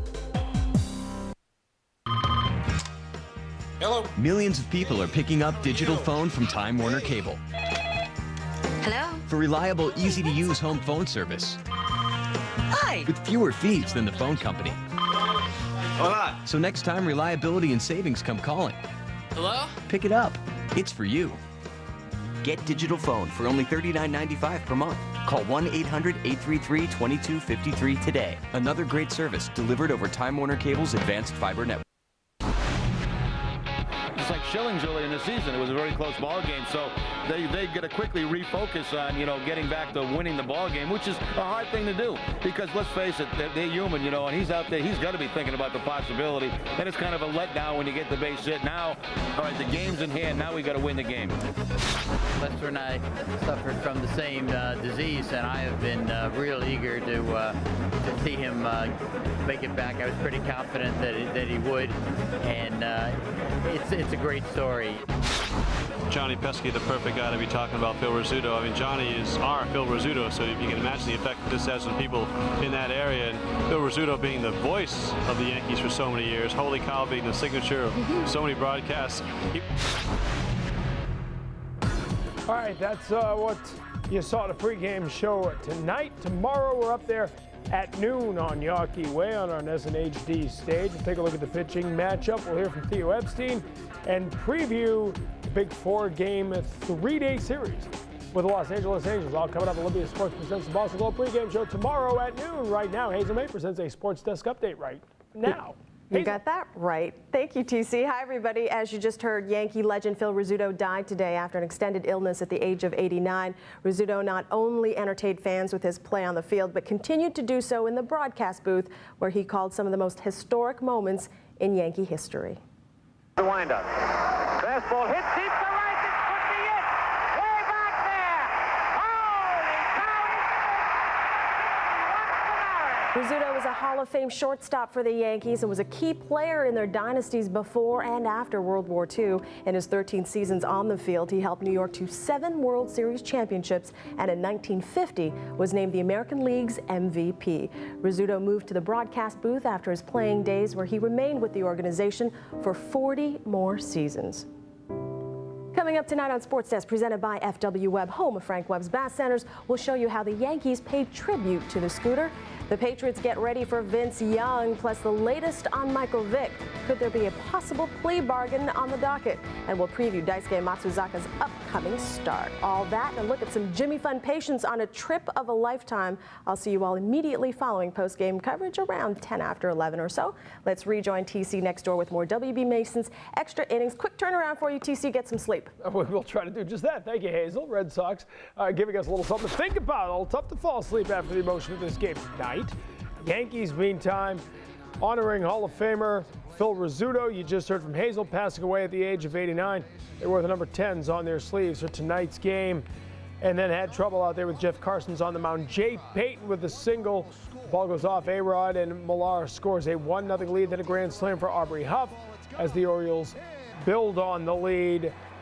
Third career grand slam for Huff, 9th this season. Just a 3-inning performance for Carson, who was starting for Roger Clemens, who was suspended for 5 games. This is the one turn he will miss. Melvin Mora adds to it with an RBI, and then Kevin Millar.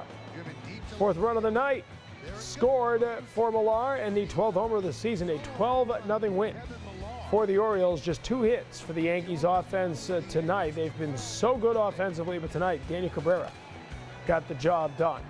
Cleveland and Detroit in a big battle for the title. And for the lead right now in the AL Central, Grady Sizemore, 3rd in the lineup tonight for the first time this season. He hits a home run to deep right. That's a 2-run shot, 20th of the year for Sizemore, and a 2-0 lead for the Indians. Then in the 7th, Omar Infante with a base hit. Marcus Timms scores to tie the game at 2 as Detroit comes all the way back to tie this one. And in the 10th, Gary Sheffield with a base hit that brings in Curtis Granderson. Game over as Detroit takes the 3-2 lead, and Maglio Ordonez adds to it.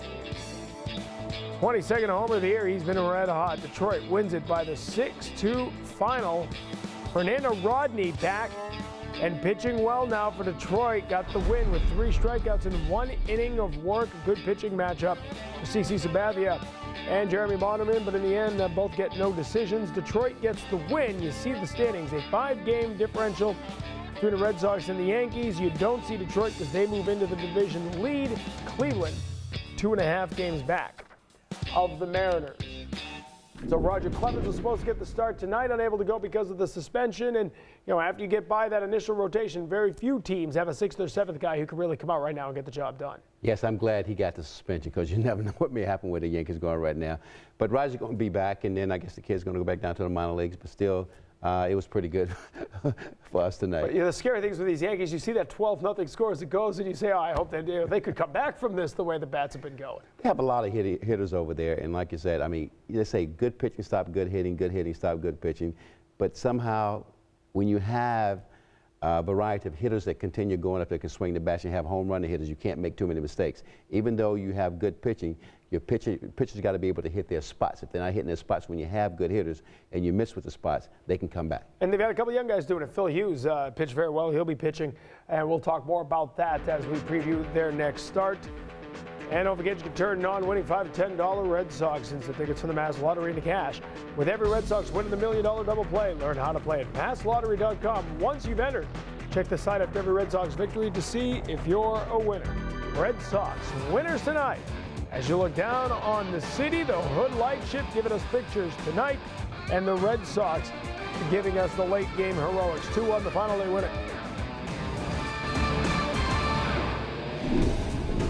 How would you like to run a business of your own from the comfort of your own home? It's not as crazy as it sounds. I made over $100,000 a year from my home. I just made a down payment for our vacation home, working part-time. Yeah, you have to be crazy to visit this website and find out how to start your home business. Crazy like a fox. Log on and get your success kit. I made $5,000 yesterday. Crazy?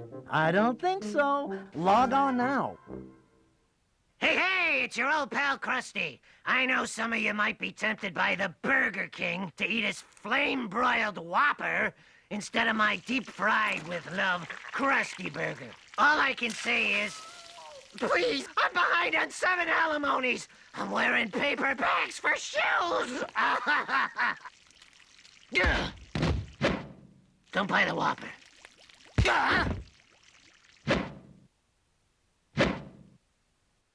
Good things go fast. Real fast.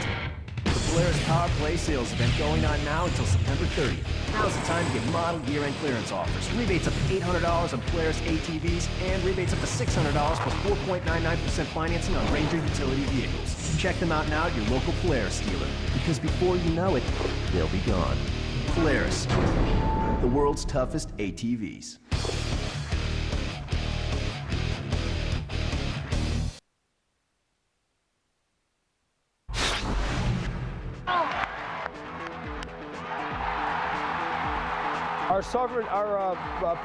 Sylvania lighted up performance of the night. Mike Lowell hits the home run to tie it, his 10th home run over the Green Monster this season. That's the most of any member of the Boston Red Sox. He ties the game. The Sox get 2 more hits with 2 outs to win the game. 2-1 the final. Red Sox come back to get the win. We'll come back with Granite City Electric's Extra Innings Extra, full highlights, Terry Francona's reaction, and a preview as Dice Game Matches Ogden takes the mountain against the Devil Rays tomorrow.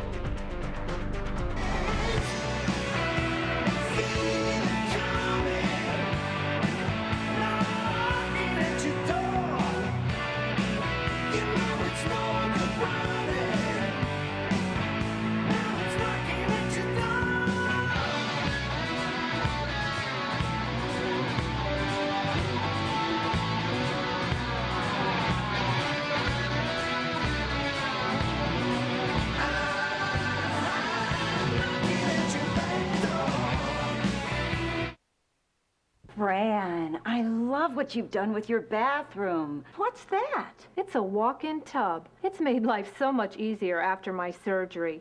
And it's good for Harold's arthritis. He loves the hydrotherapy jets. And Marge, this is an Indulge-A-Bath. It gives you more for your money. Even the installation was included. It's so roomy, and that seat even fits my bob. Harold? Oh, Marge? Indulge-A-Bath walk-in tubs. Call now and save $1,000.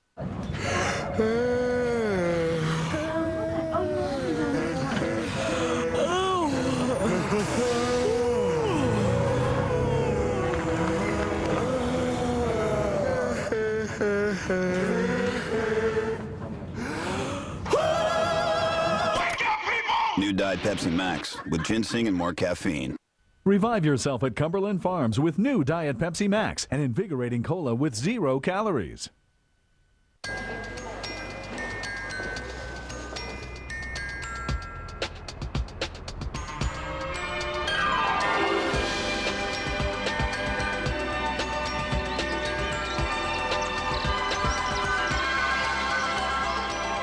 Some mornings a little can go a long way. Like right now, $3 will get you 2 Egg McMuffin sandwiches, made just the way you like them. Good morning.